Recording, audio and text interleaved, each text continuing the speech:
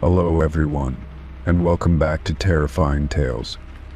I know many of you use these videos to fall asleep, so before you drift off, I'd love it if you could leave a comment letting me know where you're listening from around the world. Also, don't forget to like and subscribe if you're enjoying this video. Story 1. I had always taken pride in my home. It was not extravagant, but it was mine. Every corner held memories, and every piece of furniture had a story. Yet, for all my attachment to the place, I could not ignore the faint, wet spot that had appeared on my ceiling. It was shaped like a handprint, and it filled me with an uneasiness I could not explain. At first, I dismissed it. Houses aged, and spots and stains were not unusual. I told myself it was probably a minor leak or some odd quirk of condensation. Still, the shape of it gnawed at me. I could not shake the feeling that it looked too deliberate, too precise to be random. Every time I walked into the room, my eyes were drawn upward, my thoughts lingering on that eerie mark. I decided to take a closer look. Dragging a chair beneath the spot, I climbed up and pressed my fingers to it. The ceiling was damp, and the moisture clung to my skin. There was no dripping water or obvious source of the wetness, which only deepened my confusion. The handprint was cold to the touch, and my fingers tingled as I pulled them away. I felt a strange sensation, as though I had disturbed something that was better left alone. Over the next few days, the spot darkened. Its edges became more defined, and the shape grew more distinct. It was undeniably a handprint now, with fingers splayed out as if someone had pressed their palm against the ceiling from above. I found myself staring at it for long stretches of time, trying to make sense of it. The logical part of my mind told me it had to be water damage, but the rest of me felt unsettled. Something about it felt wrong. I decided to inspect the attic. Climbing the creaky ladder, I braced myself for the usual assortment of dust and forgotten belongings. The air was stale, and beams of sunlight filtered through small gaps in the roof. As I moved a flashlight over the wooden beams and insulation, I found no evidence of a leak or anything that could explain the damp spot. The area directly above the handprint was dry, untouched by water or any signs of damage. My search yielded no answers, only more questions. The handprint began to affect my sleep. I would wake up in the middle of the night, heart racing, convinced that something was wrong. Every creak of the house seemed louder, every shadow darker. I started to dread being in the room, but I could not bring myself to leave. It was my home, and I refused to let a stain drive me away. Still, the sense of unease grew stronger with each passing day. One evening, as I sat in the living room, I heard a faint tapping sound. It was so soft that I thought I might have imagined it. The noise came again, a rhythmic pattern that seemed to echo from above. My heart pounded as I realized it was coming from the ceiling, right where the handprint was. I froze, unsure of what to do. The sound stopped after a few minutes, leaving me in silence, but the fear lingered. I convinced myself to ignore it. Telling myself it was all in my head, I tried to go about my days as usual. But the handprint seemed to grow darker, almost as if it were deepening into the ceiling. The fingers appeared longer, the palm wider. It became harder to dismiss as mere water damage. I felt as though it was watching me, observing my every move. Desperate for answers, I called a professional to inspect the ceiling.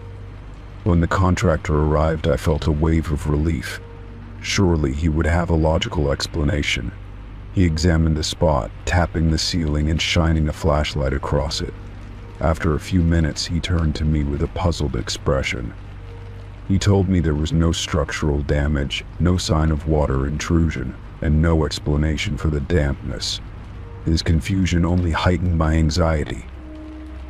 After the contractor left, I stood beneath the handprint, staring up at it.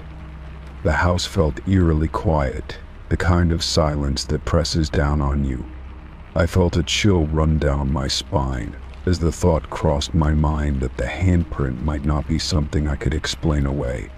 I tried to shake off the thought, but it lingered like a shadow in the back of my mind. That night, I woke up to the sound of the tapping again. It was louder this time, more insistent. I lay in bed, clutching the blankets as the noise grew closer.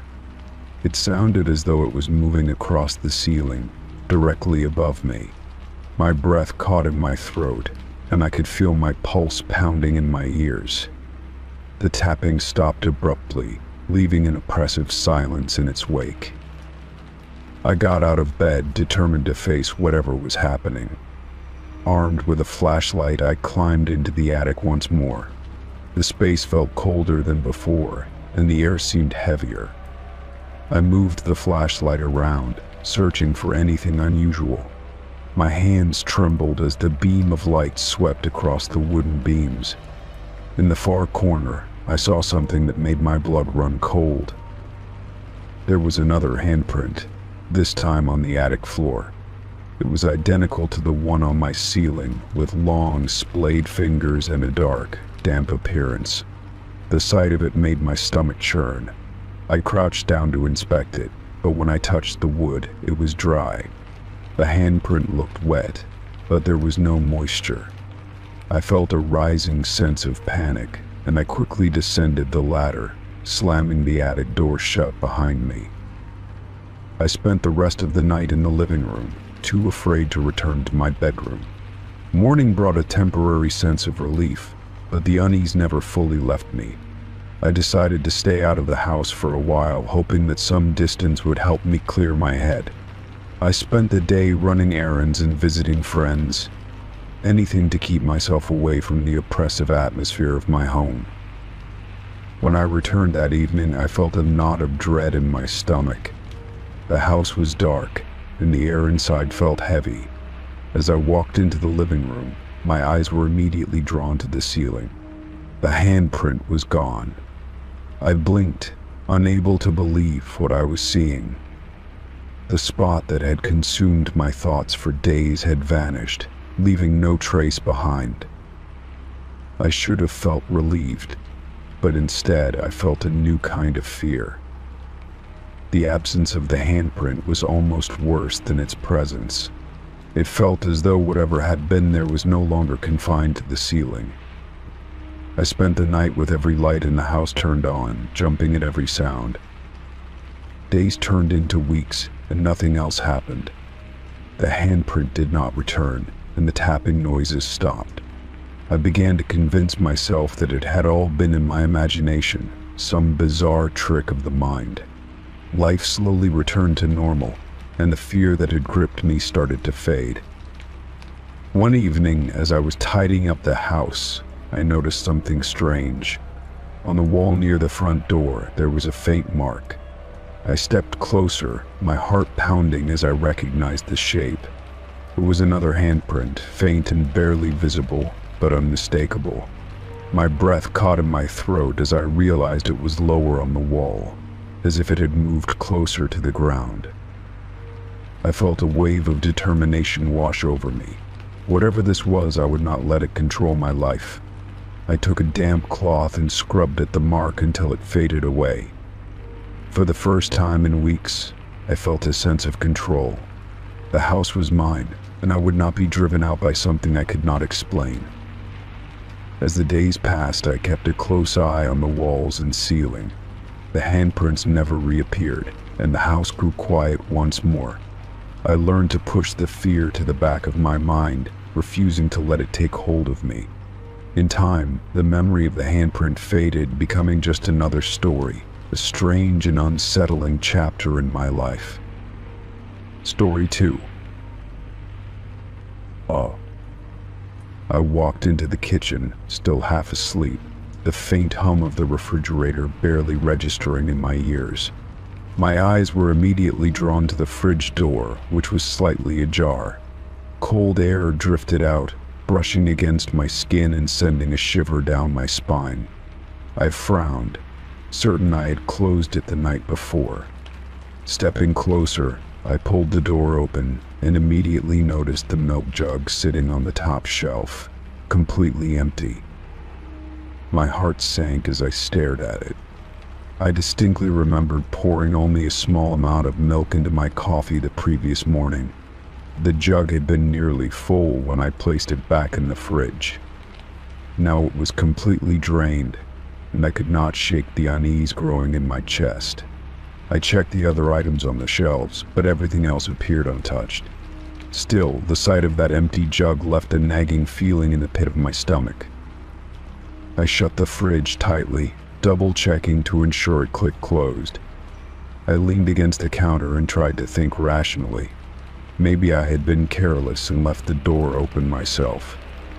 Perhaps the milk had spoiled and someone had poured it out before leaving it back in the fridge. These explanations made sense, but they did little to calm the gnawing sense that something was off. Living alone, I had grown accustomed to routine, and I rarely forgot to close the fridge or check my groceries. I decided to brush it off for now and focus on starting my day. After brewing my coffee, I sat at the kitchen table, sipping slowly while staring blankly at the fridge. The morning light streaming through the window did little to brighten my mood. The empty milk jug seemed trivial in the grand scheme of things, but I could not stop thinking about it. I resolved to check the fridge again before going to bed, just to be sure everything was in order. As the day went on, I kept busy with work and errands, trying to distract myself. By the time the evening rolled around, I felt a little less anxious. I made myself dinner, cleaned up the dishes, and spent some time reading before heading to bed. Just before turning out the lights, I went to the kitchen and inspected the fridge one more time. The door was firmly closed, and nothing appeared out of place. Satisfied, I turned off the light and went to my room, hoping for a good night's sleep. I woke up in the middle of the night to a strange sound. At first, I thought it was part of a dream, but as I lay still, listening intently, I heard it again.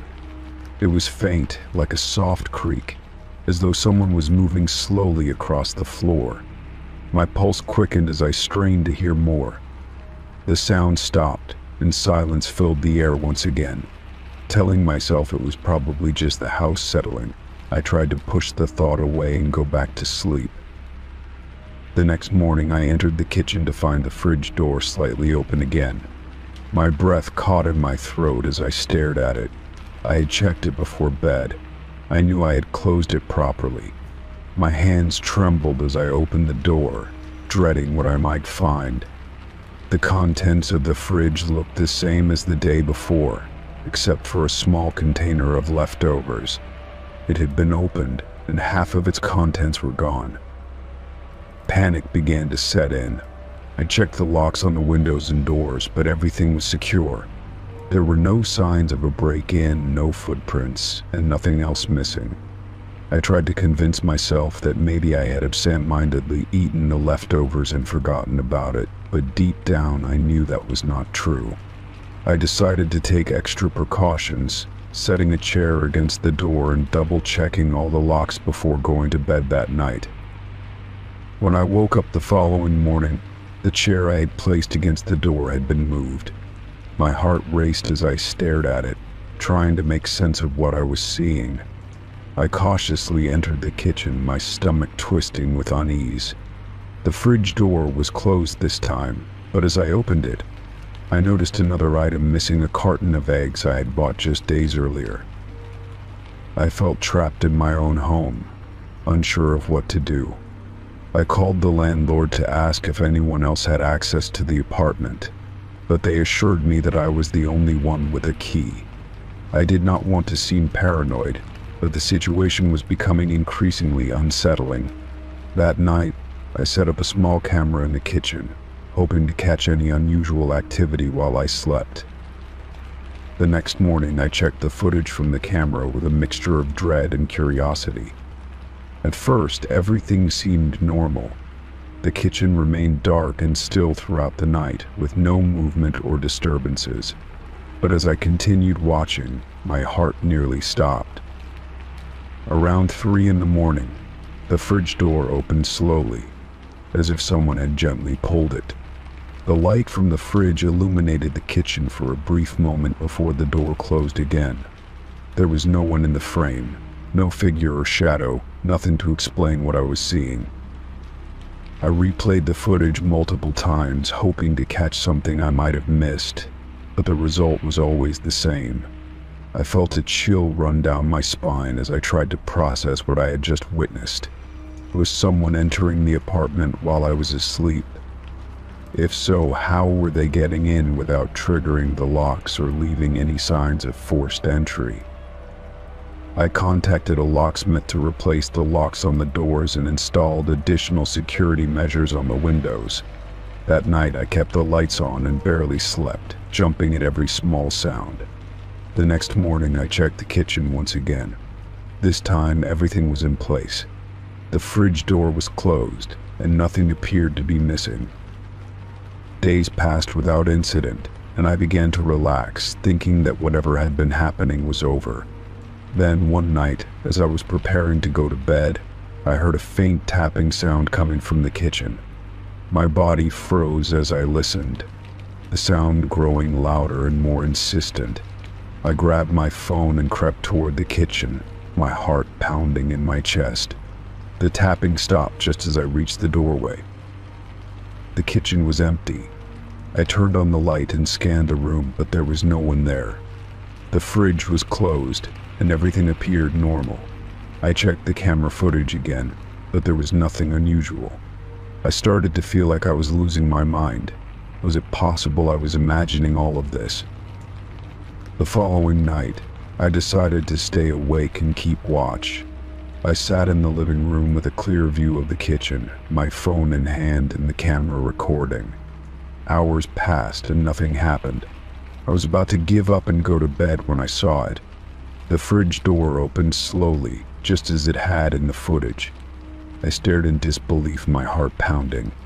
This time I ran toward the kitchen, determined to catch whoever or whatever was causing this.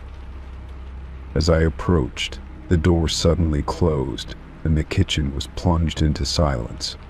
I swung the fridge door open, my hands shaking, but there was nothing inside except for my groceries.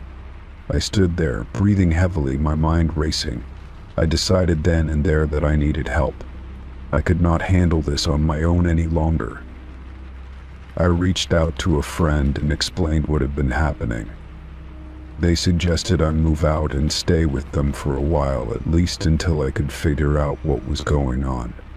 I agreed, packing up my things and leaving the apartment that same day.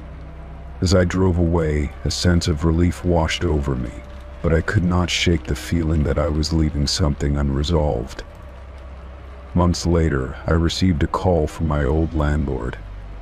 They told me that the new tenant in the apartment had reported similar incidents with the fridge and missing items. They asked if I had ever experienced anything unusual while living there. I hesitated before answering, unsure of what to say. In the end, I told them the truth. Whatever had been happening in that apartment, it was not just my imagination. Looking back, I was glad I made the decision to leave. I had found a new place to live, where I finally felt safe and at peace. The memories of those nights still lingered, but I took comfort in knowing I had taken control of the situation. Some mysteries are better left unsolved, and I was content to leave that chapter of my life behind. Story 3. I sat alone in my room late at night, enjoying the quiet. The house was unusually silent, and the faint ticking of the clock on my wall was the only sound accompanying me. I was scrolling through my phone, mindlessly passing the time, when I heard a faint knocking. It came from inside the closet across the room. At first I dismissed it, thinking it might have been my imagination playing tricks on me. I paused for a moment, holding my breath, waiting to see if it would happen again. The knock came again, soft and deliberate, like someone tapping lightly on the inside of the door. My stomach tightened as I set my phone down, my full attention now fixed on the closet.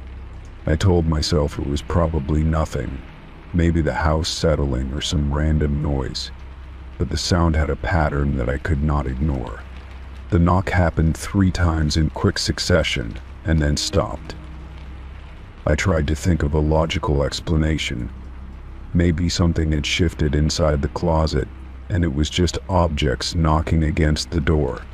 I had stacked a few boxes in there earlier, and I thought perhaps one of them might have fallen. I tried to calm myself with that thought, but deep down I knew that was not it. The knock sounded deliberate, as if someone was there, waiting for me to respond. I stood up slowly, my body tense, and walked toward the closet. The air in the room felt heavier with each step, my heart pounding harder with every inch I closed between myself and the door. My hand hesitated on the handle as I tried to summon the courage to pull it open. It was silly to be so afraid of a closet, I told myself, but the unease in my chest was undeniable. The rational part of me argued that there was no way anyone could be in there. Taking a deep breath, I pulled the door open in one quick motion. The closet was just as I had left it earlier. Clothes hung neatly on the rack, and the boxes I had stacked were still in their places. I stared into the small space, expecting something to leap out at me, but nothing happened. Relief began to wash over me as I stepped back, laughing nervously at my own paranoia. I closed the door and returned to my bed, trying to brush off the strange experience. A part of me was still on edge, but I told myself it was nothing and went back to scrolling through my phone. A few minutes passed in silence before the knocking returned. This time it was louder, more persistent, as if demanding my attention. My blood ran cold as I stared at the closet door, unable to move. The sound was no longer faint, it echoed through the quiet room with a steady rhythm. I felt a chill run down my spine, and my hands trembled as I debated what to do next. I thought about calling out, but my throat felt tight, and the words would not come. The idea of someone or something being in the closet terrified me, but I knew I could not just sit there doing nothing. Summoning every ounce of courage I had, I stood up again and grabbed a flashlight from my desk. I did not know why I thought a flashlight would help, but having something in my hand gave me a small sense of security. Slowly, I approached the closet, my steps cautious and deliberate. My breathing was shallow, and I could hear my heart thudding in my ears. When I reached the door, I hesitated again, my hand hovering over the handle. I told myself it was ridiculous to be so afraid. There had to be a logical explanation for the sound, even if I could not think of one at the moment. With a deep breath, I yanked the door open, shining the flashlight inside. Just like before, the closet was empty. I checked every corner, moving the clothes aside and inspecting the boxes, but there was nothing out of place. I even knocked on the walls, thinking perhaps there was something behind them causing the noise. The walls felt solid, and I could not find anything unusual. Frustrated and confused, I closed the door again and sat back down, my mind racing with possibilities. I tried to convince myself that it was just my imagination. Maybe I was tired, and my mind was playing tricks on me. I decided to put on some music to distract myself and drown out any more noises. As the soft tunes filled the room, I started to feel a little more at ease. For a while, it seemed like the strange knocking was over. Just as I began to relax, the knocking started again, this time more erratic. It was louder and faster, almost frantic, and it sounded as if it was coming from deeper inside the closet. My heart raced as I grabbed my phone, debating whether to call for help. I could not shake the feeling that something was terribly wrong, but I also felt ridiculous at the thought of explaining this to anyone. I decided to face it one last time. I grabbed a heavy object from my desk for protection and walked toward the closet with determination. My hands were trembling and my throat was dry, but I forced myself to open the door again. This time I left it open and stepped back, waiting to see if the knocking would continue.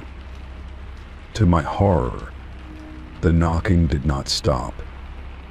It grew louder, and now it sounded like it was coming from behind the back wall of the closet. I stared at the wall, my mind racing with possibilities. Could there be something behind it? A hidden space or a passage that I did not know about? The thought made my skin crawl, but I knew I had to find out. I grabbed a small screwdriver from my desk drawer and began prying at the edges of the wall panel. It took some effort, but I managed to loosen it enough to pull it away. Behind the panel was a small, dark space, barely big enough for a person to fit. My flashlight beam revealed nothing but dust and cobwebs, yet the knocking had stopped. I stood there, staring into the empty space, trying to make sense of what I was seeing. The silence was deafening, and I felt a mix of relief and unease. Just as I was about to replace the panel, I noticed something glinting in the corner of the hidden space. Reaching in cautiously, I pulled out an old, rusted key. The key felt cold and heavy in my hand, and I had no idea what it could be for. There was nothing else in the space, no sign of where the knocking had come from or what had caused it. I replaced the panel and sat down on my bed, turning the key over in my hands. It looked ancient, and I could not shake the feeling that it was important. For the rest of the night, I stayed awake, unable to sleep. The knocking did not return, but the key remained on my nightstand, a constant reminder of the strange events. In the days that followed, I searched the house for anything the key might open, but I found nothing. Eventually, I tucked it away in a drawer, trying to move on and forget the whole ordeal. Life returned to normal, and the knocking never came back. The key remained a mystery, but I chose to leave it unsolved. Whatever had happened that night, I was content to let it stay in the past. The fear and unease gradually faded, replaced by the comfort of routine. Though I never found out what caused the knocking, I was grateful for the quiet that returned to my life. Story 4. My desk lamp flickered in sync with the ticking of my clock. At first, I thought it was a coincidence, a strange little quirk of the two devices, but the pattern was too perfect to ignore. Each flash of light matched the steady rhythm of the second hand moving along its circular path. I leaned back in my chair, staring at the lamp as it blinked on and off. It was late, the kind of hour when silence felt heavy, and the shadows in the corners of my room seemed alive. I told myself it was just an electrical issue, perhaps a loose connection in the bulb or a wiring problem. Still, there was something about the way the lamp acted that made me uneasy. The timing was too precise, too deliberate. The more I watched, the more I became convinced that it was not random. My chest tightened as I reached out to turn the lamp off, but as my fingers touched the switch, it flickered twice, faster than before. The sudden burst of light startled me, and I pulled my hand back. The room plunged into darkness as I finally managed to switch the lamp off. I thought the problem was solved, but the clock on my desk continued its relentless ticking. It echoed louder than before, a sharp contrast to the silence around me. I tried to focus on my work, the papers scattered in front of me demanding my attention, but my eyes kept drifting to the clock. The sound grew more pronounced, like a heartbeat reverberating through my ears. I stood up, pacing the room to shake off the strange feeling creeping over me. My hands were cold, and my stomach churned with a mix of unease and curiosity. I told myself I was imagining things, that I was just tired. Sleep had been scarce lately, and the exhaustion was playing tricks on me. But no matter how much I tried to rationalize it, the flickering and the ticking felt too synchronized to dismiss as coincidence. As I paced, I caught a glimpse of my reflection in the window. My face looked pale under the faint glow of the moonlight streaming in. For a moment, I thought I saw movement behind me, but when I turned, there was nothing there. The room was as it had always been, cluttered with books, papers, and the familiar mess of my daily life. Yet it felt different, like the air was heavier and the space around me was smaller. I decided to unplug the lamp, thinking that might stop whatever was happening. I bent down and grabbed the plug, yanking it from the outlet. The flickering stopped, and I felt a brief sense of relief. I stood there for a moment, waiting for something else to happen, but the room remained still. The clock, however, continued its steady ticking, and I realized I could not escape that sound. I sat back down, determined to ignore the strange occurrences and finish my work. The quiet ticking of the clock was easier to bear now that the lamp was off. But as I picked up my pen, I noticed the shadows on the wall shifting. They moved slowly, almost imperceptibly, but I could see them out of the corner of my eye. My breath hitched as I turned to face the wall, but the shadows froze as if caught in the act. My heart pounded as I tried to convince myself it was nothing. Maybe the branches outside were swaying in the wind, casting moving shapes through the window. I went to close the curtains, hoping that would bring some comfort, but as I reached for the fabric, I saw my reflection again. This time it did not look right. The expression on my face in the glass was not the one I felt. My reflection stared back at me with an intensity that made my skin crawl. I stepped away from the window, my hands trembling. I did not know what to do. My instincts told me to leave the room, to get out of the house, but my rational mind kept me rooted in place.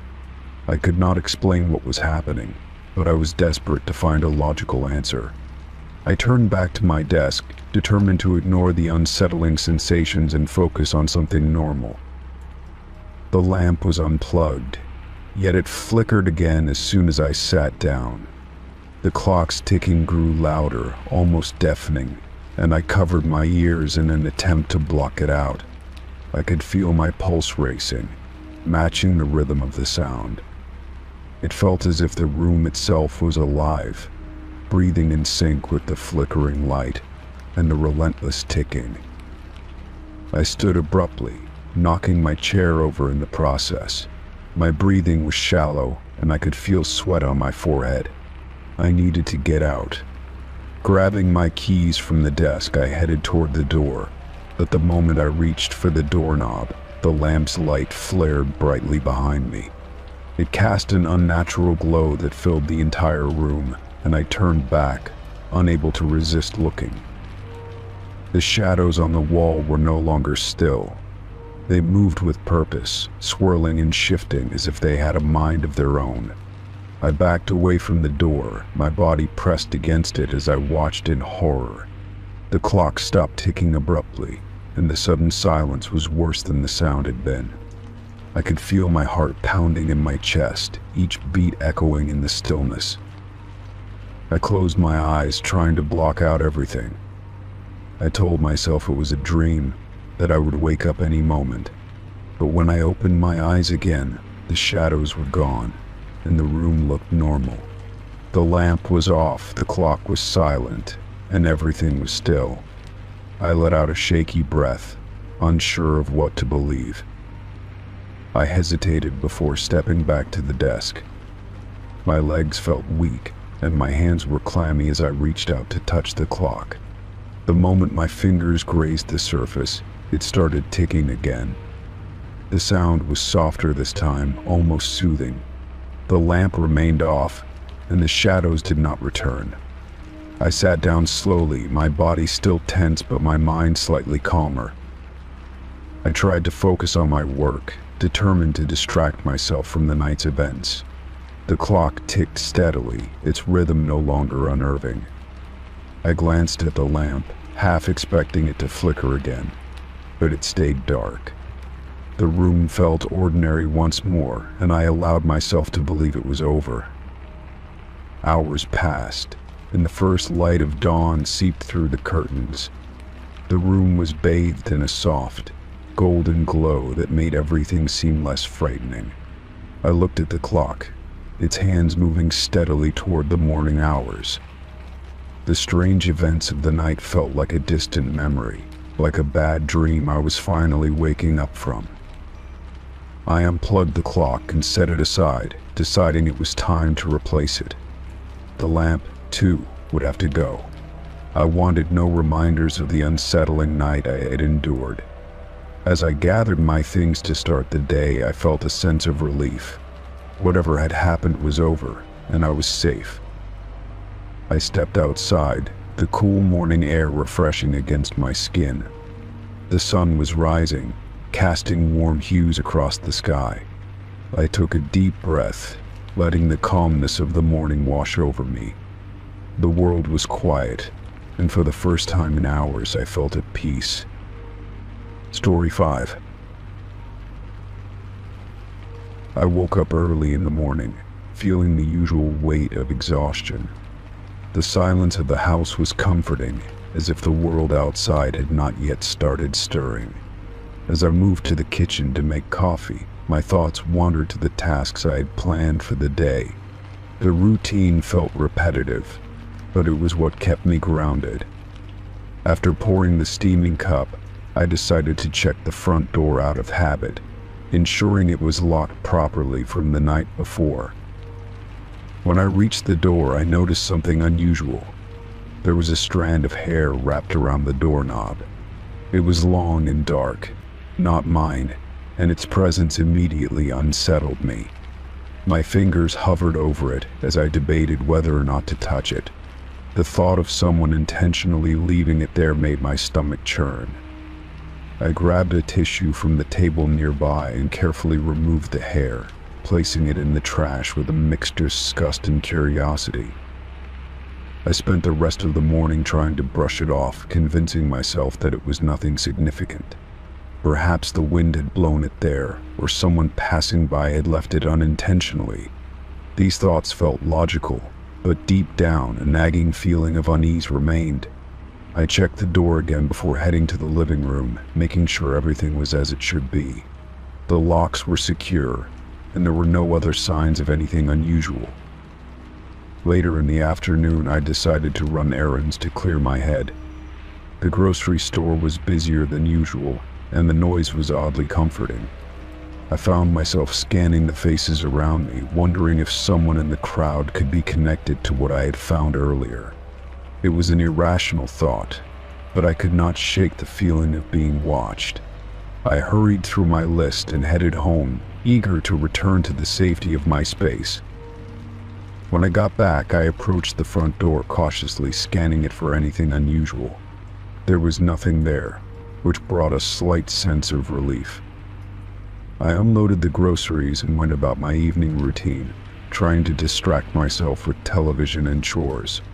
As night fell, the unease from earlier began to creep back in. I double-checked the locks again, turning them firmly to ensure they were secure. The memory of that hair still lingered in my mind.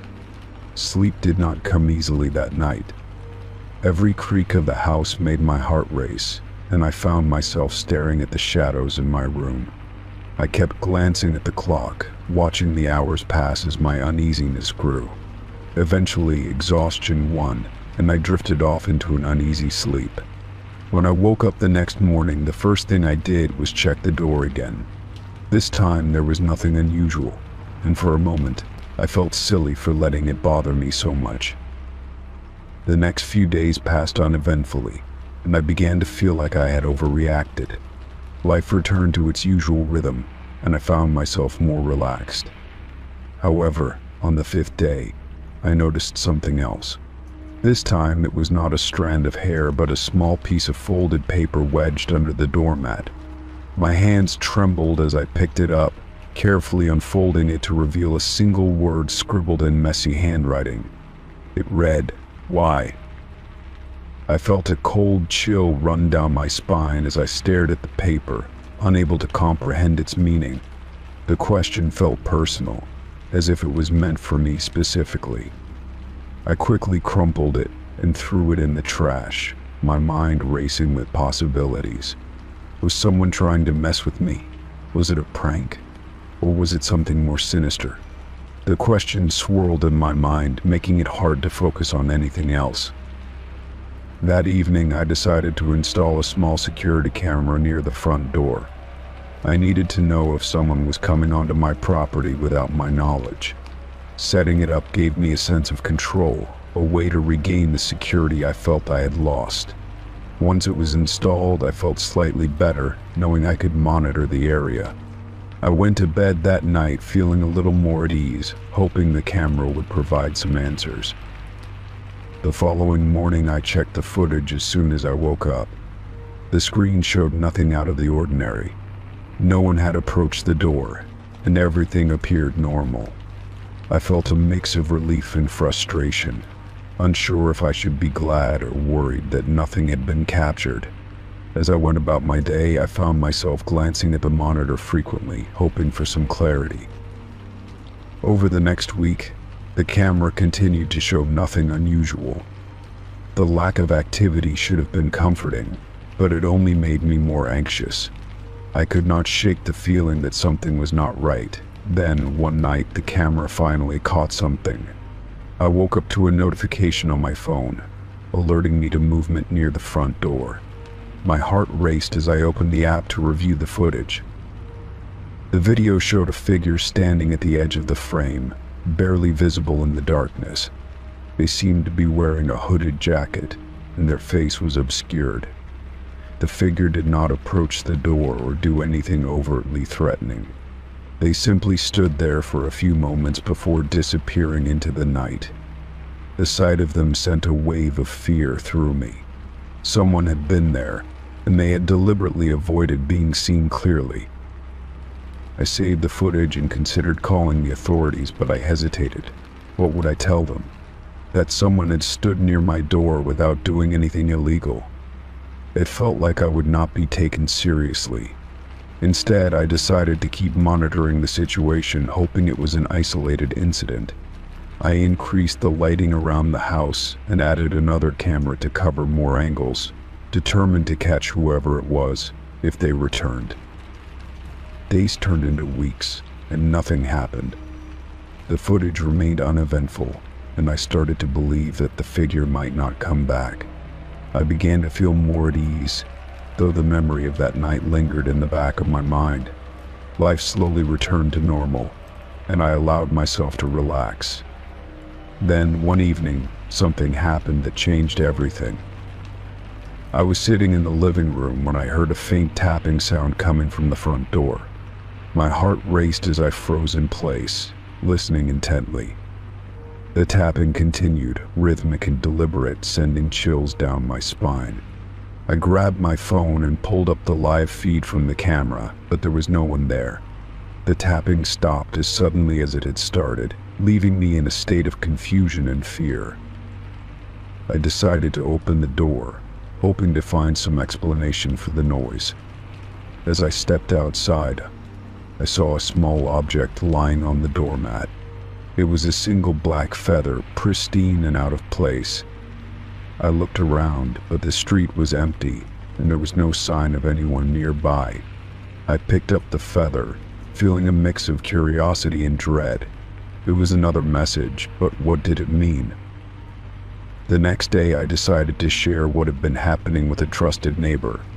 They listened carefully and offered to help keep an eye on my property. Their support made me feel less alone, and I appreciated having someone to talk to about my concerns. Together, we decided to review the camera footage and keep a close watch for anything unusual. Having an ally gave me a sense of security I had not felt in weeks. The following nights were quiet, and I began to hope that the worst was behind me. Then, one morning, I woke up to find an envelope taped to the front door. My hand shook as I removed it and opened it carefully. Inside was a handwritten note that simply said, "Goodbye." The word filled me with relief and confusion. Was it really over? Had the person decided to leave me alone? I kept the cameras running for several more weeks, but nothing else happened. The strange incidents stopped, and my life slowly returned to normal. The sense of unease gradually faded, replaced by a cautious optimism. I decided to move forward, taking the experience as a reminder to stay vigilant and trust my instincts.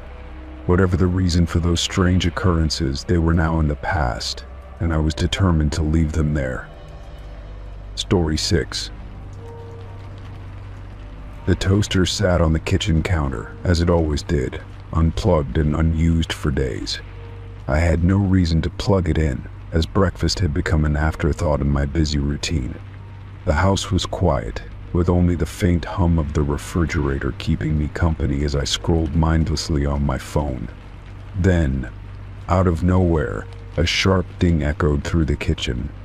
It was unmistakable, the sound the toaster made when it finished its cycle, but the thing was not even plugged in. At first I froze, unsure if I had imagined it. My eyes darted toward the toaster, its stainless steel surface gleaming under the kitchen lights. The lever was still up, and there was no sign of heat or movement. I walked closer, inspecting it with a mix of curiosity and unease. I touched it lightly, and it was cold to the touch, as it should have been. I glanced down to confirm it was unplugged, and indeed the cord lay neatly coiled on the counter, nowhere near the outlet. I stood there for a moment, trying to rationalize what had just happened. Maybe it was some kind of mechanical glitch, I thought, though that made little sense. It had no power source, so how could it make noise? Shaking my head, I told myself it was nothing and returned to scrolling on my phone, but the unease lingered. I found myself glancing back at the toaster every so often, as though expecting it to ding again. As the day went on, I tried to push the incident out of my mind. I had errands to run and work to catch up on, so I left the house for a few hours. When I returned later that afternoon, the house felt unusually still. I dropped my keys on the counter and paused, listening. There was nothing but silence. Still, I could not shake the feeling that something was off. I walked into the kitchen and immediately noticed the toaster. The lever was pressed down. My stomach sank. I was certain it had been up when I left. I had not used it in days, and no one else had access to the house. My first instinct was to check if maybe I had bumped it by accident earlier, but the lever required deliberate force to push down. It could not have moved on its own. I reached for the cord again, confirming it was still unplugged. A chill ran down my spine as I stared at the toaster, trying to make sense of it. I decided to test it. I plugged it in and pressed the lever down, watching intently. The heating elements inside glowed orange, and a faint smell of burnt crumbs filled the air. I waited until it dinged and popped back up, satisfied that it worked as expected. Then I unplugged it again and placed the cord far away from the outlet. I told myself there was a logical explanation, though I could not think of one. Perhaps I was simply overthinking things. That night, I struggled to fall asleep. Every little noise in the house seemed amplified, and my mind kept wandering back to the toaster. I told myself it was ridiculous to be so unsettled by something so trivial, but the feeling of unease would not go away. Eventually I drifted off, only to be jolted awake by the sound of the toaster dinging again. My heart raced as I sat up in bed, straining to listen. It was faint, but it was there. I grabbed my phone and turned on the flashlight, making my way cautiously toward the kitchen. The house was eerily silent, except for the creak of the floorboards beneath my feet. When I reached the kitchen, I saw it immediately. The toaster lever was pressed down again. My hands trembled as I moved closer, shining the light on it. The cord was still unplugged, exactly where I had left it. I stood there, staring at it, my mind racing with possibilities. I decided I had had enough. I grabbed the toaster and carried it to the garage, placing it on a shelf where I would not have to see or hear it again. As I walked back inside, I felt a sense of relief. as though I had taken control of the situation. I locked the garage door behind me and returned to bed, determined to get some rest. But the relief was short-lived. The next morning, I walked into the kitchen to find the toaster back on the counter. My heart stopped as I stared at it, trying to comprehend how it had returned. I knew for a fact that I had left it in the garage the night before. I checked the garage, and sure enough, the shelf where I had placed it was empty. My hands shook as I reached for the toaster, lifting it to check if it felt warm or showed any signs of being used. It was cold and clean, as though nothing had happened. I called a friend to come over, needing someone else to witness what was happening. When they arrived, I explained everything, though I could tell they were skeptical. They inspected the toaster, even plugging it in to see if it worked properly. It performed as expected, with no unusual behavior. They suggested I might be imagining things or misremembering, which only frustrated me. I knew what I had seen and heard. Determined to prove that something strange was happening, I set up my phone to record the kitchen that night. I made sure the toaster was unplugged and left it on the counter. Then I went to bed, though sleep did not come easily. I kept imagining the toaster dinging, its sound haunting me even in the silence. When I finally managed to doze off, I dreamed of it. In the dream, the toaster kept popping up slices of burnt toast, no matter how many times I removed them. The next morning, I checked the footage on my phone. At first, everything seemed normal. The kitchen remained still and quiet for hours. But then, shortly after 3 a.m., the toaster lever pressed down on its own. My blood ran cold as I watched it, unable to believe what I was seeing. There was no one in the kitchen, no visible movement or disturbance. Yet the lever moved as though an invisible hand had pushed it. I showed the footage to my friend, who was just as disturbed as I was. They suggested getting rid of the toaster entirely, which I agreed with. I placed it in a box and drove to the nearest donation center, leaving it there without a second thought. As I drove away, I felt a weight lift off my shoulders. Whatever was happening, I hoped it would end now that the toaster was gone. Days passed without incident, and I started to feel like myself again. The house was quiet, and the sense of unease faded. I told myself it was over, that I had done the right thing by getting rid of the toaster. One evening, as I was settling in with a book, I heard a faint ding from the kitchen. My blood ran cold as I slowly got up and walked toward the sound. There, sitting on the counter, was the toaster. It looked exactly as it had before, as though it had never left. My knees felt weak as I stared at it, my mind racing with fear and confusion.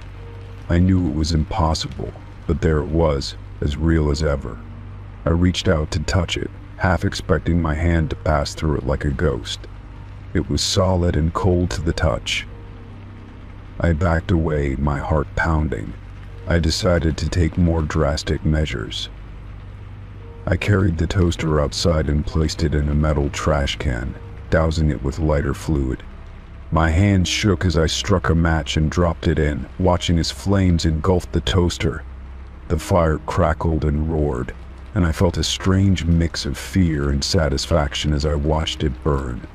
When the flames died down, I sifted through the ashes to make sure nothing remained.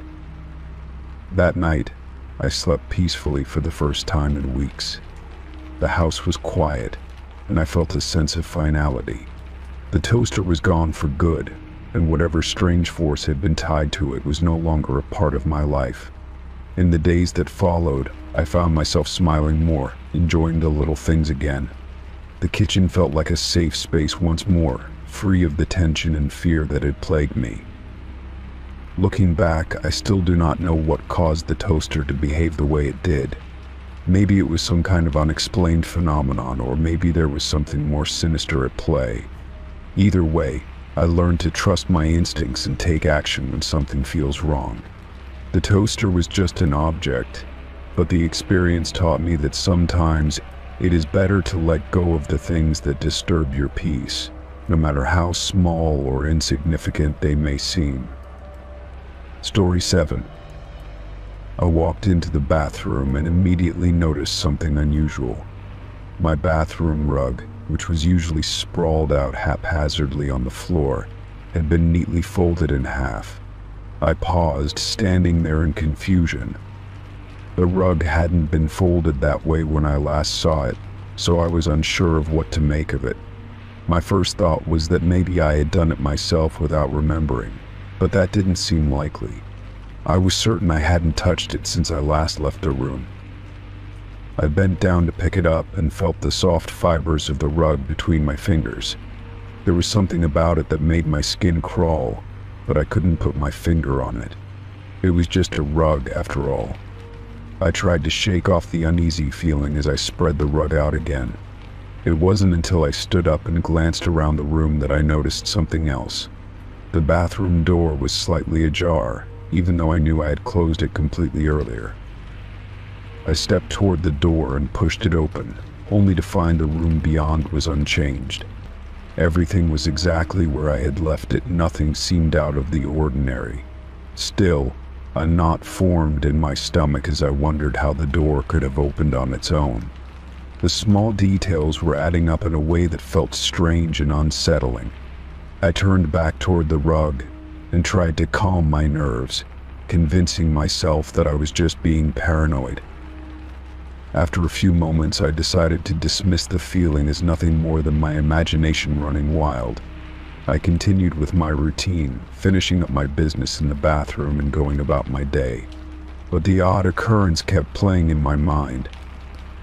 I couldn't shake the thought of the rug being folded when I hadn't done it, and the door being left ajar when I knew I had shut it.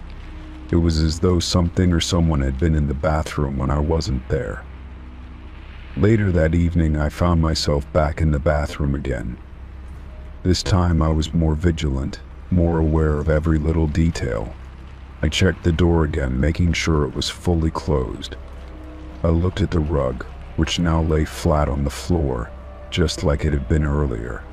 Nothing seemed out of place, but I still felt uneasy. The small, unexplainable things had started to pile up in my mind, making it hard to focus. As the days went on, the strange occurrences continued. The rug would be folded again, sometimes in half, sometimes in thirds. I began to feel like I was losing my grip on reality, but I couldn't bring myself to tell anyone about it. It was too embarrassing, too silly to even talk about. Who would believe me if I said the rug in my bathroom was being folded on its own? It sounded absurd, even to me. The more I thought about it, the more I became convinced that someone else was in my home when I wasn't around. There were no signs of forced entry, nothing to indicate that anyone had been there. But the rug, that folded rug, it didn't make sense.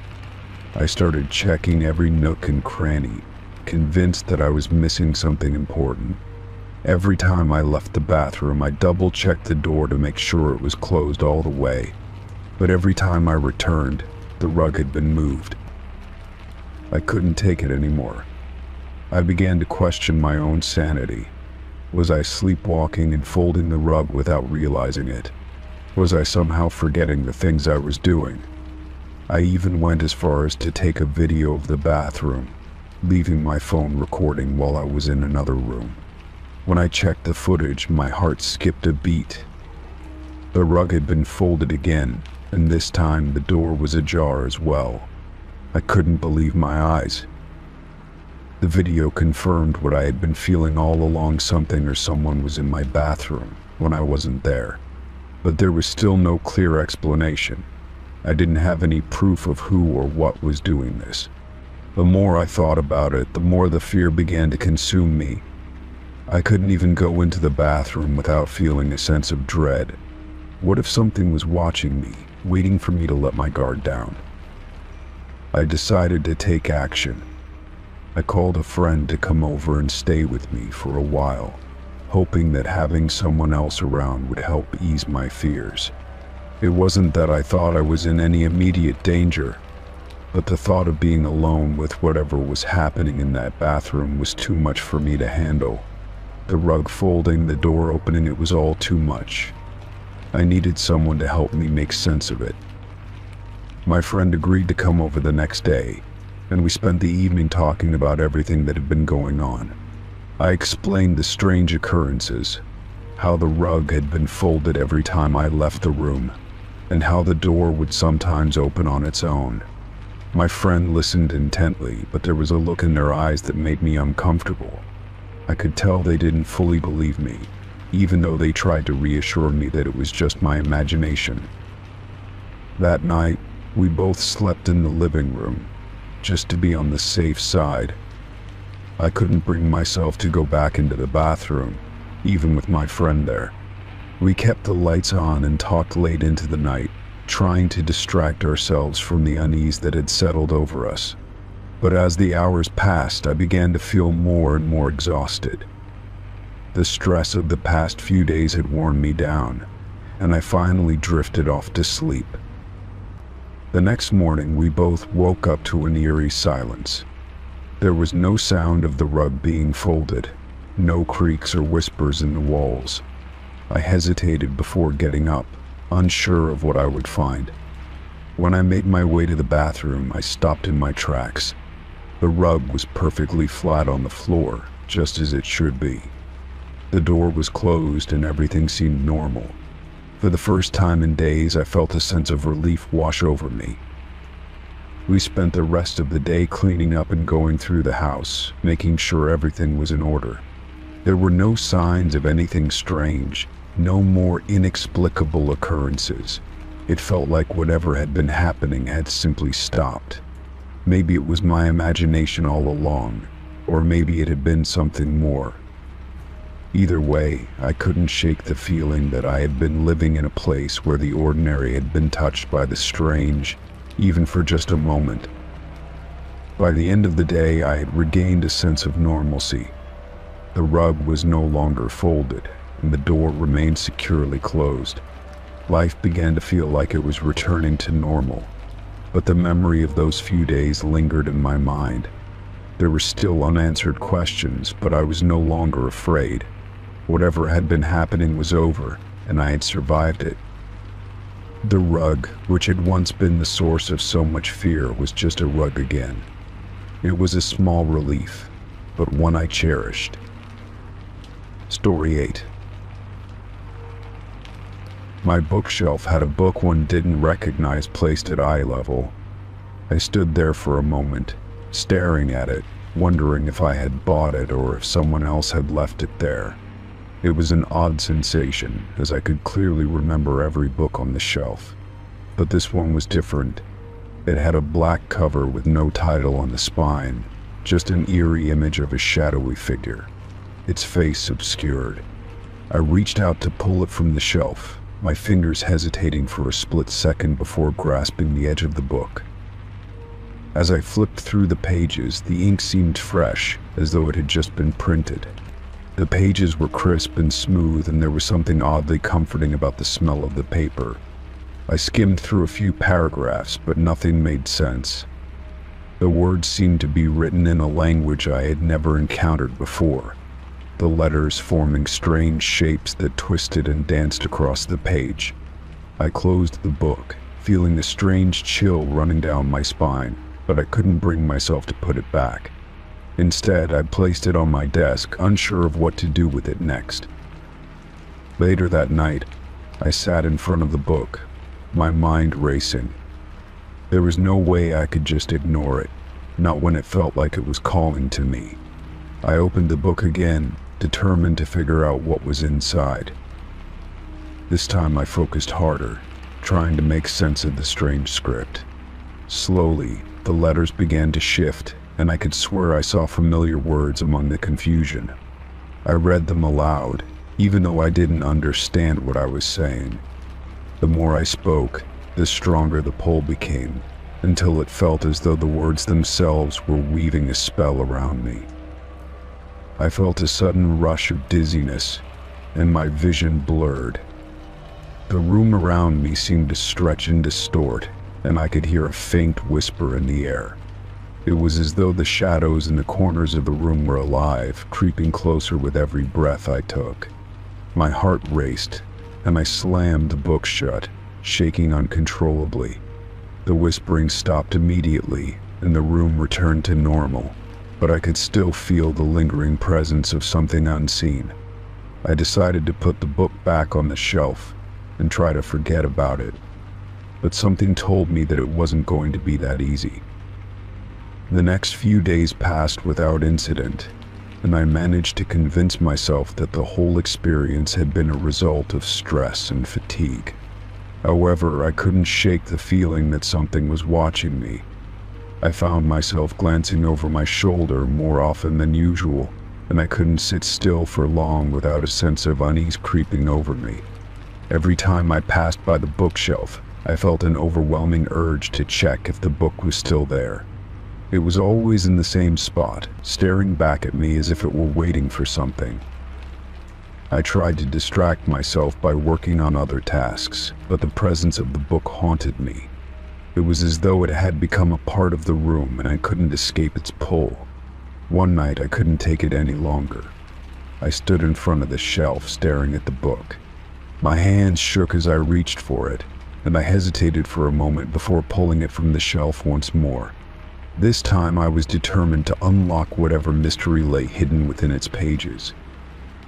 I opened the book again, and to my surprise, the strange language had changed. The letters were still unfamiliar, but the sentences seemed to form a pattern, almost as if they were trying to communicate something to me. I read a few lines aloud, and the room seemed to grow colder. The shadows in the corners of the room stretched further, and I could feel the weight of the darkness pressing in on me. My breath quickened, and I closed the book in panic, but the feeling didn't go away. It was as if the book had opened something inside me, something that I couldn't ignore. The next day, I woke up feeling disoriented, as though I hadn't slept at all. My mind was foggy, and I couldn't remember if I had dreamt about the book, or if it had been real. As I sat up, I noticed that the book was lying next to me on the bed, as if it had somehow found its way there during the night. I reached for it, but this time I didn't want to open it. I didn't want to give it the chance to pull me back into its twisted world. But as my fingers brushed against the cover, I heard a soft voice in my mind, urging me to open it once more. I shook my head, trying to clear the thought, but it wouldn't go away. The voice grew louder, more insistent, until it was all I could hear. I felt a compulsion building inside me, and before I knew it, I had opened the book again. The same eerie letters filled the pages, but this time I could understand them. The words seemed to speak directly to me, revealing a story that was far more personal than I had anticipated. It was as though the book had been written just for me, detailing the secrets of my past and the choices I had made. I read on, unable to stop myself, as the book revealed truths that I had buried deep inside. It spoke of mistakes I had made, regrets I had never voiced, and fears I had never acknowledged. The more I read, the more I felt as though the book was inside my mind, rooting out every hidden thought and memory. The darkness in the room grew stronger, and I could hear the whispering again, this time much clearer. It was no longer a faint sound in the background, it was right next to me in my ear, urging me to keep reading. I wanted to scream, to throw the book away and forget about it, but something inside me wouldn't let go. I continued reading, unable to stop, until the words took on a new form. They were no longer sentences on a page. They were a plea, a warning. The book was trying to tell me something that I didn't want to hear. It was telling me that I was not the person I thought I was, that I had become something darker, something twisted by my own choices. Suddenly, I slammed the book shut, gasping for air as though I had been holding my breath for hours. The room seemed to return to normal, the shadows retreating, the whispering fading into silence. My hands shook as I placed the book on the desk, but I could no longer look at it. I didn't know what to do, what was real and what was a product of my own mind. The book had shown me things I wasn't ready to face, things I could never undo. I stood there staring at the closed book, and for the first time in days, I felt a sense of clarity. I had been running from my past, from my mistakes, but the book had forced me to confront them. It had shown me that the only way to move forward was to accept what I had done, to make peace with the choices I had made. I knew I couldn't keep the book, not because I was afraid of it, but because it had served its purpose. It had opened my eyes, and now I could finally begin to heal. The next morning, I took the book outside and buried it in the yard, far away from the house. I didn't want to keep it, and I didn't want it to haunt me any longer. As I stood there, covering it with dirt, I felt a weight lift off my shoulders. The sense of unease that had plagued me for so long began to fade, and for the first time in weeks I felt at peace. The shadows in the corners of the room no longer seemed so threatening, and the whispering had stopped. I knew that I had faced the darkness inside me, and in doing so I had found the strength to move forward. Story 9. I was walking down the street when I felt the strange, sudden weight in my jacket pocket. At first I thought it was just my phone shifting position, or perhaps the crumpled receipt from my grocery trip. I reached inside without thinking, pulling out the object with no real expectation. My fingers brushed against something delicate, its surface smooth but crinkled, and I felt a chill run through me as I realized what it was: a dried flower. The flower had an elegance to it, its petals curled and brittle with age. It had once been vibrant, I imagined, a beautiful bloom full of life and color. But now it was faded, like a memory trapped in time, preserved yet fragile. I stared at it for a long moment, the weight of it strange against my fingers as if it carried a history I couldn't understand. I couldn't remember how the flower had gotten there. I had no recollection of putting it in my jacket pocket, nor of anyone giving it to me. It didn't look familiar, and yet something about it felt oddly personal. The longer I held it, the more I wondered whether it was a sign, a message, or maybe just a coincidence, though I couldn't shake the feeling that there was something more to it. I thought back to the last time I had worn that jacket. I hadn't worn it in weeks. Not since I buried my thoughts in work and tried to ignore the empty spaces in my life. It wasn't that I had forgotten about the jacket, but it had been packed away, hidden in the back of my closet along with the other clothes I only used when the weather turned colder. I couldn't remember any particular moment when I might have tucked a flower into the pocket. The flower seemed out of place, so out of place that it made me feel uneasy. It wasn't like me to carry things around for no reason. Every object I kept had purpose, and I couldn't make sense of this one. I turned it over in my hands, inspecting it more closely, as if the answer to my confusion might be hidden in the intricate folds of the petals. As I walked along the street, I noticed the people around me going about their daily routines. None of them seemed to notice the small object in my hand, nor did they see the way I was holding it as if it might disappear at any moment. The world moved forward, indifferent to my personal confusion. But for me, this dried flower had suddenly become a symbol of something I couldn't grasp, something I was being forced to confront. I thought about the past. About the people I had known, the ones who had come and gone from my life without warning. The flower reminded me of something forgotten, an emotion left unsaid. It was as if it had been placed in my pocket as a reminder of someone or something I had lost track of along the way. But why now? Why had it appeared at this point in my life? I could feel the weight of the flower in my pocket again, pressing against me like a constant presence. The more I thought about it, the more I questioned whether it was trying to tell me something. I couldn't shake the feeling that there was something unfinished, something left behind that I had never fully understood. It was as though the flower itself was a memory, its purpose to stir feelings I had long since buried. It wasn't long before I arrived at my apartment, the flower still clutched tightly in my hand. The key turned in the door, and I stepped inside, the familiar scent of the place filling my nostrils. It was quiet here, just the sound of my footsteps on the wooden floor and the faint hum of the refrigerator in the kitchen. Everything was as it should be, yet the flower in my hand made it feel different, as if something was out of place. Something had shifted in the air.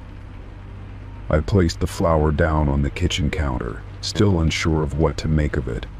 The simple act of setting it down didn't ease the strange sensation that had taken over me.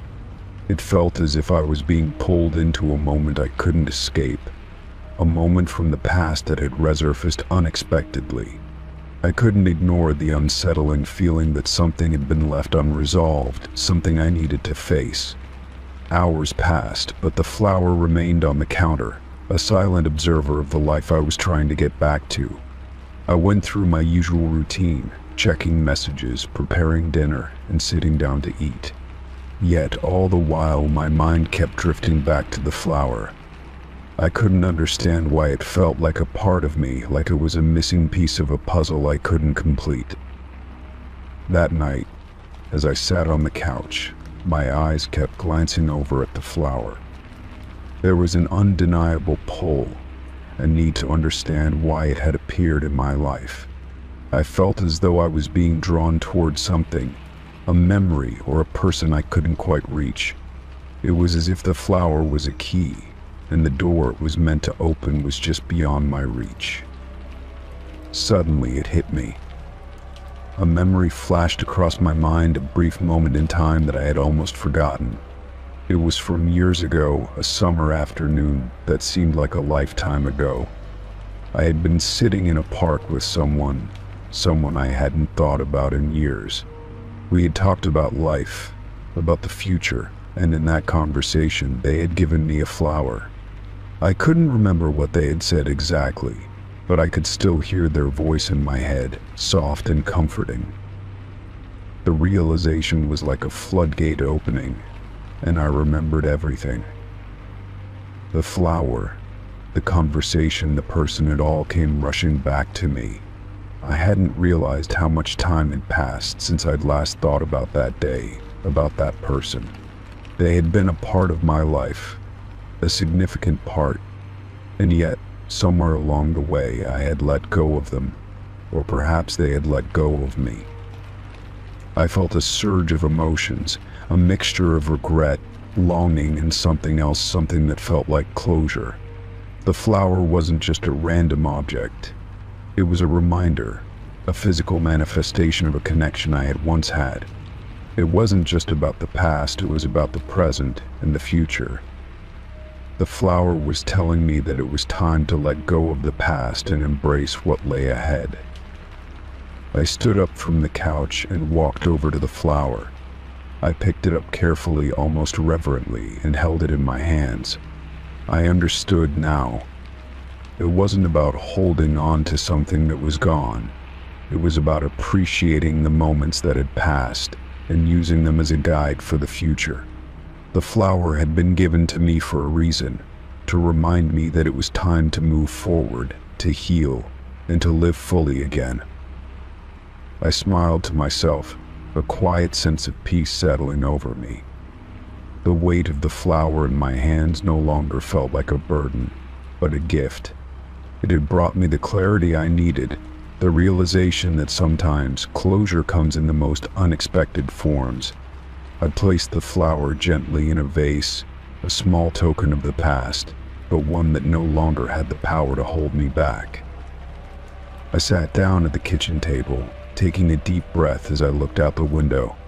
The world outside was still, the quiet of the night wrapping around me like a blanket. For the first time in a long while, I felt at peace. The flower, once a symbol of confusion and loss, had become a symbol of growth and new beginnings. I knew that from that moment on, I would carry its message with me, living in the present and looking forward to whatever the future held. Story 10. I walked into my garage one chilly morning, expecting it to be just another ordinary day. The moment I stepped inside, a pungent odor hit me, strong and unmistakable.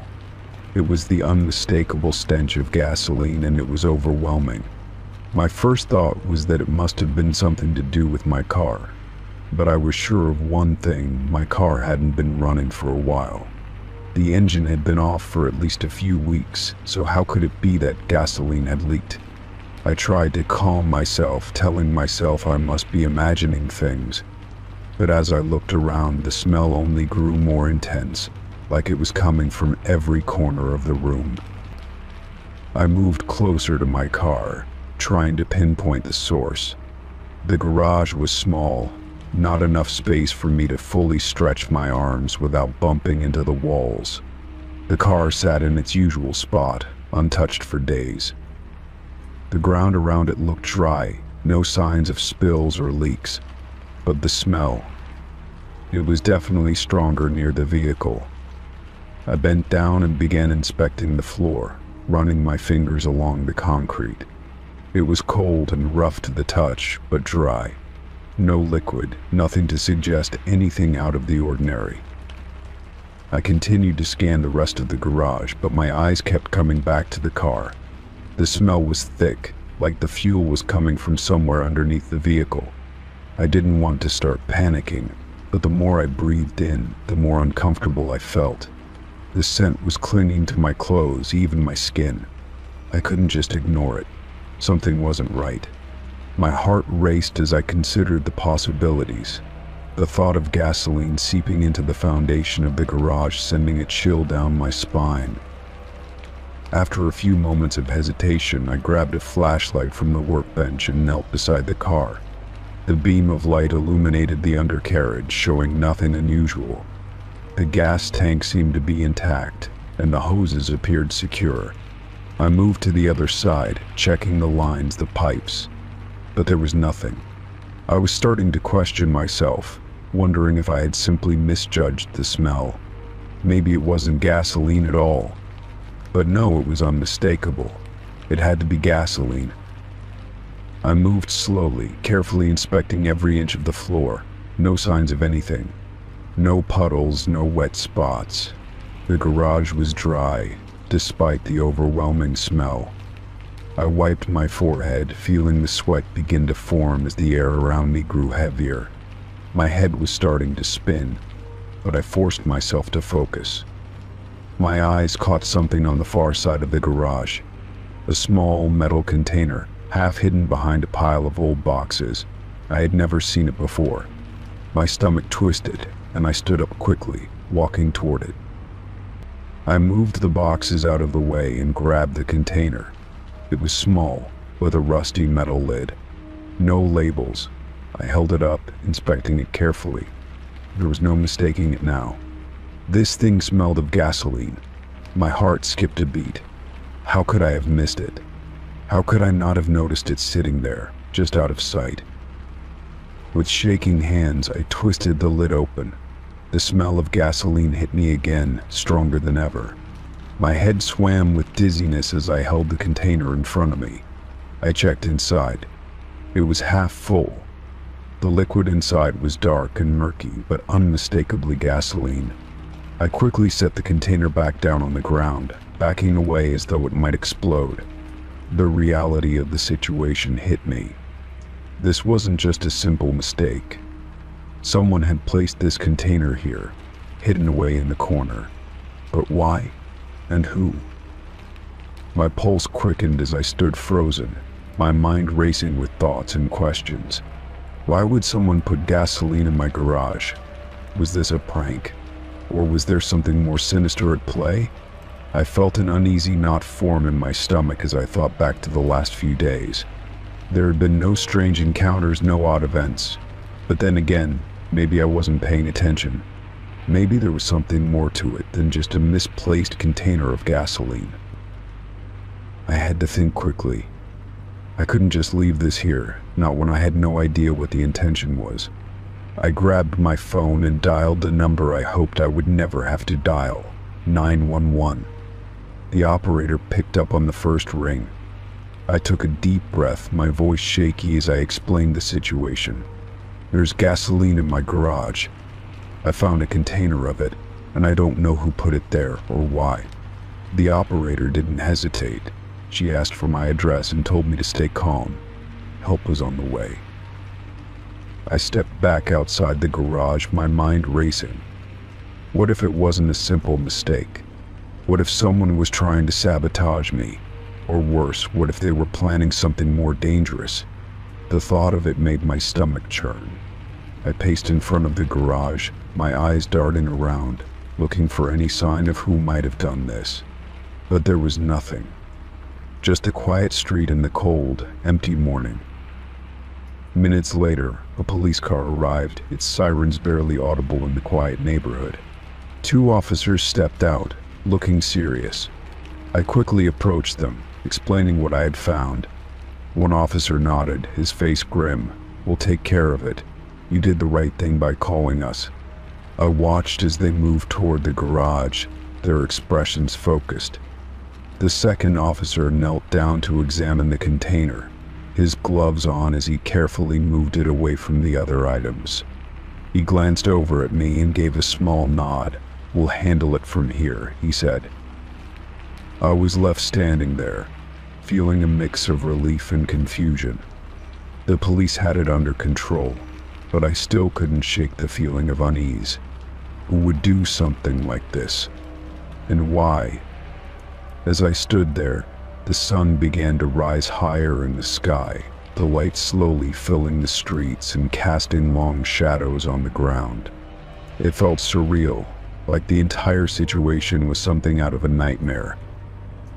But I knew one thing for sure, I wasn't going to ignore my instincts again.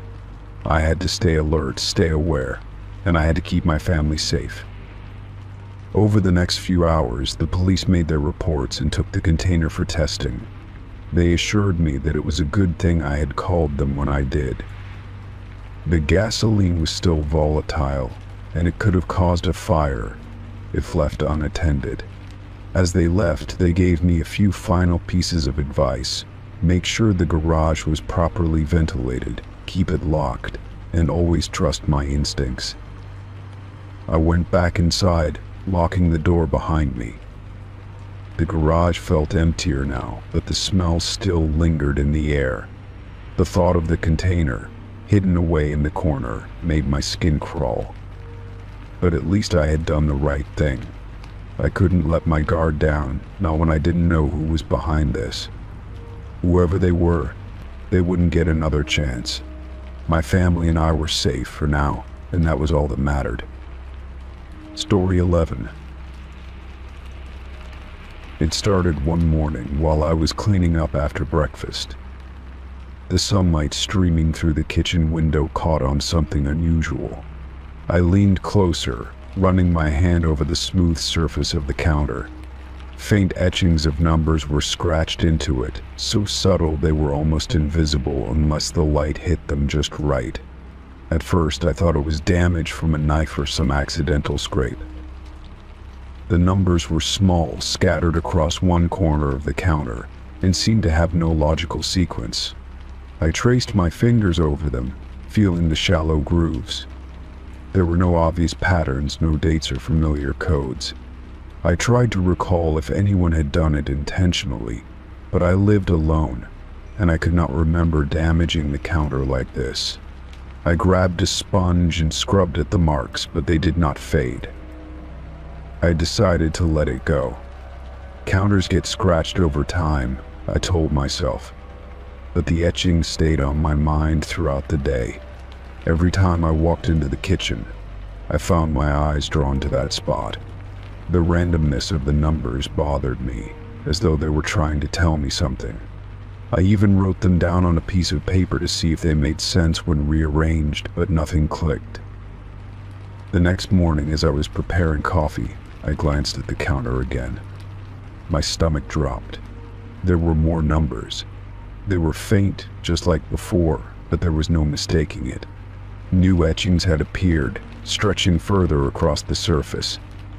I stared at them, the hairs on the back of my neck standing up. I had not heard anyone in the house, and I had no explanation for how they could have gotten there. I called a friend to come over and take a look. I needed someone to confirm that I was not imagining things. When they arrived, I pointed out the etchings. My friend frowned, leaning in close to examine them. They agreed that it was odd, but suggested it could be wear and tear or maybe something left behind by the previous owner. I wanted to believe that, but the fact that the numbers had appeared overnight made that hard to accept. That evening, I decided to test something. Before going to bed, I cleaned the counter thoroughly, running my hand over the surface to ensure it was smooth. Then I sprinkled a light layer of flour over the area where the numbers had appeared. I figured if anything touched the counter during the night, the flour would capture it. Feeling a mix of dread and curiosity, I went to bed. When I woke up, the first thing I did was rush to the kitchen. The flour was disturbed. There were faint, almost imperceptible streaks running through it, as though something had brushed against the surface. My heart raced as I carefully swept away the flour.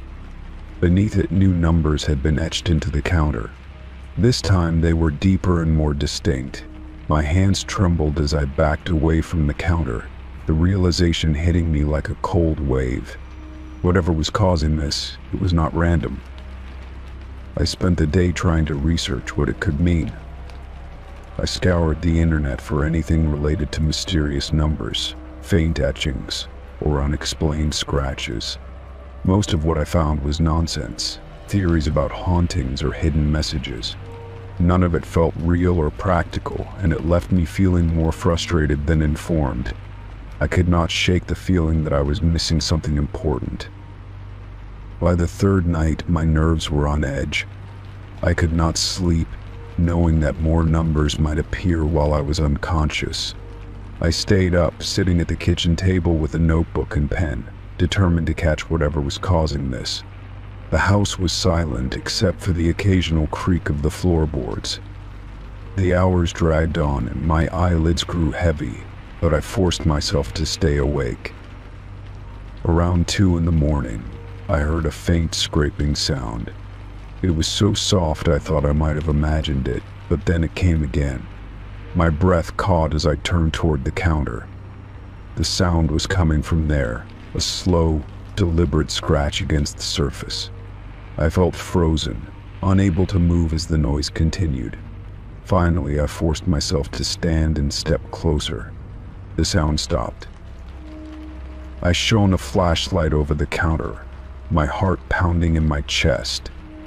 The light revealed fresh numbers, still faint but unmistakably new. My hands shook as I reached out to touch them. The grooves were warm, as if whatever had created them had only just finished. I stumbled back, the flashlight slipping from my grip and clattering onto the floor. The next morning, I made the decision to leave the house for a while. I needed space to think, to figure out what was happening without feeling like I was losing my mind. I packed a bag and stayed with a friend for a few days. It felt good to be away, to have people around who could distract me from the gnawing fear that something unexplainable was happening in my home. When I finally returned, the house felt different. The air inside was heavy, and the quiet seemed oppressive. I hesitated before walking into the kitchen, dreading what I might find. To my relief, the counter looked the same as I had left it. The numbers were still there, but no new ones had appeared. For a brief moment, I thought whatever had caused it might be gone. That relief was short-lived. Over the next week, the numbers returned with a vengeance. They spread further across the counter, growing darker and more numerous. They seemed to form clusters, as if they were trying to spell something out. The random appearance was gone, replaced by a strange, almost intentional arrangement. I felt as though the numbers were alive, crawling across the surface while I was not looking. I decided to consult a professional. I called a contractor to inspect the counter, hoping they could provide some logical explanation. When they arrived, I explained everything, showing them the etchings and describing the events. They examined the counter, running their hand over the numbers and tapping on the surface. After a few minutes, they looked at me with a puzzled expression and said the markings were unusual but showed no signs of external damage or wear.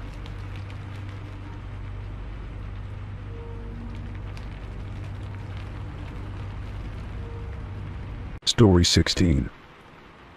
I wandered through the aisles of the thrift store, as I often did on lazy weekends. The soft hum of the overhead lights mixed with the faint scent of musty old books and clothes, giving the place a nostalgic, almost eerie atmosphere. As I moved between racks of faded clothes and dusty shelves, my eyes caught something unusual, an old, leather-bound photo album tucked between two boxes on the bottom shelf. Curious, I bent down and pulled the album out, feeling the weight of its age in my hands. The leather was cracked, and the edges of the pages inside looked worn, but there was something oddly familiar about the way it felt. I brushed off the dust and opened it, expecting to find typical family snapshots or vacation pictures. But the first photo made my heart skip a beat. The image was of a group of people standing outside a house, laughing. They looked like they were enjoying a barbecue or a family gathering. But what made me freeze in place was the unmistakable figure standing in the back, a younger version of me smiling alongside people I didn't recognize. My stomach churned as I stared at the photo. How could this be? I didn't know anyone in this picture, yet there I was, clear as day. I turned the page, hoping it was some kind of mistake. But as I flipped through more pictures, I found several more with me in them, me at various ages, in different settings, none of which I had any memory of. There I was again, standing with strangers at a beach, holding a child I couldn't place, and at a park, playing with a dog I didn't own. Each photo sent a wave of confusion over me, and a growing sense of unease began to creep into my mind. My hands were trembling as I flipped to the next page. In the photo, I was sitting at a table with a woman I had never seen before. She had dark hair, and her eyes were fixed on me with an intensity that felt unsettling. I didn't remember this moment, and I certainly didn't recognize the woman. Yet, there I was, as clear as day, smiling and engaged in conversation, as if everything was normal. I quickly shut the album, my heart racing. A cold sweat formed on my forehead, and I glanced around the store, trying to shake off the dizzying feeling that had settled in my chest. I had to know more. My mind raced as I considered the possibilities. Could it be some kind of prank? But how would someone have these photos of me? And why didn't I remember any of these moments? I walked to the front of the store, gripping the album tightly. My mind was spinning, and I felt a strange urge to buy it, as though owning it would somehow provide answers. The cashier, an elderly woman with silver hair and a kindly smile, looked up from her counter as I placed the album on the counter. She didn't seem to notice the unease I was feeling. "This album has some interesting photos," I said, my voice shaky. "Oh, that one's been around for a while," she said, glancing at the album. "I don't know much about it, but it's been here for years. No one ever buys it." I nodded, trying to act casual, but my mind was racing. "I'll take it," I said, handing her the money, not entirely sure why I was buying it, but feeling like I had no other choice. As I left the store, I kept my eyes on the ground, too overwhelmed to make sense of what had just happened. My fingers gripped the album tightly, as though it might disappear if I let go. The air outside felt colder than it should have been, and I walked quickly, trying to get home as soon as possible. My head was filled with 1,000 questions, none of which I could answer. Once I got home, I sat down on my couch and opened the album again. I started at the first picture, studying it carefully. The more I looked at it, the more the details seemed wrong. The house in the background didn't look familiar, the people in the photo seemed distant, and the setting didn't match anything I had ever experienced. But there I was, clearly present, smiling at the camera, as if it was the most normal thing in the world. I flipped through the pages, each one feeling like a surreal dream I couldn't wake up from. The more I looked, the more I realized that I didn't just appear in these photos, I was interacting with the people in them. I was laughing with them, sharing moments I had no memory of. It was as if these were pieces of a life I had somehow lived, but had forgotten completely. Then I reached the last page. The photo was different from the others. It was taken inside a dimly lit room, and the people in the photo looked different, somehow older and more weathered. But it was the figure in the back of the photo that made my blood run cold. It was me, but my face was twisted into a strange, unfamiliar expression. I was standing near a doorway, looking directly at the camera with wide, unblinking eyes. The look on my face was not one of joy or even confusion, it was a blank, unsettling stare that made my skin crawl. I closed the album with trembling hands, my heart pounding in my chest. I didn't know what to make of it. Had I somehow lived a life I had no memory of? Or was something more sinister at play? My mind raced as I tried to piece together the events. I didn't know where these photos had come from, or how they had ended up in a thrift store. But the thought that someone else might know me, someone who had been following me for years, was too much to bear. I put the album away in a drawer, too scared to look at it again. But as I lay in bed that night, unable to sleep, one thought kept haunting me. What if I was the one who was missing, and these photos were the only evidence of a life I had forgotten? Story 17. It was a quiet evening, the kind where the only sounds were the soft rustling of leaves outside and the distant hum of passing cars. I was curled up on the couch, reading a book and sipping on tea, when I heard it. A knock at the door, light but distinct. It wasn't unusual for someone to stop by, though it was getting late. I set my book down and stood up, my mind briefly wondering who it could be at this hour. I walked to the door, peering through the peephole to see if I could spot anyone standing outside. To my surprise, there was no one, just the empty porch, bathed in the dim glow of the porch light. I frowned, thinking it was odd but probably harmless, like some prank or a neighbor passing by. With a shrug, I opened the door, half expecting to see no one at all. As I stepped outside, something caught my eye. There, in the soft dirt at the base of my doorstep, were fresh footprints. They were clear, deep, and unmistakable, as if someone had just walked up to the door only moments before. I froze, my pulse quickening. There was no one in sight, and the footprints led nowhere, as if they had simply appeared out of nowhere. I crouched down to get a better look. The footprints were unusual, not quite like the ones left by shoes, but more like heavy, booted footsteps with the impression of mud or something else left behind. They weren't far from the door, but there was no trail leading away from them. The strange thing was that I had been sitting in the living room, and I was sure I hadn't heard anyone walking up. It didn't make sense. I quickly scanned the area around my front yard and along the sidewalk, but there was no one to be seen. It was eerie, the kind of quiet that seemed to stretch out, making the air feel thick and heavy. I shut the door behind me and locked it, though I wasn't sure what kind of danger I was even imagining. But something about the whole situation felt wrong. I stood by the door for a moment, unsure of what to do. Should I call the police? Or just let it go?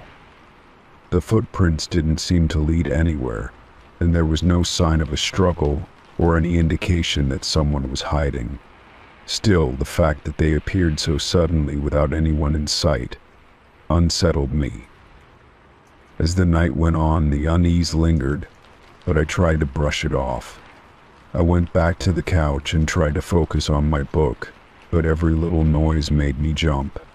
Every so often, my eyes would flicker toward the door, and the thought of those footprints would send a chill down my spine.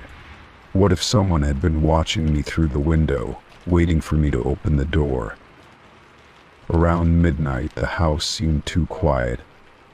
I stood up and walked to the window, peering outside, but the porch and yard were empty.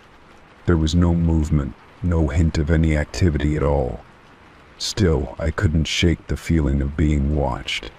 I glanced at the clock and decided to go to bed, hoping sleep would put the unease behind me. But sleep didn't come easily that night. Every time I closed my eyes, I could still picture those footprints, as if they were burned into my mind. I kept imagining someone standing outside, waiting for me to open the door again. At one point, I thought I heard a faint sound of knock. But when I listened closely, all was silent. The next morning, I woke up early, still feeling off. I went to the door and opened it cautiously, half expecting to see more footprints.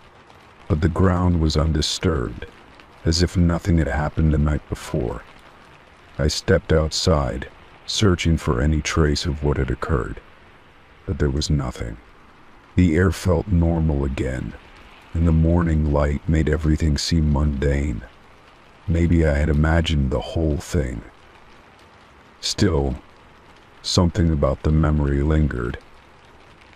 I went back inside and grabbed my phone, pulling up the camera app to check the footage from the security camera I had installed by the door. I hadn't thought to check it the night before, too shaken up by the event. When I played back the video, I felt a chill run through me. The footage showed me walking to the door, opening it, and standing there for a moment, as if waiting for someone.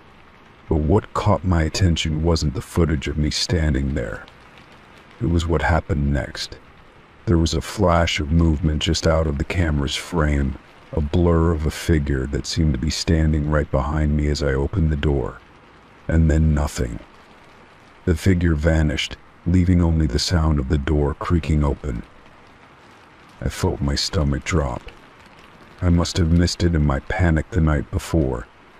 Whoever had knocked on my door hadn't been visible, not even on the security camera.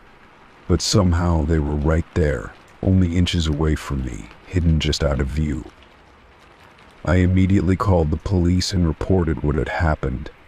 They took my statement, and an officer came out to check the area around my house. But there was no sign of anyone having been there recently. They said they would increase patrols around the area, but I wasn't sure if it would make a difference. In the days that followed, I remained on edge. I couldn't shake the feeling that someone was always watching me, waiting for the right moment to appear again. The incident with the footprints and the strange figure outside my door had made me feel vulnerable, like I was being targeted for some unknown reason. Even though there was no more sign of anything out of the ordinary, I couldn't forget the eerie feeling that had settled in my chest. Story 18. It had been a long day of driving, and I was ready to crash. The road stretched endlessly before me, and the idea of another few hours behind the wheel was unbearable. I pulled off the highway at the next exit, and followed the signs to a small hotel that looked worn but not completely run down. I was tired, and it was the only place for miles, so I figured it would do for the night. The hotel lobby was dimly lit, with a small desk clerk who barely looked up from his newspaper when I entered. I had to give him my name twice before he seemed to register it, and then he handed me a key without a word. The entire exchange felt off, but I was too exhausted to care. I just wanted a bed and some sleep. The hallway leading to my room was quiet. The The walls painted a faded shade of beige that made everything feel old and stale. The carpet had that musty smell that hotels always seem to have, and the lighting overhead was harsh, flickering every so often. I reached my door and slipped the key into the lock, hearing the faint click as it turned. I was looking forward to finally resting. Once inside, I threw my bag onto the bed and took a quick look around. The room was small but functional. A bed, a desk, a chair, and a window that looked out onto an empty parking lot. The wallpaper was peeling in places, and the air felt stuffy, like it hadn't been aired out in years. But it was a bed, and at that moment, I didn't care about anything else. After a long hot shower, I sat down on the bed, running my fingers through my hair and trying to shake off the fatigue. I flipped the TV on to drown out the silence, but the remote control barely worked. It was one of those moments where everything felt just a little bit off, but I couldn't pinpoint why. That's when I saw it. A small piece of paper was peeking out from underneath the bed. It was odd because I had just set my bag down in the middle of the room, and I was sure I hadn't noticed anything on the floor. Curiosity got the best of me, and I bent down to grab it. The paper was old, yellowed with age, and folded in half. I opened it slowly, expecting maybe a forgotten receipt or something left behind by the last guest. But what I read made my stomach tighten in an instant. The note was handwritten in shaky, jagged letters. "Get out now." My eyes scanned the words a few times before my mind could fully process what they meant. I turned the paper over, expecting to find some kind of explanation or even just scribbled marks. But there was nothing. Just those 3 words, a warning and a sense of dread that washed over me. I stood up quickly, my heart racing in my chest. The hotel seemed quiet, but the silence felt oppressive, like the walls were closing in on me. I looked at the door, then back at the window, trying to decide if I should leave right then. But I didn't feel ready to just run without understanding what was going on. I couldn't explain why, but something about the note felt like a warning I needed to take seriously. For a moment, I considered calling the front desk. Maybe I was just overreacting. Maybe it was a joke, or some prank left behind by a previous guest. But then, as I stood there, I noticed something even stranger. A faint scratching sound. It was coming from the other side of the room, near the wall. I froze, straining my ears to listen. The scratching continued for a few seconds, and then there was a pause. I took a deep breath and forced myself to walk toward the sound, trying to convince myself that it was just the building settling. But as I neared the wall, the scratching started again, louder this time, like something was trying to claw its way through the plaster. My heart began to thud in my chest, and the air in the room felt heavier. I couldn't take it anymore. I rushed over to the door and threw it open, half expecting to see someone standing there, waiting for me. But the hallway was empty. Still, the feeling of being watched crept up my spine. It was as if the room had somehow become darker, more suffocating in the time it took me to open the door. I stepped into the hallway, my feet unsteady as I looked around. The walls here, too, felt like they were closing in, and the flickering light overhead did nothing to ease the unease creeping over me. I turned to look at the reception desk, but the clerk was no longer there. The hotel felt deserted, even though I knew it wasn't. I debated whether I should leave or try to find the clerk. Maybe I could ask if something had happened in that room before, maybe get an explanation. But the silence around me was unnerving, and I couldn't shake the feeling that something was terribly wrong. The note, the scratching, the strange emptiness of the hotel, all of it pointed to something I didn't want to face.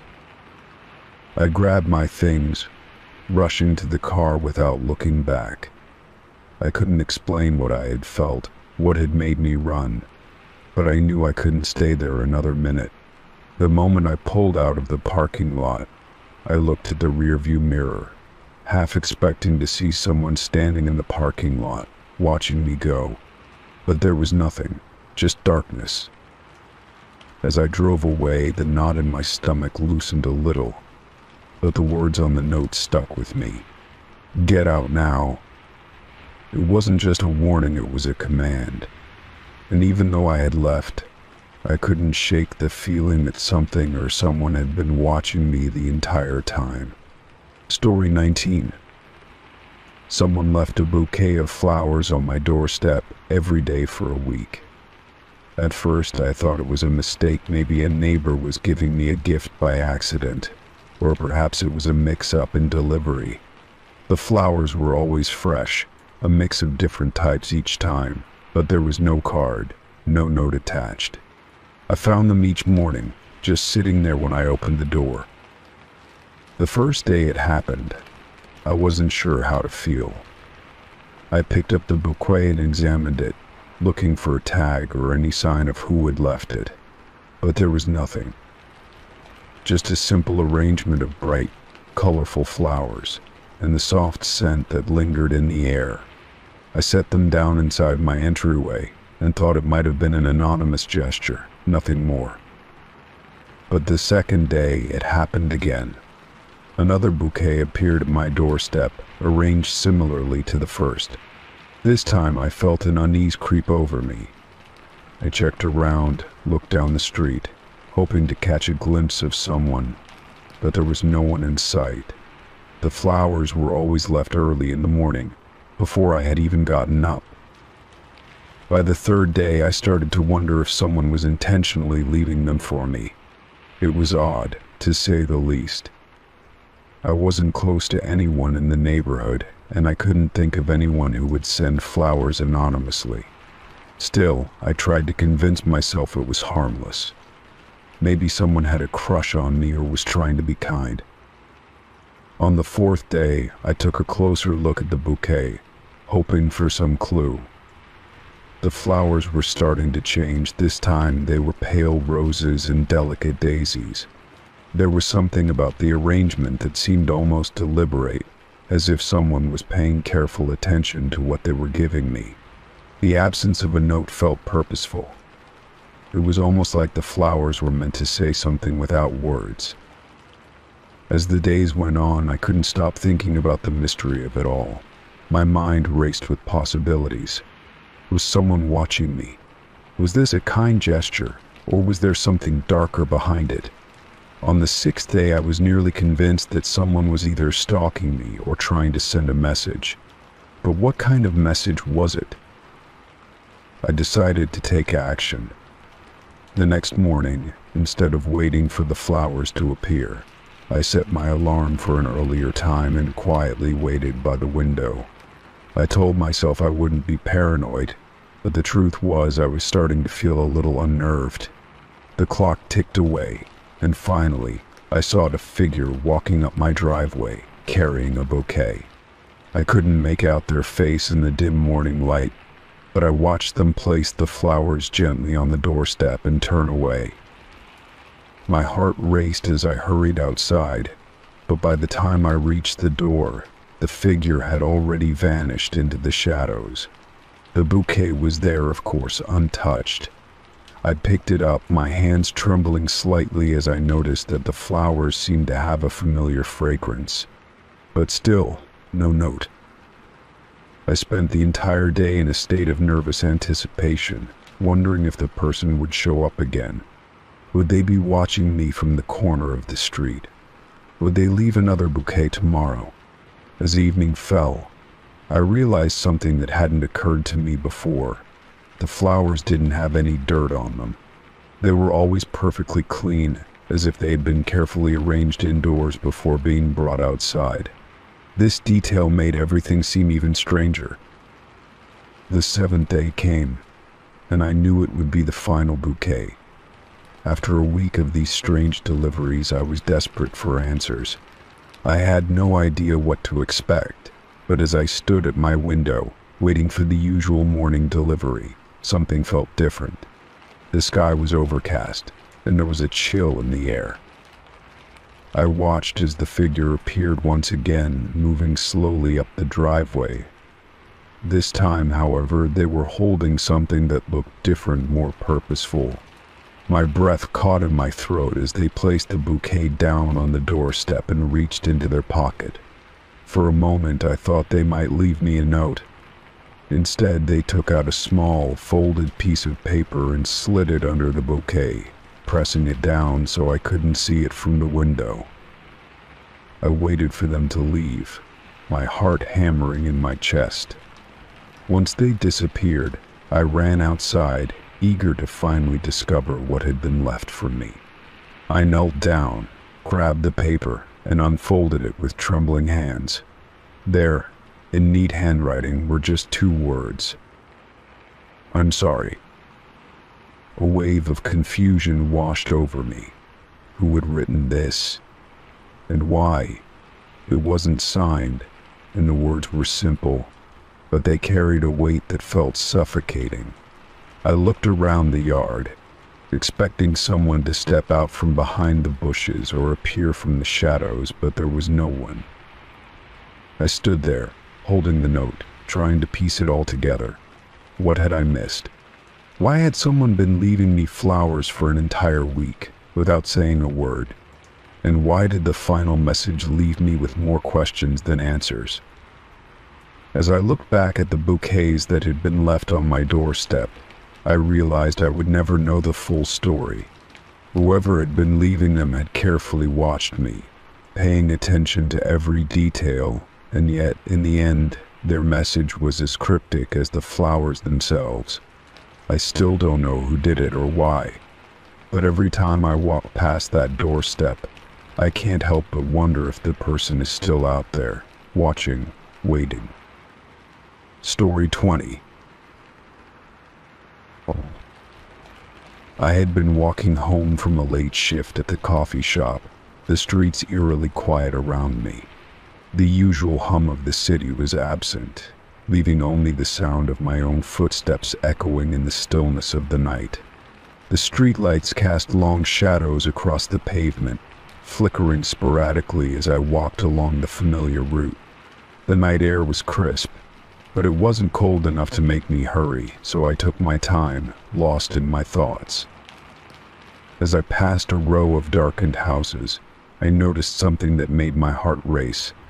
The footsteps I had been hearing seemed to match mine exactly, perfectly timed with each step I took. I paused, looking behind me, but there was no one in sight. The street was empty, as it had been when I first began walking. I shook my head, trying to convince myself that it was just my imagination playing tricks on me. But as I continued walking, I couldn't shake the feeling of being watched. Each step I took was mirrored by the mysterious footsteps behind me. They were too precise, too in sync with mine to be a coincidence. I picked up the pace, trying to shake the sense of unease that had settled in my chest. Yet no matter how fast I walked, the footsteps stayed with me, just as close and synchronized as before. I quickly glanced over my shoulder again, my eyes scanning the darkness for any sign of movement. The street remained deserted, and I could hear the faint rustling of leaves in the breeze, but there was nothing else. No one was there. My pulse quickened, and I could feel a cold sweat forming at the back of my neck. It was impossible for anyone to be that close without me seeing them. I walked faster, my heart racing as I tried to make sense of the situation. Could someone be following me? Was it a prank, or was I really being stalked? Every time I paused or slowed down, the footsteps would slow down or stop too, only to resume their exact rhythm as soon as I began walking again. The sound was unnerving, like a shadow, always just behind me, never breaking the perfect sync. Suddenly, a car drove by, its headlights briefly illuminating the street. For a split second, I could see my shadow on the pavement, long and stretched out from the light. But when I glanced behind me, I saw nothing. The footsteps had stopped in that brief moment, but I knew the instant the car passed, they would start again. Sure enough, as the light faded, the footsteps picked up once more. A chill ran down my spine. I could hear my breath becoming shallow as panic crept in. I tried to remember the self-defense techniques I had learned over the years, but nothing seemed to make me feel safer. It felt as though the person, whoever they were, was purposely trying to keep their distance, just enough to stay hidden from view. I glanced into the dark alleyways, looking for any sign of movement, but all I could see were shadows that seemed to stretch and shift. With every step I took, my mind raced with possibilities. Was someone playing a sick game? Or was there something far worse at play? I tried to remind myself that I had walked this route hundreds of times before, that it was safe. But something about tonight felt different. The eerily synchronized footsteps had broken the calm, and I couldn't shake the sensation that someone was getting closer with each passing moment. Then, in a desperate attempt to confront whatever was going on, I stopped dead in my tracks. I stood still, waiting, listening. The footsteps behind me paused as well. I held my breath, trying to hear any sound that wasn't my own heart pounding in my chest. For a moment there was nothing but silence, and I dared to believe that maybe it was all just in my head. Maybe I was overreacting. But as I started walking again, the footsteps started too. This time, however, they were even closer, the sound almost right next to me. It felt as though the person had closed the distance entirely. I could hear their breathing, shallow and quick, just behind me. My pulse thundered in my ears as I fought the urge to turn around. My feet felt like lead as I quickened my pace once more. The street ahead seemed to stretch endlessly, the lights dim and distant, and I could feel my anxiety rising with each step. There was no one in front of me, just a long, dark stretch of road that felt like it would never end. I turned another corner, and my heart skipped a beat as I realized I was walking deeper into an unfamiliar part of the neighborhood. The footsteps never faltered, never slowed down. They were still there. I could no longer pretend it was just in my head. Someone was behind me. Someone was following me. The realization hit me hard, and for the first time that night I felt a wave of pure terror. I reached into my pocket for my phone, fumbling as I tried to unlock it with shaking hands. When I finally did, I tried to dial 911, but my fingers slipped, and the phone crashed to the ground. I bent down to grab it, my heart racing. When I stood up again, I noticed something that froze me in my tracks. The footsteps had stopped once more, and there, at the corner of my vision, I saw a figure standing in the shadows. I couldn't make out any details, but I could feel their gaze on me, piercing through the darkness. A sudden noise, a crack of a branch snapping underfoot, startled me. I didn't wait another second. I turned and ran, my feet pounding against the pavement, my breath ragged and uneven. I didn't look back, terrified that if I did, I would see that person right behind me. The footsteps had started again, but this time they were following me in a frantic rush. I rounded another corner, nearly stumbling over my own feet, until I reached the brightly lit street that led to my apartment. I could still hear the footsteps trailing behind me, but they were distant now, fading as I reached the safety of the well-lit street. I didn't stop running until I was inside my building, locking the door behind me. The sound of the footsteps still echoed in my mind as I stood there, breathless and trembling. I never walked home the same way again. Story 21.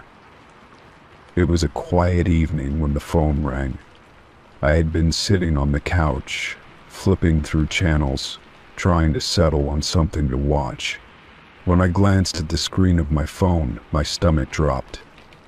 The call was from my own number. I stared at the display for a moment, trying to make sense of it. It wasn't possible, was it? I hesitated, my thumb hovering over the answer button. The idea that someone could be calling me from my own number seemed ridiculous. It was almost like some kind of prank, or maybe a glitch in the system. Still, I couldn't ignore the strange, unsettling feeling creeping up my spine. Something about it didn't sit right. I answered. "Hello?" My voice sounded thin, tentative in the quiet of my living room. There was a moment of silence on the other end, and then, soft and raspy, a voice whispered. The words were clear, but they chilled me to the bone. 1234 Elm Street. I froze. My heart skipped a beat as my blood ran cold. It was my address, the one I had lived at for years. How could someone know that? The voice on the other end didn't say anything more, just hung in the silence, leaving me with a rising sense of panic. My thoughts raced, trying to piece together what was happening. I pulled the phone away from my ear for a moment, trying to make sense of it. Was it a wrong number? A glitch in the system? Maybe some weird crosswire? But then the voice whispered again.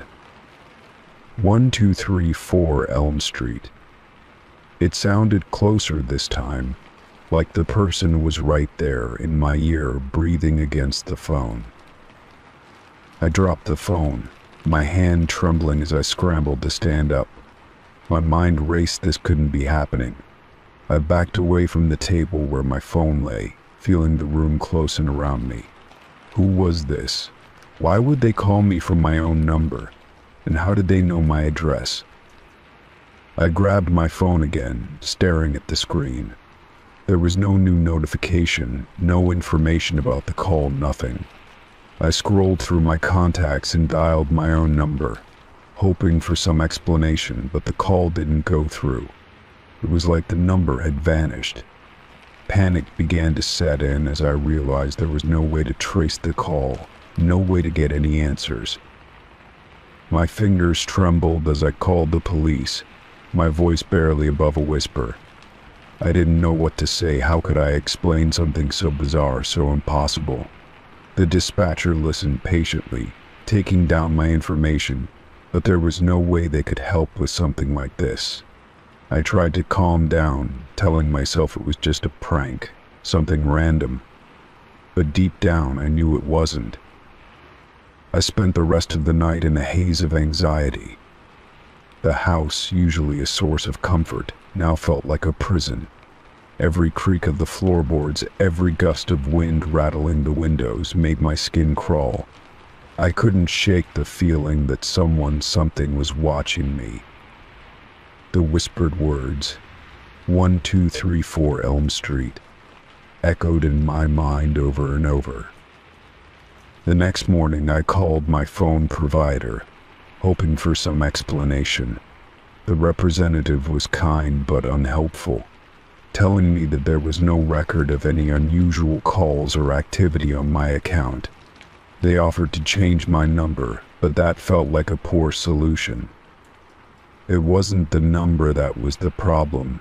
It was the call itself, the knowledge of my address, and the feeling that someone had been standing right outside my door. I couldn't concentrate that day, my thoughts consumed by the strange call. I found myself looking out the window every few minutes, half expecting to see someone standing there, waiting. I checked the locks on all the doors, double-checked the windows, but nothing seemed out of place.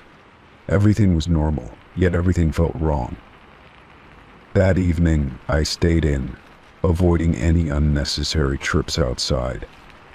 I kept my phone close, but I couldn't shake the feeling that it would ring again, that someone would call from my own number once more.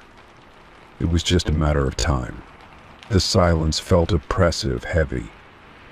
And then at 9:03 p.m. it happened again. The phone rang, and once more, my own number appeared on the screen. My breath caught in my throat as I stared at it, unable to bring myself to answer. I let it ring until it went to voicemail, but the anxiety gnawed at me, making me feel like I was trapped in a nightmare I couldn't escape. I listened to the voicemail as soon as it beeped, dreading what I would hear. The same whispering voice came through, clear as day. 1234 Elm Street. But this time, there was a slight pause, then a chilling addition, I'm coming for you. My stomach churned, and I felt my legs turn to jelly. I couldn't breathe. I called the police again, but this time the dispatcher's voice had changed. She was more urgent, more concerned. She said they would send someone to check the area. I sat by the window watching, waiting, my phone clutched in my hand. The minutes stretched on, and I began to question whether I had heard it all wrong. Maybe it was all in my head. The police arrived a little over an hour later, and after a quick sweep of the area, they assured me that there was no sign of anyone nearby. They couldn't explain the calls either, but told me to keep the doors locked and report any further incidents. But as I lay in bed that night, exhausted but unable to sleep, the words from the call still rang in my ears. I'm coming for you. The call stopped after that night, but the feeling of being watched never left. I couldn't help but feel that whatever had happened wasn't over. Maybe it had just been a warning, and perhaps one day I would hear that whisper again. The thought sent a chill down my spine every time the phone rang, and every time I glanced out the window, wondering if someone was waiting for me outside. Story 22. I had been looking forward to my solo camping trip for weeks. The thought of escaping the hustle and bustle of the city and spending some time in the wilderness was exactly what I needed. I had chosen a remote spot by a small lake, nestled between the trees and miles away from the nearest campsite. It was the perfect place to disconnect from everything and truly immerse myself in nature. The first night was peaceful. The sound of the wind rustling through the trees, the crackling of the campfire, and the occasional splash of fish jumping in the lake all helped lull me to sleep. I felt secure in my little tent, knowing that I was alone in the wilderness, surrounded only by nature. The moonlight filtering through the trees made everything feel surreal, almost like a dream. However, that sense of peace didn't last long. As I woke up the next morning, I immediately noticed that something was off. The usual silence that greeted the morning was disturbed by an uneasy feeling that seemed to cling to the air. I shook it off, attributing it to a vivid dream or my overactive imagination. I crawled out of my tent to begin making breakfast, but as soon as I stepped outside, I froze. There, in the soft dirt around my tent, were fresh footprints. They were large and deep, as if someone had been walking around my tent throughout the night. My heart raced as I crouched down to examine them more closely. The prints were clear-booted footprints, and they circled my tent, as though someone had walked around it, carefully avoiding detection. The night before, I had been the only one around for miles. I hadn't heard any vehicles or voices, and the only other signs of life had been the birds and insects. The tracks weren't mine, and they certainly weren't from any animal I knew of. I tried to reassure myself that maybe they belonged to another hiker, though the thought made me uneasy. I was in a remote area, and the idea of someone else being out here without my knowledge didn't sit well with me. I stood up and quickly scanned the area around me, my eyes darting from tree to tree. The feeling of being watched crawled up my spine, and my stomach twisted in knots. I took a deep breath and decided to investigate further. I grabbed my backpack and started walking in the direction where the footprints led. They were clear and easy to follow, but as I ventured deeper into the forest, my mind raced with possibilities. Who had been out here? What had they wanted? As I walked, the forest seemed to close in on me, the trees growing thicker and the sounds of the outside world fading away. The only noise was the crunch of twigs beneath my boots and the occasional rustle of leaves in the wind. Every time I paused to look around, I felt like I was being watched, but there was no one in sight. My mind began to play tricks on me, imagining shadows moving just beyond my line of sight. I continued following the tracks, hoping to find anything that would explain what had happened. But as I walked, I realized that the footprints didn't lead anywhere. They simply circled back around in an eerie, perfect loop. It was as though whoever had made them had been walking around me, observing me. I couldn't shake the feeling that I was being hunted, not by an animal, but by something far more unsettling. I turned around and headed back to my campsite, trying to shake off the gnawing sense of dread that had settled over me. The more I thought about it, the more I felt like I wasn't alone. I couldn't understand why someone would be out here, but I was beginning to fear that they weren't far off. My heart pounded in my chest as I quickened my pace, my eyes darting back and forth between the trees. When I reached my tent, I couldn't bring myself to go back inside. The footprints surrounding it made me feel like I was trapped, like there was no escape. I grabbed my gear and made the decision to leave. I was no longer interested in spending another night in this eerie place, not with the strange prints marking the ground. The peaceful trip I had envisioned had turned into a nightmare. I packed everything as quickly as I could, my hands shaking with nervous energy. Each sound in the distance seemed amplified, and I kept looking over my shoulder to make sure no one was following me. The forest, which had seemed so beautiful and tranquil the day before, now felt like a maze, its trees looming like silent sentinels watching my every move. As I loaded my gear into my car, I glanced back at the campsite one last time. The prints were still there, scattered in the dirt, as if the mystery of the night before had never been solved. I had no idea who had been walking around my tent, or what their intentions had been, but I knew one thing for sure: I wasn't going to stick around to find out. I started the engine and drove away, my hands still trembling on the steering wheel.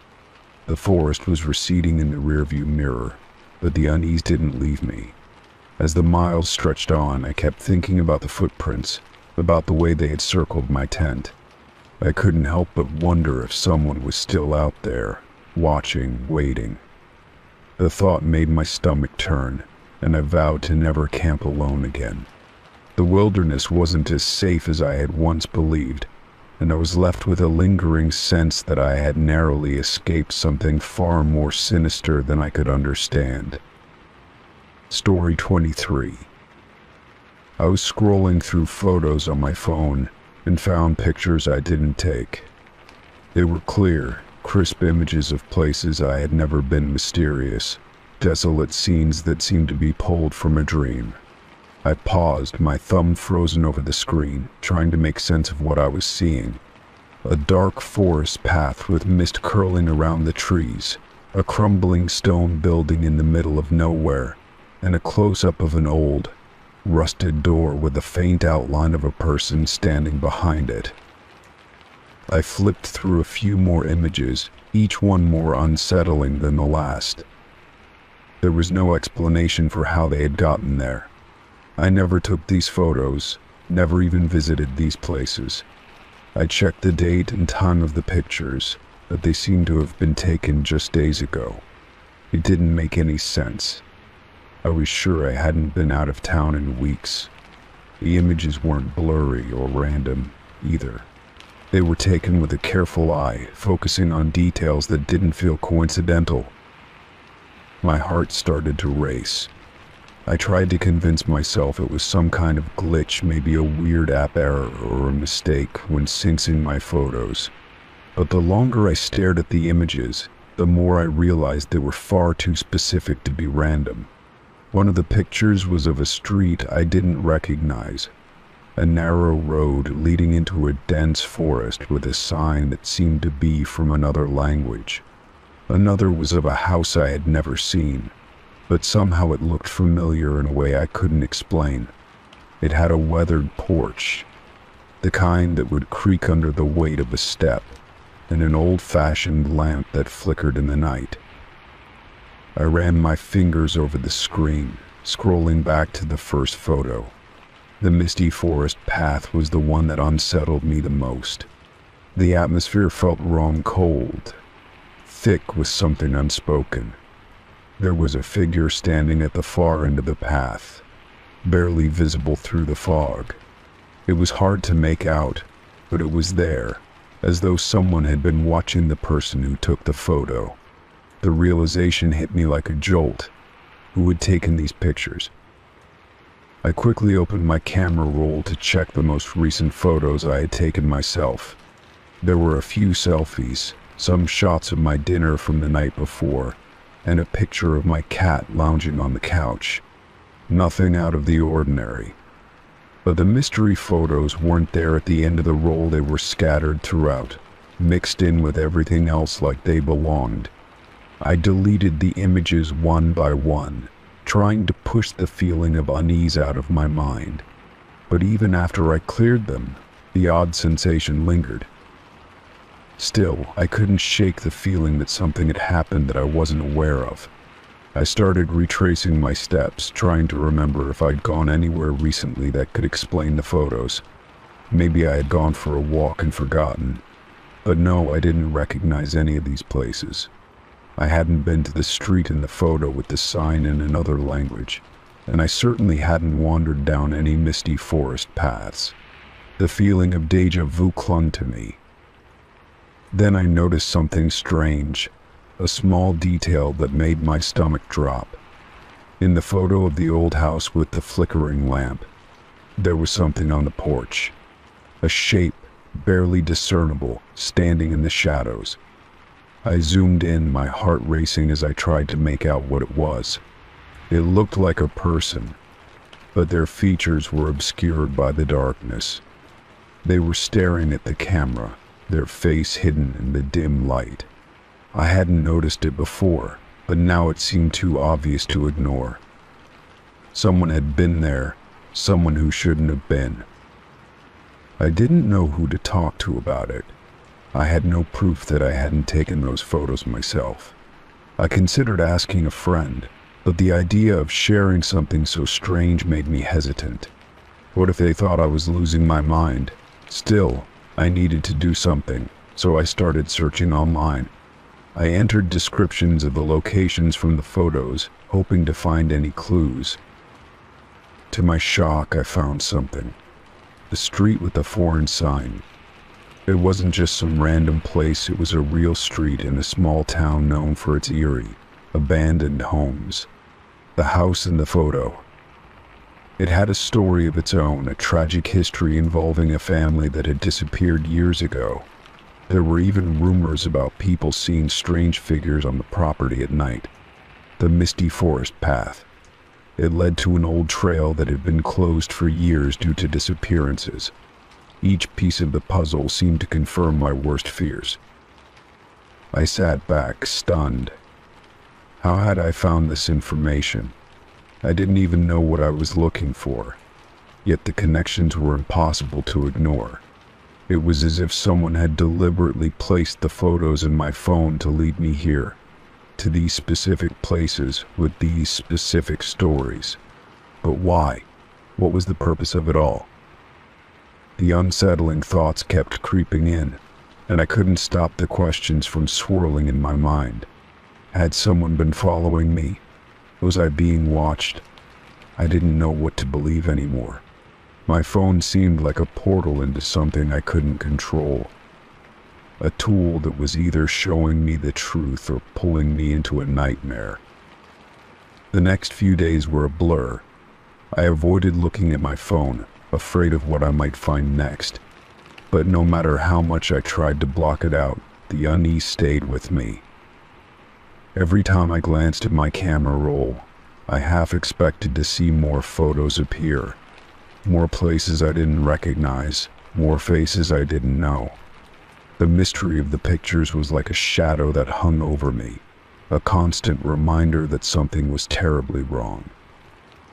And then one day it happened again. Another photo appeared. This one was of me standing in my own apartment, taken from behind. My back was turned, but the figure in the reflection in the window, it was unmistakable. The shadow was there, staring at me from across the room, and I hadn't even noticed. Story 24. It was a typical night in my apartment. The clock had just struck 2 a.m. and I was winding down after a long day at work. The house was quiet, the only sound coming from the hum of the refrigerator and the soft tapping of my fingers on my phone.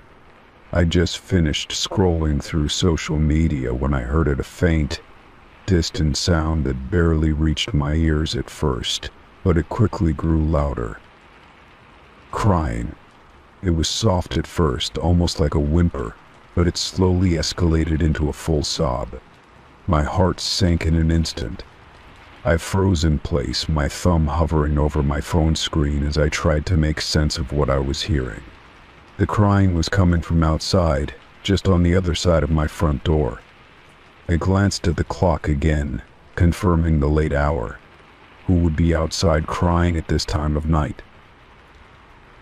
The crying sounded genuine distress, like someone in real pain. It wasn't a wail or a scream, just a soft, broken sobbing. I felt a wave of unease wash over me as I sat on the couch, unsure of what to do. I considered calling the police, but then I hesitated. What if it was just a prank? Or maybe a neighbor in need? But still, why would someone be crying so loudly at this hour? I stood up, my mind racing with possibilities, and walked to the door. My pulse quickened with each step. As I got closer, the sound seemed to grow louder, more desperate, almost like someone was pleading for help. The crying was now so close I could practically feel the desperation in the air.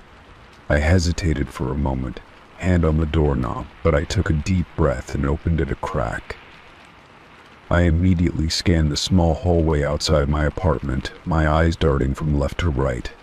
The light from the hallway bulb flickered, casting long shadows on the walls. There was no one in sight. I pushed the door open further, half expecting to see someone standing there, maybe a neighbor, or even a stranger, hunched over and crying. But the hallway was empty, silent, and still. I stepped outside, my breath catching as I looked around. The air was cool, and the only sound now was the distant hum of traffic from the nearby street. The crying had stopped as suddenly as it had started. I stood there, heart racing, trying to make sense of what I'd just experienced. Had I imagined it? I glanced down the hallway again, this time checking the other floors, but everything was still. The building was eerily quiet. I stepped back inside, feeling a mixture of confusion and lingering unease. The crying had felt so real, so raw, that I couldn't shake the feeling it had come from someone who needed help. I double-checked the locks on the door, feeling a knot form in my stomach. Was it possible that I had just heard something from the building's walls, maybe some sound traveling from another apartment? But that didn't explain the clarity of the sound, the way it seemed to be right outside my door. I tried to shake it off, telling myself that maybe it had been a trick of the mind, a result of exhaustion or stress. I made my way back to the couch and tried to settle back into my routine, but the unease lingered, gnawing at me. I grabbed my phone and tried to distract myself with something mindless, but my thoughts kept drifting back to the crying. It felt too vivid to have been imagined. It felt too real. Minutes passed, and I convinced myself that it was over, that the mystery of the crying had been nothing more than a weird moment that would eventually fade from my mind. But then, just as I was starting to feel a sense of calm, I heard it again. This time the crying was quieter, softer, almost like it was trying to hide itself, but it was unmistakable. I jumped to my feet, heart pounding in my chest. The sound was coming from the hallway again, from right outside my door. I hesitated for only a moment before quickly opening the door again, expecting to see something or someone this time. But once again there was nothing. The hallway was still, as empty as it had been before. I stepped outside once more, this time more determined to find the source of the sound. My feet moved faster now, and my mind raced with questions. Was someone playing a prank on me? Or worse, was I hearing things?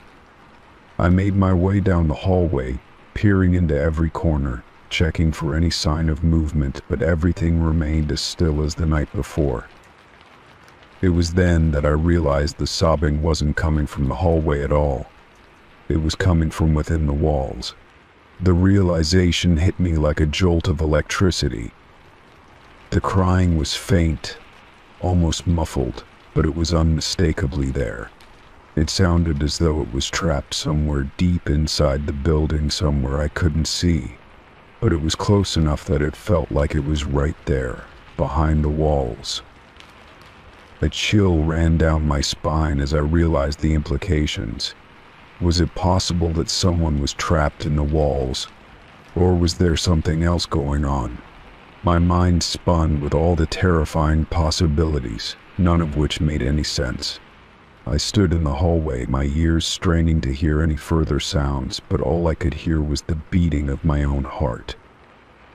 Eventually the crying stopped, and the building returned to its usual quiet state. I spent the rest of the night awake, my thoughts swirling, unable to shake the feeling that something was terribly wrong. Was it a ghost? A haunting? Or was it simply a trick of my mind? Either way, I couldn't ignore the sense of dread that lingered in the air long after the crying had ceased. In the days that followed, I tried to put it out of my mind, but I never heard the crying again. I never saw anyone in the hallway late at night, and everything seemed normal.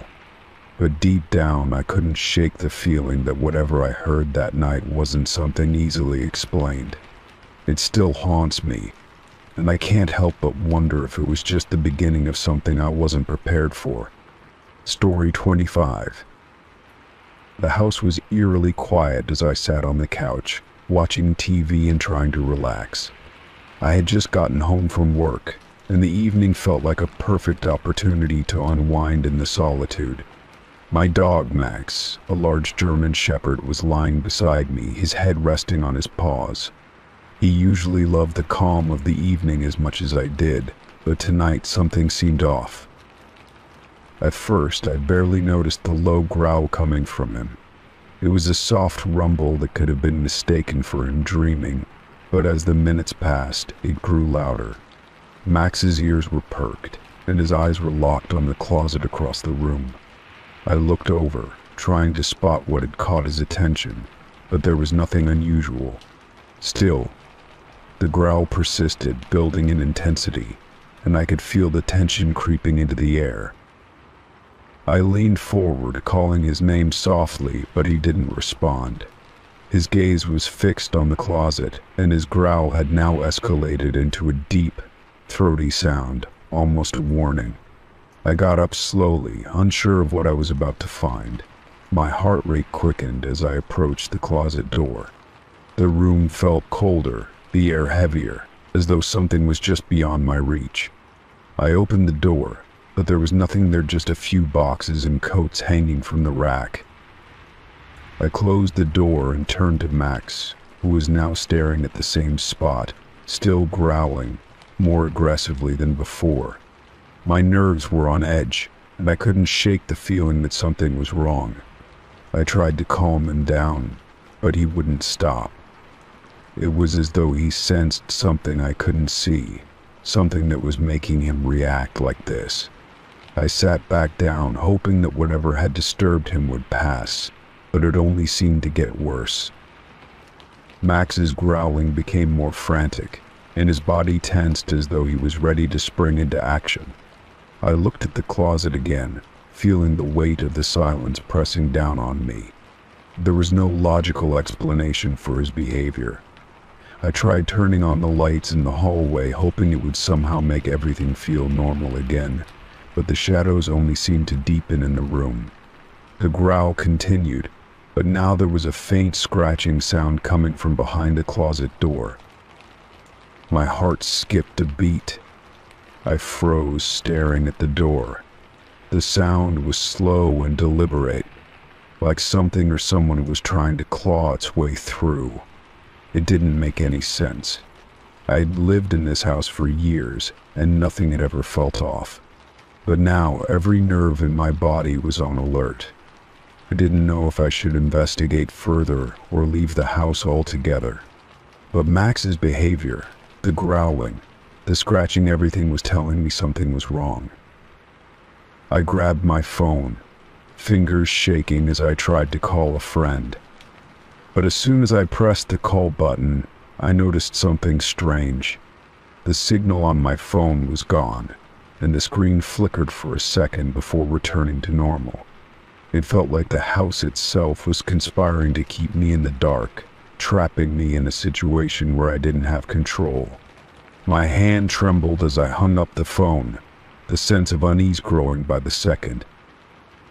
Max suddenly jumped to his feet, barking loudly, and I nearly jumped out of my skin. His body was rigid, his hackles raised, and his teeth were bared. The growl had stopped, replaced by sharp, aggressive barks that echoed in the silence. I turned toward the closet again, my breath shallow. The scratching noise had stopped, but now there was something else and unsettling, soft whispering coming from behind the door. I couldn't make out the words, but it sounded like voices, low, hushed, unintelligible. The hairs on the back of my neck stood up as the temperature in the room dropped even further. I had to get out of there. I turned to grab my keys, but when I looked back at Max, his eyes were no longer locked on the closet. Instead, he was staring directly at me, his pupils wide with fear. I stumbled backward, my heart pounding in my chest. Max's growl had returned, but this time it was different, quieter, more menacing. It was as if he was trying to warn me about something that was about to happen. I backed away slowly, but my eyes never left him. I felt a presence, a shift in the air, and it was as if the entire house was holding its breath. Then, the door to the closet creaked open, just a few inches. I could barely breathe as I stared at the crack, my mind racing. The whispering was louder now, clearer, and the voices sounded closer, too close. Max, despite his usual protective nature, had retreated, his body low to the ground, his tail between his legs. The growl was gone, replaced by an eerie silence that filled the room. I knew I couldn't wait any longer. Without thinking, I bolted for the door, grabbing Max by the collar as I ran outside into the cold night air. My heart was hammering in my chest, my legs trembling as I reached the safety of the porch. I stood there for a few moments, taking in the quiet, trying to calm my racing thoughts. The whispers had stopped, and the house seemed to return to its normal stillness. But even as I stood there, a sense of dread lingered. I looked back at the house, the windows dark and empty. Whatever had been in there, whatever had made Max react the way he did, was still there watching, waiting. And I knew deep down that I wasn't going back inside tonight, not without answers. Story 26. It was an ordinary morning when I first noticed something strange. As I walked to my car to leave for work, I spotted an odd piece of tape sticking out from under the front bumper. At first, I thought it was just a piece of trash that had gotten stuck, but when I bent down to inspect it, I realized it was more than that. A small, rusted key was taped securely to the underside of my car, almost as if someone had carefully placed it there. I hesitated for a moment, trying to think of any reason someone might have done this. I had no idea how long the key had been there, but it was clear it wasn't something I had noticed before. It wasn't a house key or a car key, it was too old and worn, with no labels or markings on it. My first instinct was to toss it, but something about it nagged at me, so I stuck it in my pocket and went on with my day, trying to shake off the uneasy feeling creeping up my spine. That evening, after returning home from work, I remembered the key still sitting in my pocket. I took it out and stared at it, wondering what it could possibly open. There was no obvious connection to anything in my life, no lock I could think of that might match it. My curiosity got the better of me, so I decided to try it in my front door, just to see if it would fit. To my surprise, the key slid into the lock effortlessly. I stood frozen for a moment, unsure of what to do next. It was like something out of a mystery novel, a strange key, an unknown lock, and no explanation. I turned the key, half expecting it to trigger some sort of hidden trap or secret door, but nothing happened. The door opened just like any other, revealing the quiet, familiar interior of my home. I stood there in the doorway, feeling a mix of confusion and unease. The key had unlocked my front door, but that didn't make any sense. I had lived in this house for years, and had never lost a key or given one to anyone outside my family. Who would have taped a key to my car, and why? My mind raced with possibilities, but none of them seemed to make sense. I stepped inside, locking the door behind me, and started to inspect the house. Everything appeared normal. The furniture was in place, the lights worked, and nothing seemed out of the ordinary. But something about the key still lingered in my thoughts. Was someone watching me? Had someone been inside while I wasn't there? The more I thought about it, the more I began to feel paranoid. I checked the windows to make sure they were locked, inspected every room for any signs of tampering, but found nothing. I felt foolish for even considering that someone might have entered my home, but the key was still a mystery I couldn't ignore. There had to be a logical explanation, but I couldn't find one. The next few days passed in a haze of anxiety and suspicion. I kept checking my locks, double and triple checking that everything was secure, but I couldn't shake the feeling that someone was out there, waiting. I even started to wonder if the key had been placed on my car by mistake. Maybe it belonged to someone else, someone who had access to my street or driveway. But that didn't explain why it fit my front door so perfectly. Then, one evening, while I was making dinner, I heard a faint noise coming from the hallway. I froze, listening carefully. It sounded like footsteps, slow and deliberate, moving toward the door. My heart began to race as I instinctively reached for the nearest object to defend myself. But just as quickly as the sound had come, it stopped. I waited, breath held, but no one appeared at the door. The house was silent again, except for the faint hum of the refrigerator. I didn't know what to think. Was I just imagining things? Had my mind been so consumed with the mystery of the key that I was now hearing things? Or had someone actually been in my house? That night I locked every door and window, set the alarm system, and went to bed with the feeling that I wasn't alone. I couldn't shake the feeling that something was off, that something I couldn't explain was happening. I thought about the key, about the way it had fit my front door so perfectly. It felt like the beginning of a much larger mystery, but I couldn't figure out what it was. The next morning I woke up to a strange feeling, like the air in my house was different, colder somehow. I went about my usual morning routine, but as I walked through the living room, I noticed something odd. There was a small, shiny object on the floor near the couch. It looked like a keychain, but when I picked it up, I realized it was another key. This one was newer, with a polished surface, but it still had no markings or labels. I felt a chill run down my spine as I stared at the key. Was someone playing a game with me? Or was this some sort of sign, a clue to something I had yet to understand? I didn't know what to make of it, but I knew one thing for sure. Something wasn't right. My house, which had always felt like a safe haven, now felt like a place filled with secrets. The two keys, the old, rusted one and the new one, became an obsession. I couldn't stop thinking about them, trying to connect the dots and figure out what they meant. I started to wonder if my home was being watched, if someone had been coming and going without my knowledge. But as the days passed, I realized that there were no obvious answers. Then, a week later, I woke up to find that both keys were gone.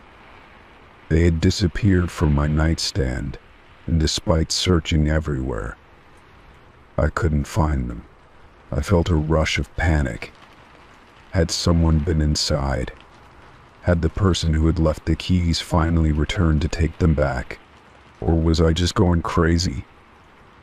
No matter what I did, I couldn't shake the feeling that someone was out there, watching me, waiting for the right moment to reveal whatever mystery lay behind the strange keys. But for now, all I could do was wait, because the answers were beyond my grasp, and the truth was still locked away. Story 27.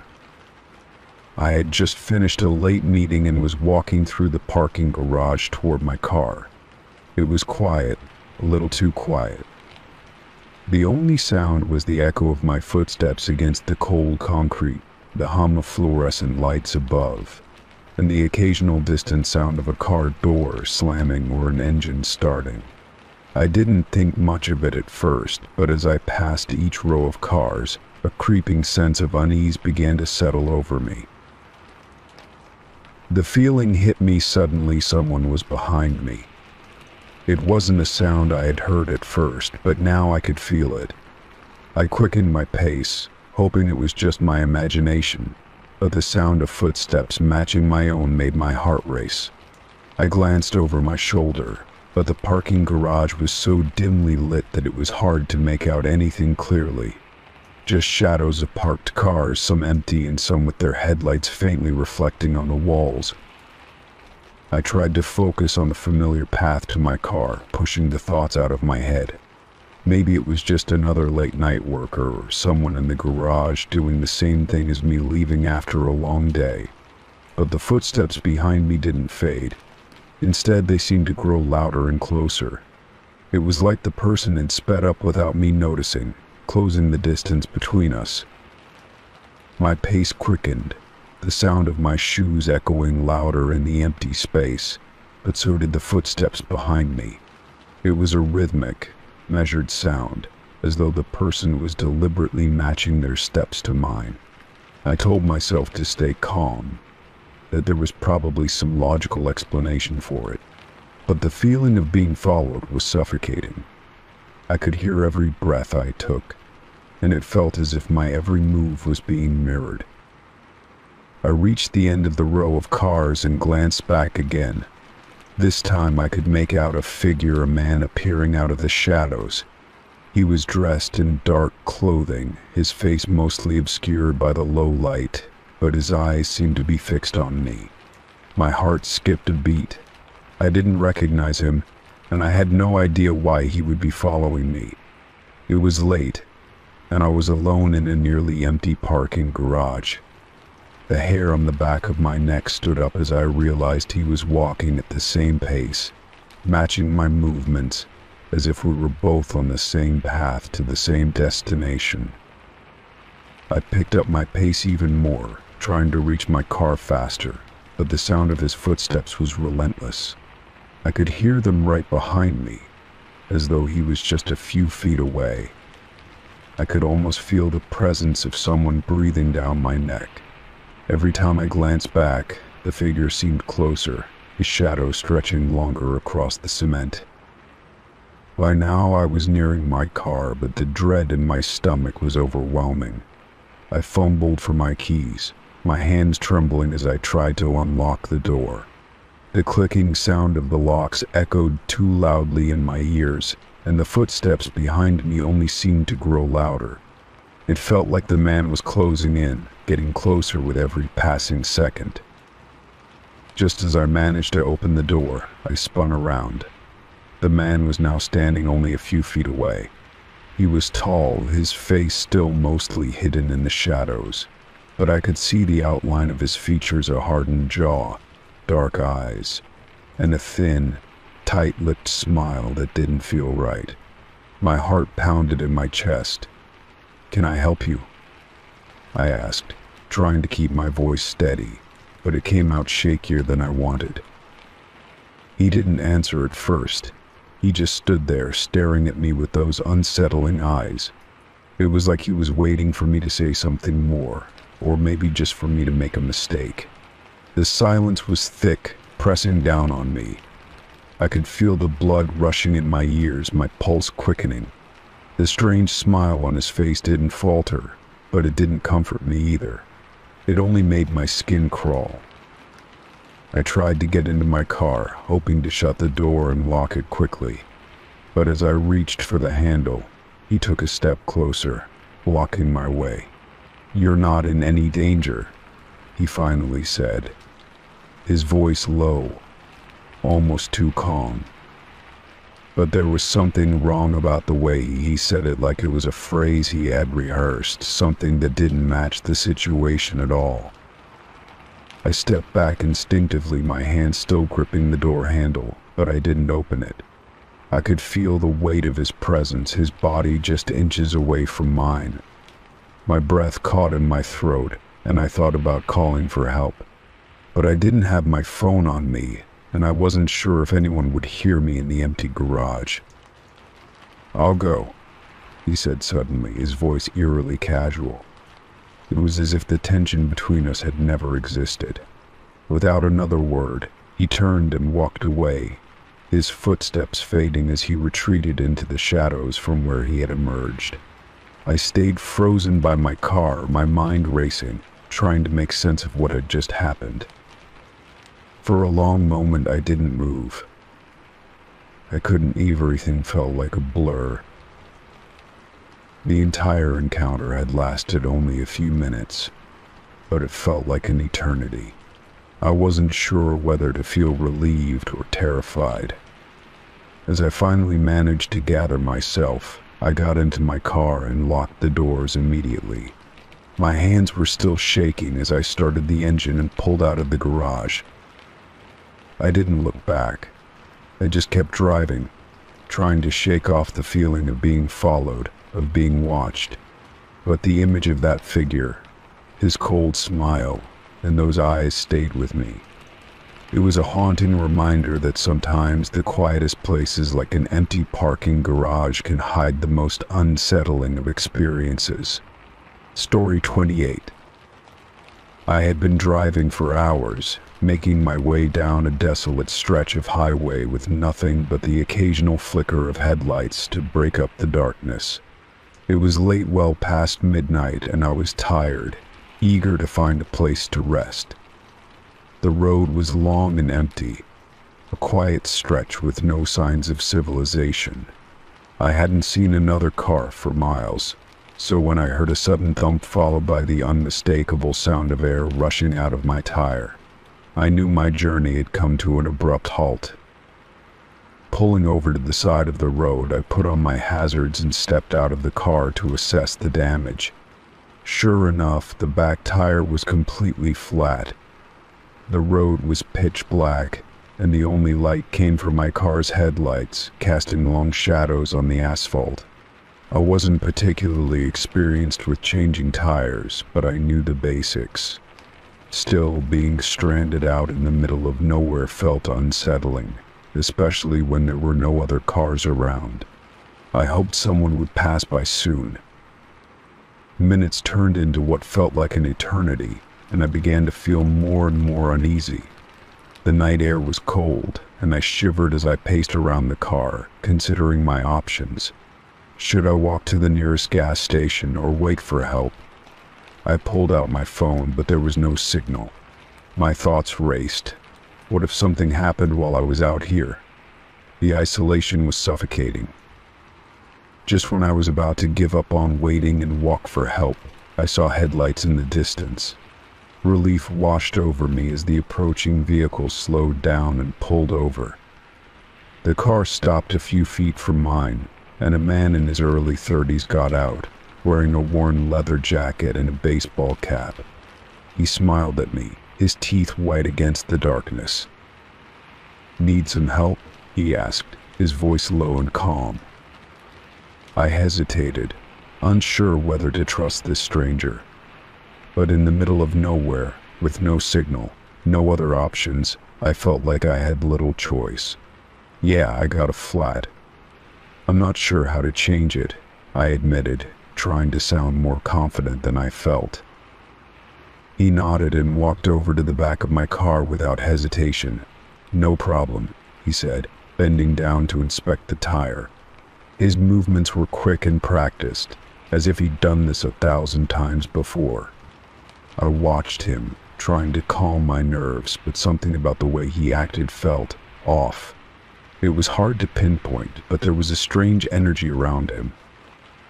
He didn't seem particularly concerned that we were on a desolate stretch of road in the middle of the night. He worked as if he did this kind of thing regularly, almost as if he knew I would be here waiting for him. My unease grew, but I dismissed it. I couldn't let my paranoia get the best of me.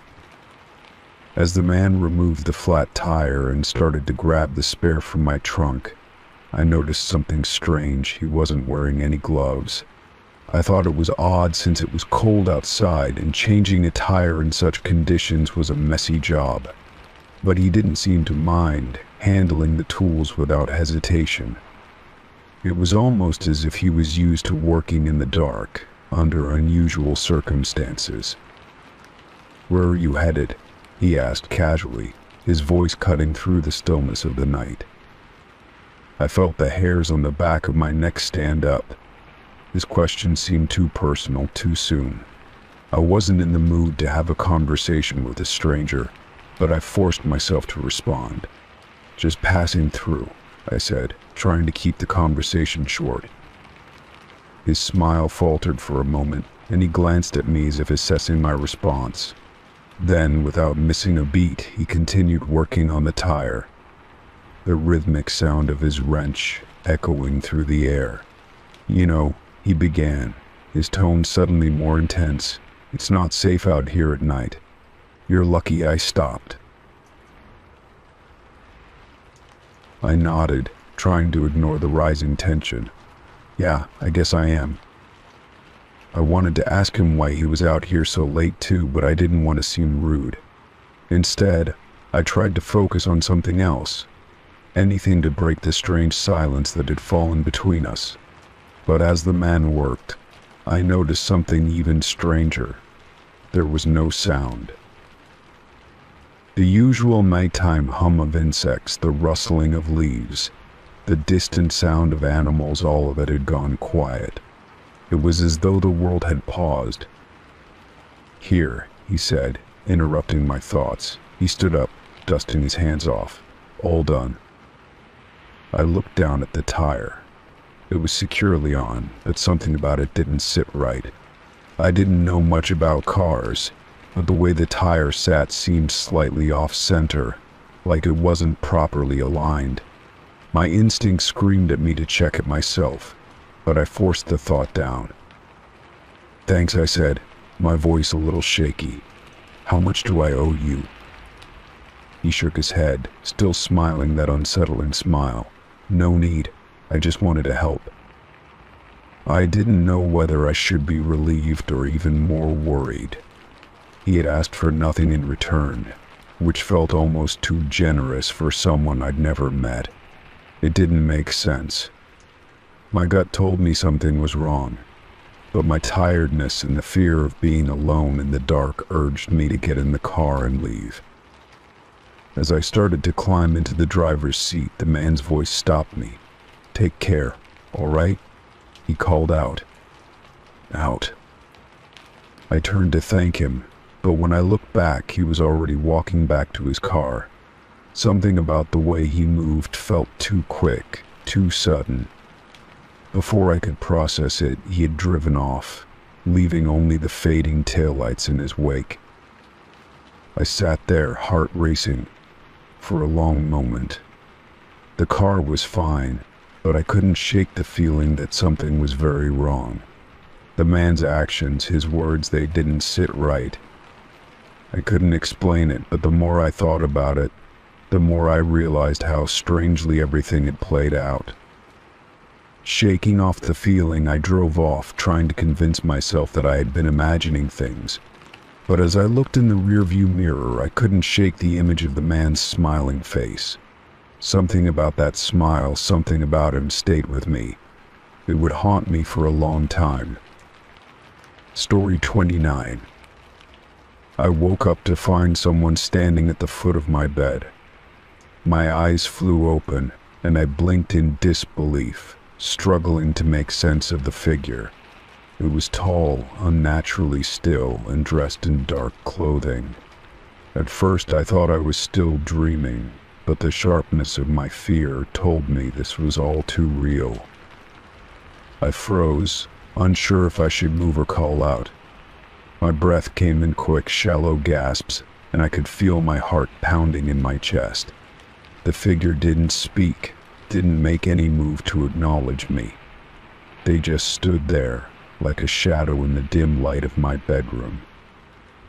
I couldn't take it any longer. My voice broke the silence with a scream, and I bolted upright in bed, instinctively grabbing the nearest pillow. But instead of running, the figure simply tilted its head, almost as if considering my outburst. It didn't flinch, didn't show any sign of being startled. The seconds felt like hours. I screamed again, louder this time, my entire body shaking. I wanted to leap out of bed and run, but my limbs felt paralyzed, as if they were stuck in a nightmare I couldn't escape. The figure stood motionless, and the more I screamed, the less it seemed to bother them. Finally, my fear overpowered my hesitation, and I swung my legs over the edge of the bed, preparing to make a dash for the door. But before I could even take a step, the figure spoke, its voice low and calm, as though we were having a normal conversation. "Don't go." The words caught me off guard, and my body froze in place once more. The voice was unsettlingly calm, without a hint of emotion. It was as though the figure wasn't even aware of the terror it was causing. My mind raced, trying to make sense of what was happening. Who was this person? Why were they in my room? I didn't know how to respond, so I did what I could. I backed away, slowly, trying to make myself as small as possible.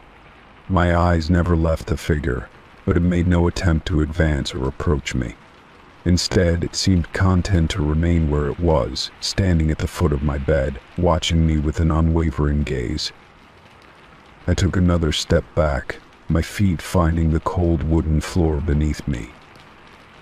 I wanted to reach the door, but I was terrified of turning my back on the figure. What if it moved? What if it followed me? The air felt heavy, and I could barely breathe as I stared at it, my entire body locked in place. Seconds turned into minutes, and I finally made a decision. I darted toward the door, my heart pounding so loudly I was sure it could be heard in the next room. But just as my hand touched the door handle, the figure spoke again. "I'm not going to hurt you." I paused, my fingers frozen on the handle, unable to move. The words sounded sincere, but I didn't trust them. I didn't trust the figure standing there, so unnervingly calm and quiet in the middle of the night. I could feel the sweat dripping down my back as I weighed my options. "Who are you?" I managed to ask, my voice barely a whisper. The figure didn't answer immediately. It just stood there, the only sound in the room being the rapid beating of my heart. I held my breath, waiting for a response, but none came. The silence stretched on, more suffocating than anything I had ever experienced. "Why are you here?" I asked again, louder this time. "What do you want from me?" The figure's head tilted again, and for a moment I thought it might speak. But instead it just stared at me, its dark eyes hollow, almost endless. I couldn't understand why it was there, why it had chosen this moment to appear. My mind was overwhelmed with questions, but the silence continued. I knew I couldn't just stand there forever. I needed to get away, to escape. I couldn't let this strange figure control my actions any longer. With all the courage I could muster, I yanked open the door and bolted down the hallway. I didn't stop to check if it was following me. I didn't look back. I ran straight for the front door, my breath coming in ragged gasps, the adrenaline pushing me forward. But when I reached the front door, I realized with horror that the locks were all still fastened.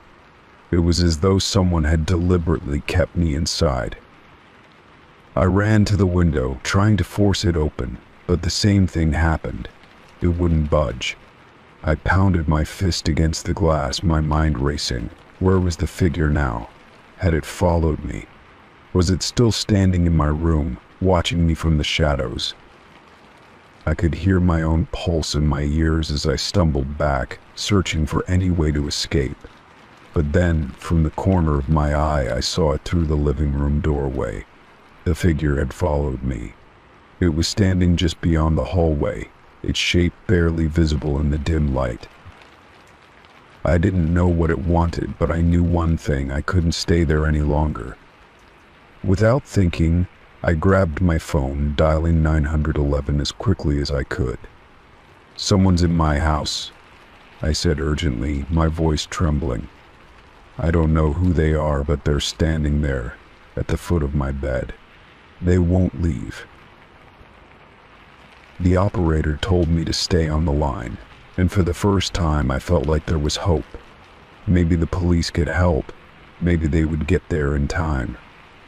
But even as I waited, I couldn't shake the feeling that the figure was still watching me, waiting, as if the night would never end. Story 30. I had always thought the doorbell camera was just a convenient way to keep track of deliveries, but that night it became something far more unsettling. It was around 3 a.m.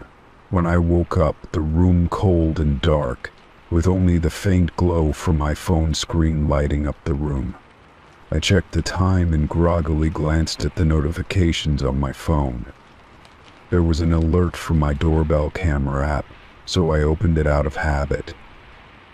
At first I thought it was just a glitch, maybe a car driving by, but the footage instantly caught my attention. There, on the small screen of my phone, was a figure standing just outside my front door, bathed in the dim light of the porch.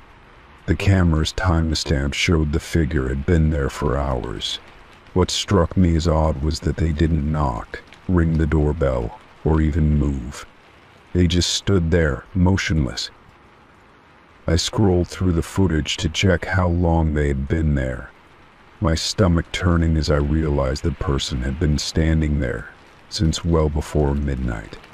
My heart started to race as I scrolled further, my eyes glued to the screen. The figure didn't shift, didn't walk away. They didn't even make a sound.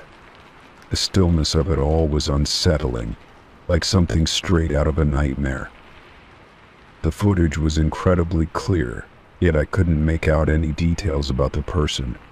They were wearing a hood, and the shadows hid most of their face, leaving only a vague outline. The silence from the camera made everything even worse. Every few minutes I saw slight movements as if the figure was shifting their weight, but that was it. There was no sound of knocking or even an attempt to interact with the door. They just stood there, as if waiting for something or someone. I couldn't tear my eyes away from the screen as the minutes stretched into hours. By the time the footage showed 5 a.m., the person had still not left. They had simply remained in place, staring toward the door. I felt a sense of dread settling in my chest. The more I watched, the more I began to wonder if they were even human. No one could stand perfectly still for that long, right? I felt my hands tremble as I thought about what to do. Should I call the police? Should I confront the person? My mind raced with a dozen different scenarios, each more terrifying than the last. What did they want? Why hadn't they moved? I looked out my window into the dark street, but all I saw was the familiar silence of the neighborhood. Nothing seemed out of place, but I knew something was wrong. The camera had recorded the person standing there until the sun began to rise, casting a faint light over the yard. Finally, around 6 a.m., the figure moved, but instead of knocking or leaving, they simply turned and walked slowly down the steps of my porch. They disappeared into the shadows, blending with the early morning fog. I watched as the screen went black, signaling the end of the footage. I felt a chill run down my spine. What had just happened? Why had they stood there for so long without making a sound? My body felt heavy, like I was being suffocated by the silence that had filled the space around me. I had no idea what to make of it, and the more I thought about it, the more my mind twisted with possibilities. Maybe it was a prank, or perhaps it was something far more sinister. I replayed the footage multiple times, looking for any clue I might have missed the first time. But there was nothing. No indication of who the person was, no sign of anything that could explain their behavior. The longer I stared at the screen, the more disconnected from reality I felt. Why hadn't I noticed them earlier? Had I been sleeping too soundly, or was this person always there, just waiting for the right moment? After a while, I decided to check the other cameras around my house, hoping to find some kind of explanation. I accessed the other feeds, hoping for something to confirm my suspicions. But there was nothing unusual, nothing that suggested anyone had been nearby during the hours when the figure had stood on my porch. It was as if they had appeared out of nowhere, their presence untouched by anything or anyone else. The more I thought about it, the more my fear grew. I had no idea who this person was, why they had been watching my door for hours, or what their intentions were. I tried to think rationally, telling myself that there had to be a reasonable explanation. Maybe it was just someone who got lost, or perhaps they had the wrong house. But deep down, I knew something wasn't right.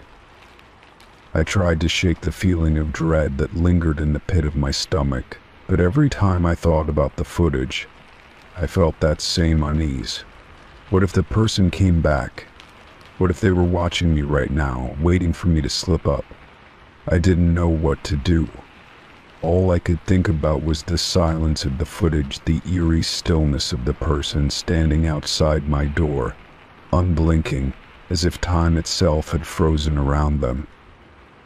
I didn't sleep much that night.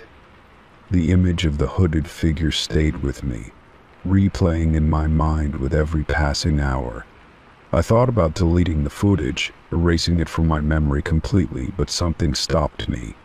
Maybe it was the feeling that I needed to know, that I needed to understand what had happened. It was as if the figure had left behind a question that wouldn't let me rest. The next day, I went outside, checking the area around my door for any signs of the person's presence. I searched for footprints, anything that might explain their actions, but there was nothing. The porch was just as it had always been, completely undisturbed. I couldn't explain it. The figure had simply vanished, as if they had never been there at all. The footage still haunted me. Every time I looked at it, I felt the chill of their presence creeping back. I had no answers, no explanations, only the eerie image of a person who had stood at my door for hours without a word. Even now, I can't shake the feeling that they might return, standing there once again, watching, waiting.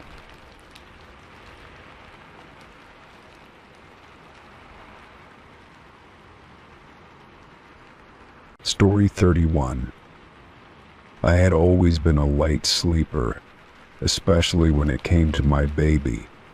My son, Leo, was just 6 months old at the time, and I'd grown accustomed to the constant hum of the baby monitor in the corner of the room. It was a comfort, knowing I could hear him even when I was in another room. The soft, rhythmic sounds of his breathing and the occasional gurgle would fill the house during the night, and I would drift back to sleep, reassured. One evening, I found myself downstairs, tidying up the kitchen after dinner. The baby monitor, as usual, was placed on the counter next to the sink, its blinking light a quiet reminder that Leo was upstairs in his crib, sound asleep. The house was quiet, too quiet, just the soft tick of the clock on the wall and the hum of the refrigerator. I didn't think much of it until I heard something through the monitor that made me freeze in place. It was my name. Rachel. The voice was faint but unmistakable. A whisper, almost playful, as if someone had quietly called my name. My heart skipped a beat. I glanced at the monitor, certain I was imagining things. Leo was still asleep, his soft breathing filling the static, no sound of anyone else in the room. But the whisper came again, this time clearer. Rachel. I stood still for a long moment, trying to make sense of it. I rushed up the stairs, my pulse quickening as I neared Leo's room. The house felt different now, the quiet oppressive, almost suffocating.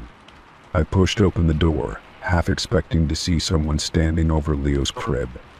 But it was just him, safe, sound asleep, just as I had left him. The monitor continued its usual hum, and for a moment, I convinced myself that I had imagined the whole thing. But I couldn't shake the feeling that something wasn't right. I checked the closet, under the bed, and even in the hallway, convinced that someone might have snuck in. But there was nothing. No one. Just the soft sound of Leo's breathing and the gentle whir of the monitor. I stood there for a while, feeling uneasy, but I couldn't quite put my finger on why. I decided to chalk it up to exhaustion and let the matter drop. That night, after putting Leo back in his crib, I sat down on the couch, trying to relax. I had turned the baby monitor off, but felt the nagging sense that I should keep it on, just in case. The house had a strange stillness about it now, as if it were holding its breath. I tried to focus on the TV, but the feeling wouldn't leave me. I kept glancing over at the monitor, the blinking light now dim in the corner of the room.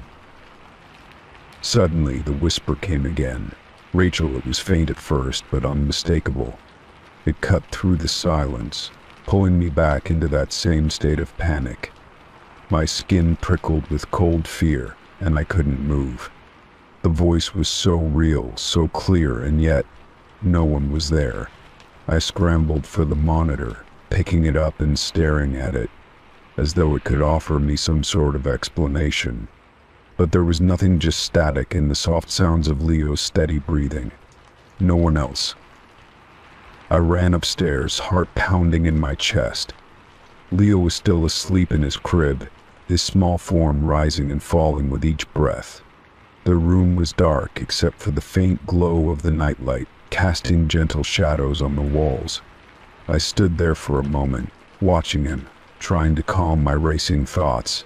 Maybe it was just a glitch, I told myself.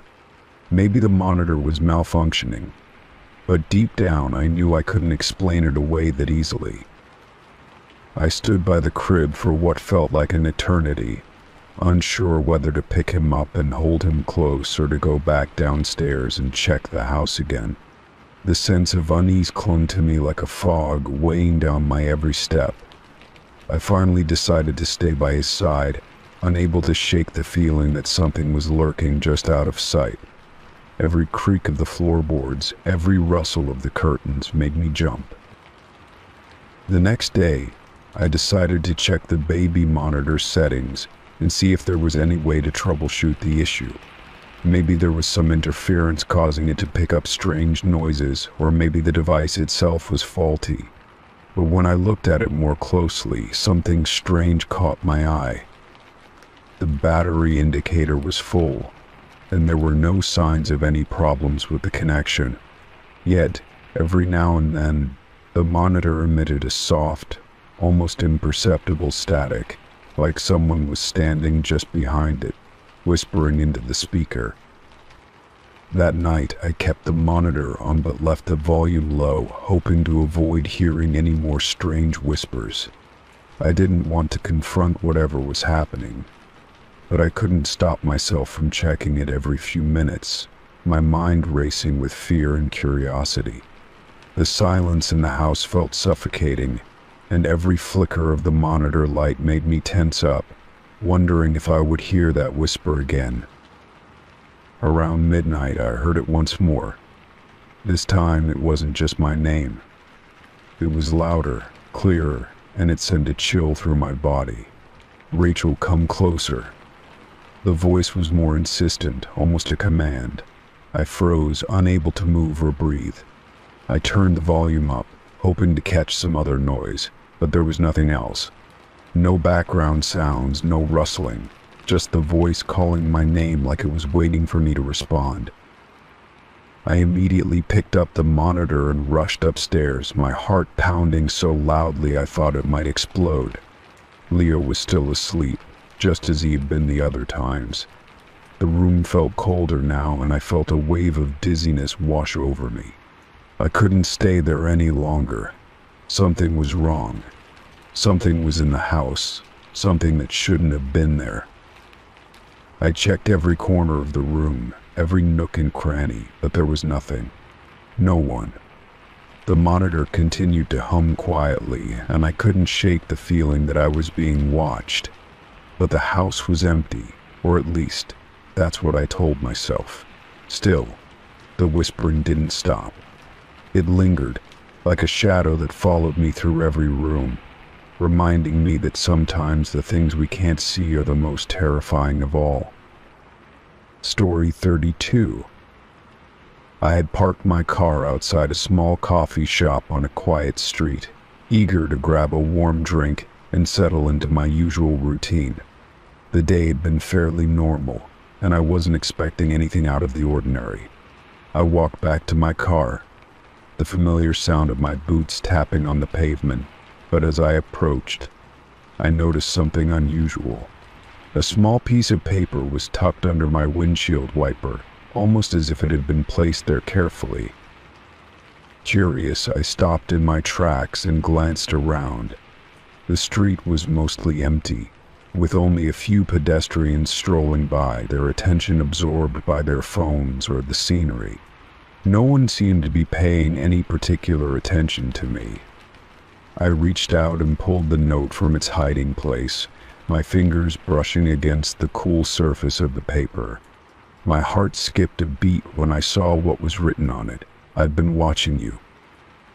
The words seemed to freeze time for a moment, and a chill ran down my spine.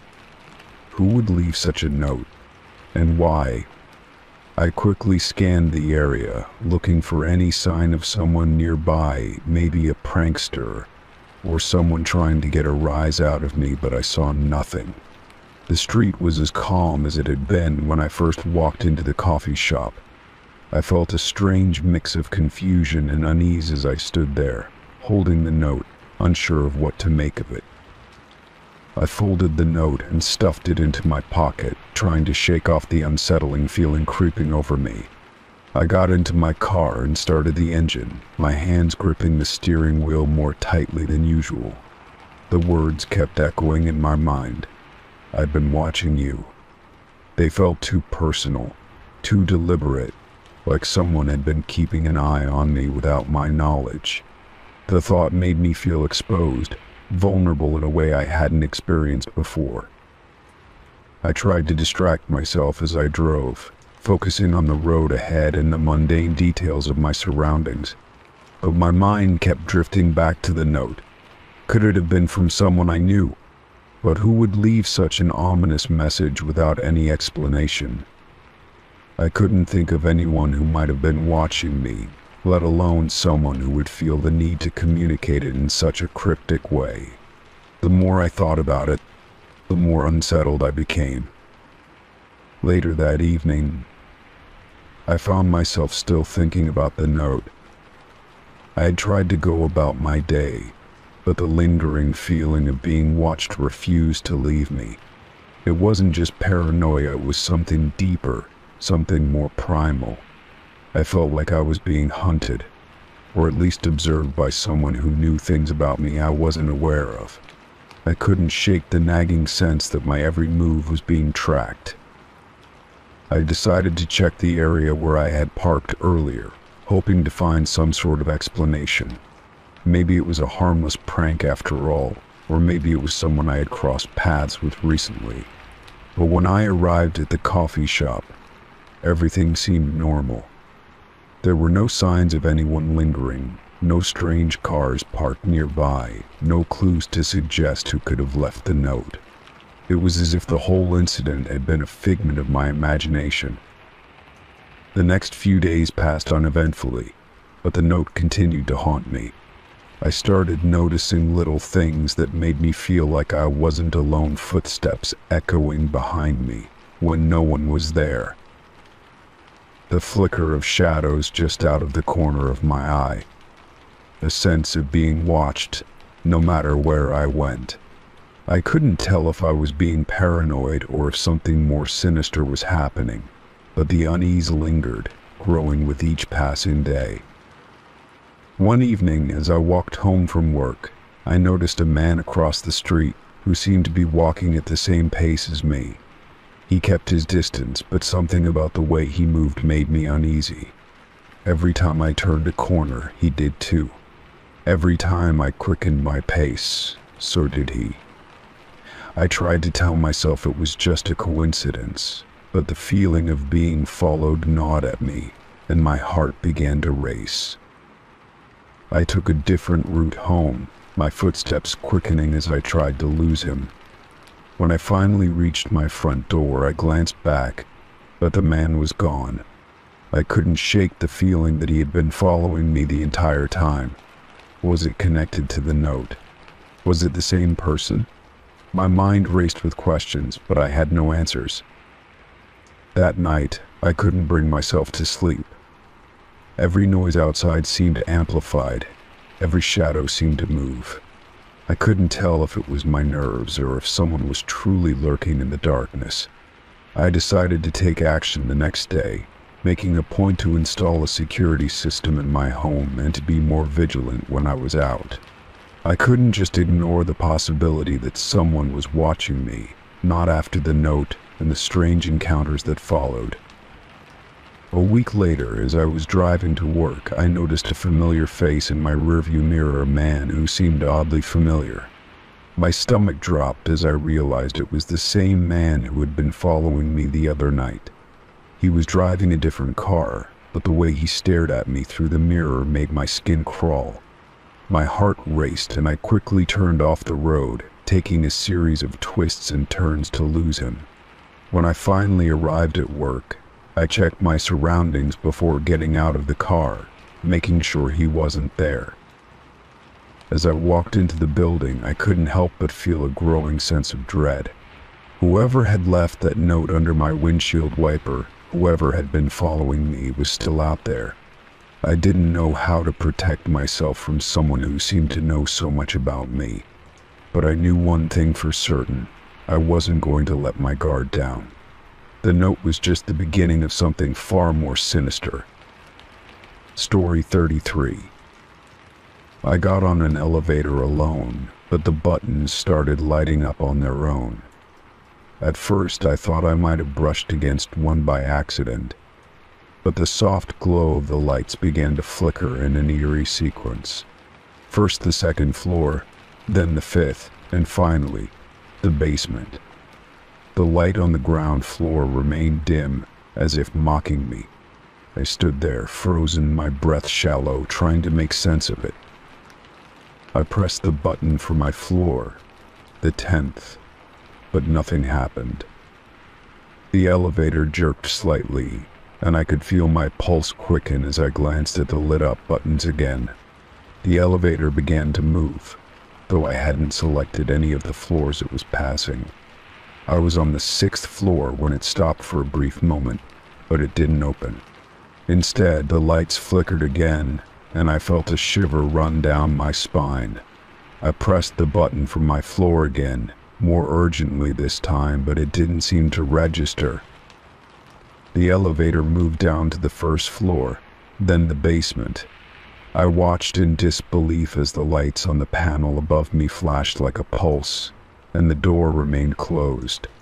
My heart raced as the floor indicator went lower and lower. This building was old, but it had never behaved like this before. I tried pressing the emergency button, but no sound came from it. There was only silence, and unnerving, oppressive silence. I could hear the soft hum of the elevator's machinery, but it felt distant, as though it were coming from somewhere much farther away than it should. I turned around, expecting to see someone behind me. But the elevator was empty, just me and the lights flickering as the floors moved without my input.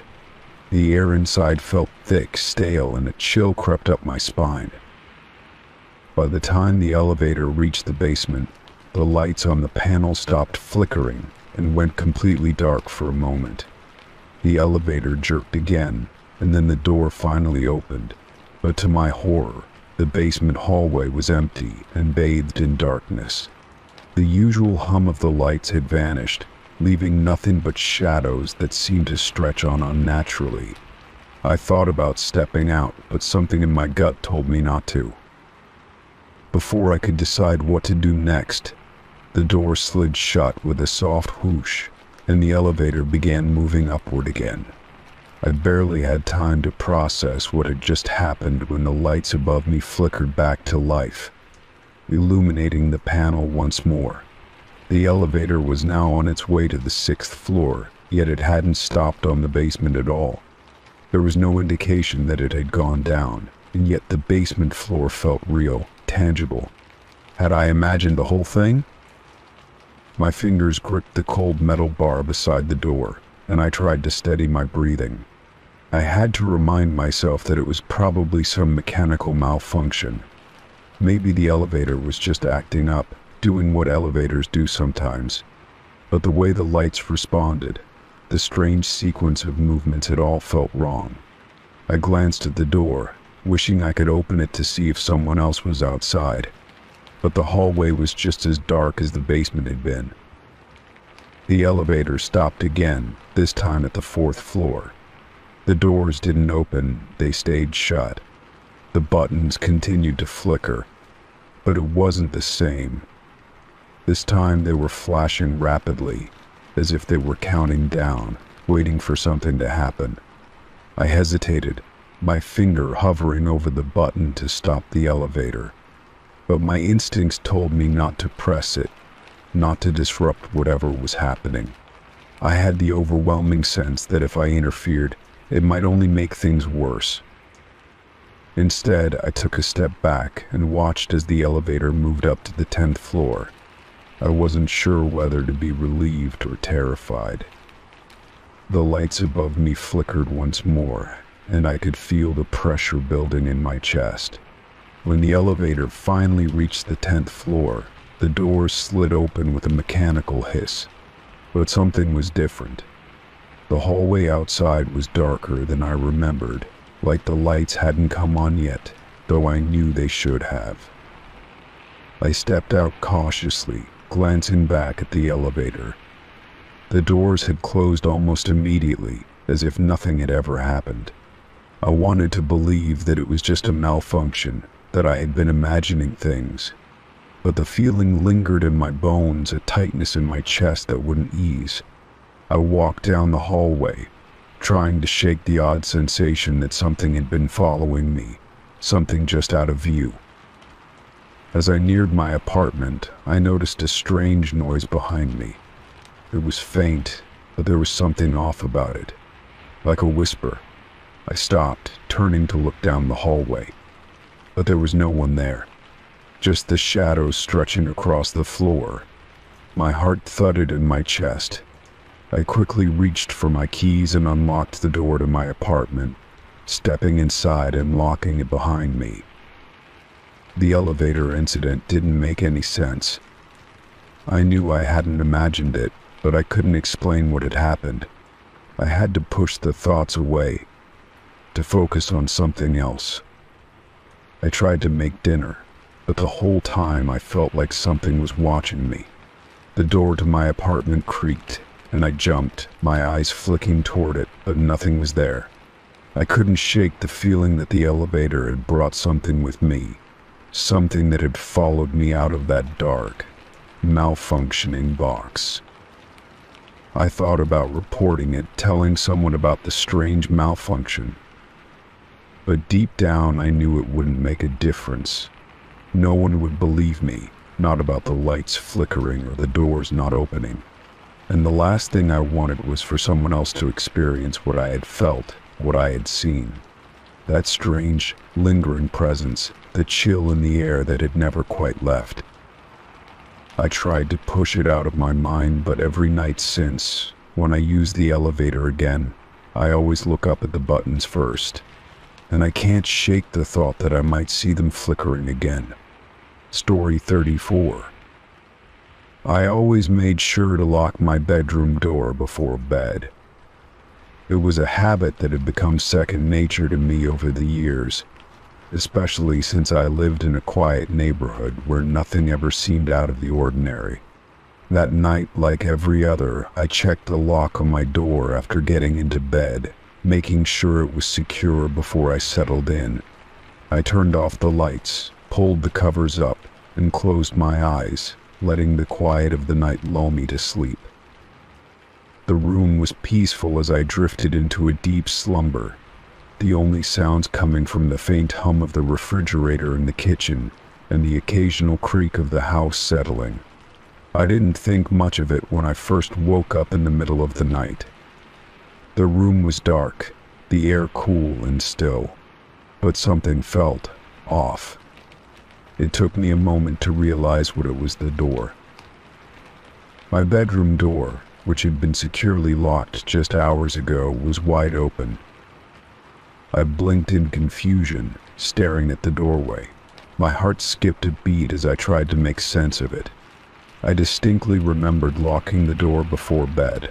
I had checked it twice, ensuring it clicked into place. But now, in the dim light filtering through the hallway, the door was ajar, swinging slightly on its hinges as if someone had opened it. My mind raced with possibilities, each one more unsettling than the last.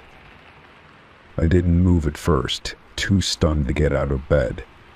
I could feel my pulse quicken, a sense of dread creeping over me. The room was still, but I couldn't shake the feeling that something was wrong. My first thought was that maybe I had forgotten to lock the door, but that didn't make sense. I had been so certain. Besides, how could I have forgotten something so important? After a long, tense moment, I finally gathered the courage to get up and investigate. I swung my legs over the side of the bed, my feet hitting the cold floor. My mind was racing with questions, each one more terrifying than the last. Could someone have come into my room while I was asleep? Was I being paranoid, or had something truly happened? I stood in the darkness for a moment, my eyes glued to the open door. I felt like I was waiting for something, though I wasn't sure what. Slowly, I made my way toward the door, my steps cautious and deliberate. Every creak of the floorboards beneath my feet made my heart race even faster. As I reached the door, I peered into the hallway, half expecting to see someone standing there, watching me. But the hallway was empty. It was quiet, too quiet. There were no sounds of movement, no shadows flitting across the walls. The only thing I could hear was my own breathing, shallow and quick. I glanced down at the floor to see if there was any sign of a struggle, any indication that someone had entered. But everything looked normal, no footprints, no signs of intrusion. Still, the open door was a glaring red flag, something I couldn't ignore. I stood there for a few moments, just staring at the open door. A chill ran down my spine as I realized that I couldn't remember ever hearing the door open during the night. Surely I would have heard something if it had been pushed open. but there was nothing. No sound, no movement. It was as though the door had simply opened on its own, without anyone touching it. I didn't want to believe it, but the more I thought about it, the more I realized that I couldn't dismiss what had happened. The door was locked when I went to bed, but now it was open. I started questioning everything. Had I really locked it? Was I just imagining things? But deep down, I knew something wasn't right. I stood there for what felt like an eternity, unsure of what to do next. My heart was still pounding in my chest, my thoughts racing in 100 different directions. I wanted to believe that it was just a mistake, that I had somehow forgotten to lock the door. But the nagging feeling in the pit of my stomach told me otherwise. Finally, I stepped into the hallway, keeping the door behind me. The house was quiet, eerily so, and it didn't feel like my home anymore. Every creak of the floorboard seemed amplified. Every shadow in the corner of my eye felt threatening. I walked slowly down the hallway, listening for any sound, but everything was still. I made my way to the living room, checking every corner, every window, every door. Everything was exactly as it should be, but the unease in my gut wouldn't go away. I couldn't shake the feeling that someone had been in my house while I slept. But the more I searched, the more I realized that there were no signs of anyone having been there. No open windows, no items out of place, nothing to explain the open door. I finally returned to my bedroom, my mind still spinning with confusion and fear. The door was still open, and I couldn't bring myself to close it. Instead, I stood there, staring at the gap between the door and the doorframe. It felt like a warning, something that I couldn't ignore. I didn't know what had happened or why my door had been open, but I knew one thing for certain: I wouldn't be able to sleep until I figured it out. As I stood there, watching the dark hallway stretch out before me, I wondered if I would ever truly understand what had happened that night. Maybe it was just a simple mistake, a lapse in memory. Or maybe, just maybe, there was something more sinister at play. Whatever it was, I knew that I wouldn't be able to shake the feeling that something or someone had been in my room while I slept. And that thought stayed with me long after I closed the door and tried to go back to sleep. Story 35. I was at a small rest stop, the kind of place you usually visit when you need to stretch your legs or grab a snack on a long drive.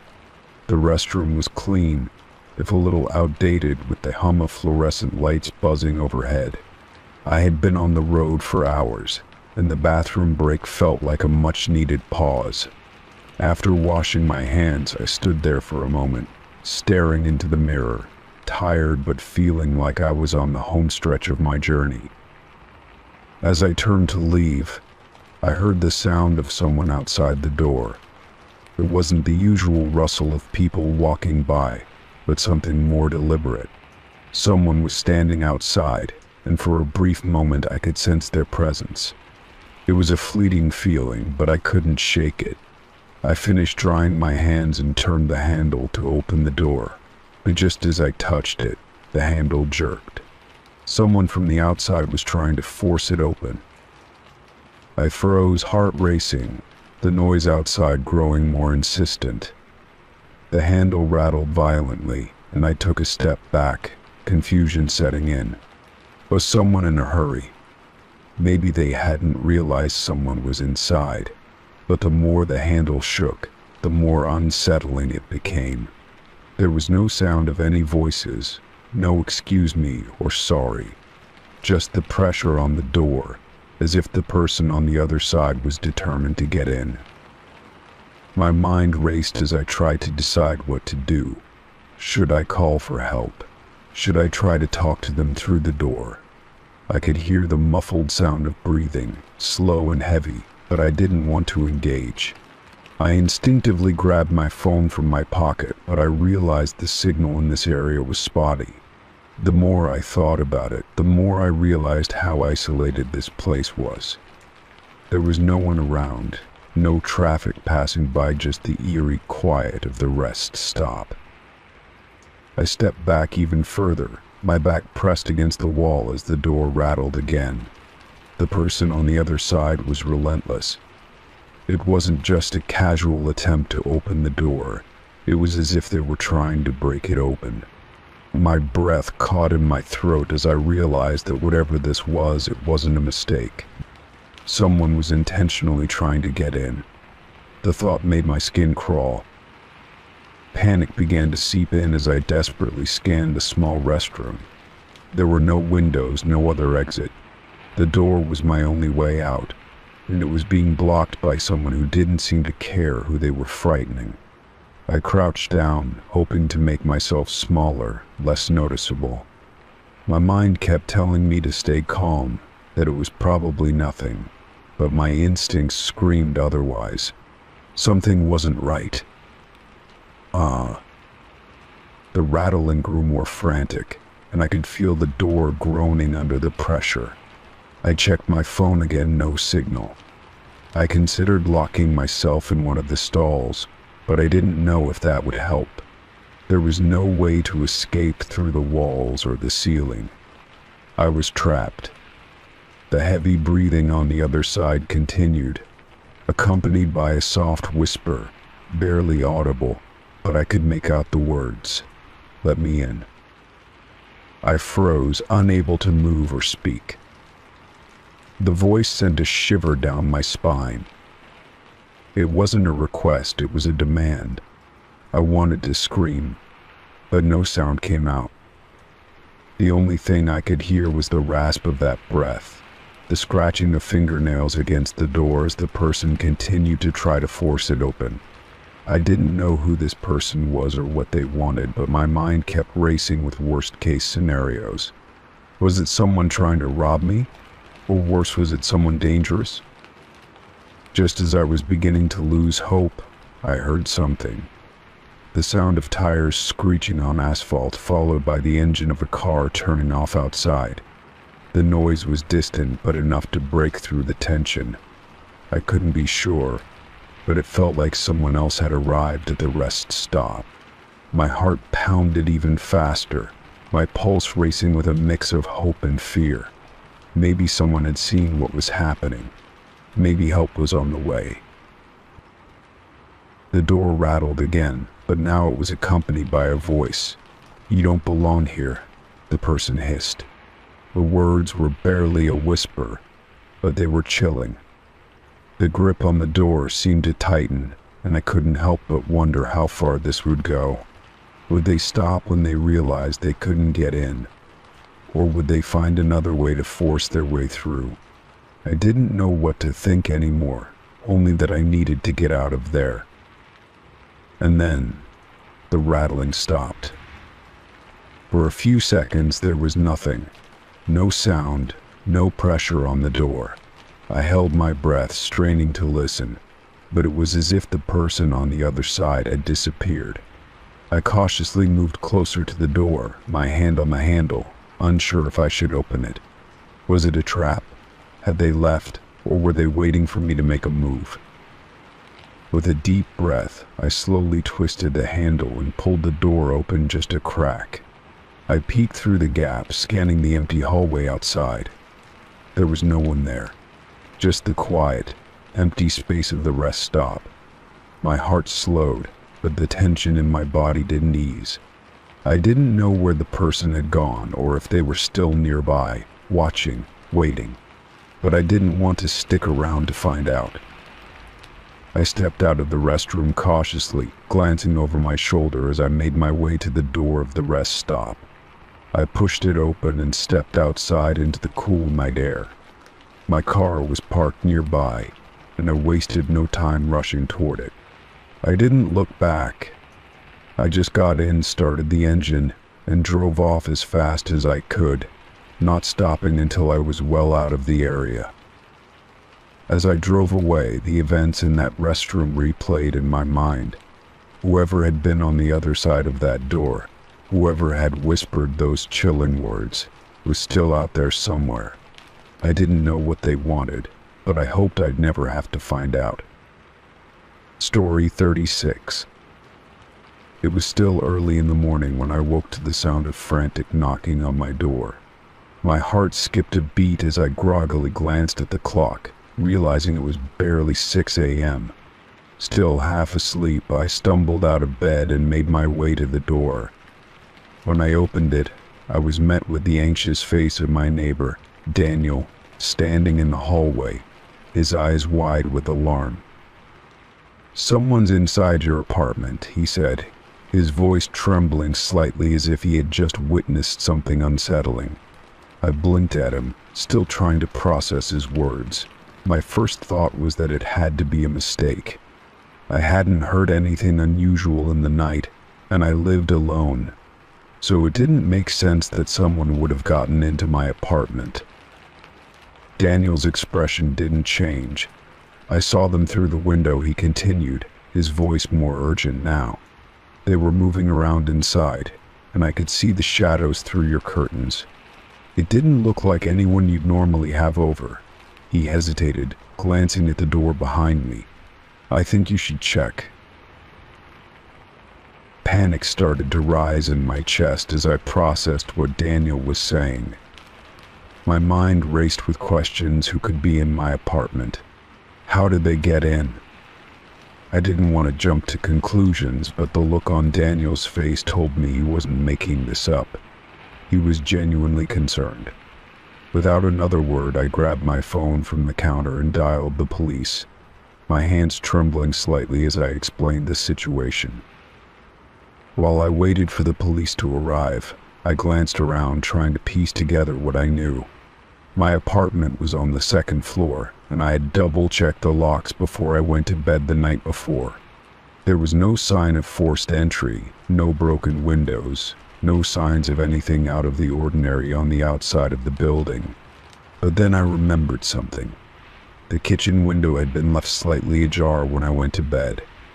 I'd been too tired to close it completely, but I hadn't thought much of it at the time. My thoughts were interrupted when Daniel spoke again. "I saw the person move through the kitchen," he said quietly, almost as though he was afraid someone would hear him. "I don't know if they saw me watching, but they definitely didn't seem like they were supposed to be there." His words sent a chill down my spine. I had a feeling this was far worse than I wanted to believe. The sound of sirens grew louder as the police car pulled up outside. Within minutes, 2 officers were at my door, asking questions and assessing the situation. They were friendly but professional, making quick work of gathering information. I explained what Daniel had seen, and they nodded, reassuring me that they'd handle it. They told me to stay outside while they entered the apartment to investigate. I waited in the hallway, pacing nervously, my thoughts swirling. What if the intruder was still inside? What if they'd left something behind? A clue? Anything that would make sense of what had happened?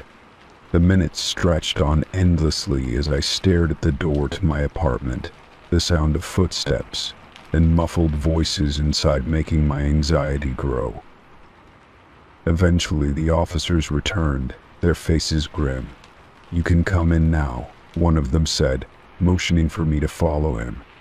My legs felt shaky as I walked past them and into the apartment, but I tried to keep my composure.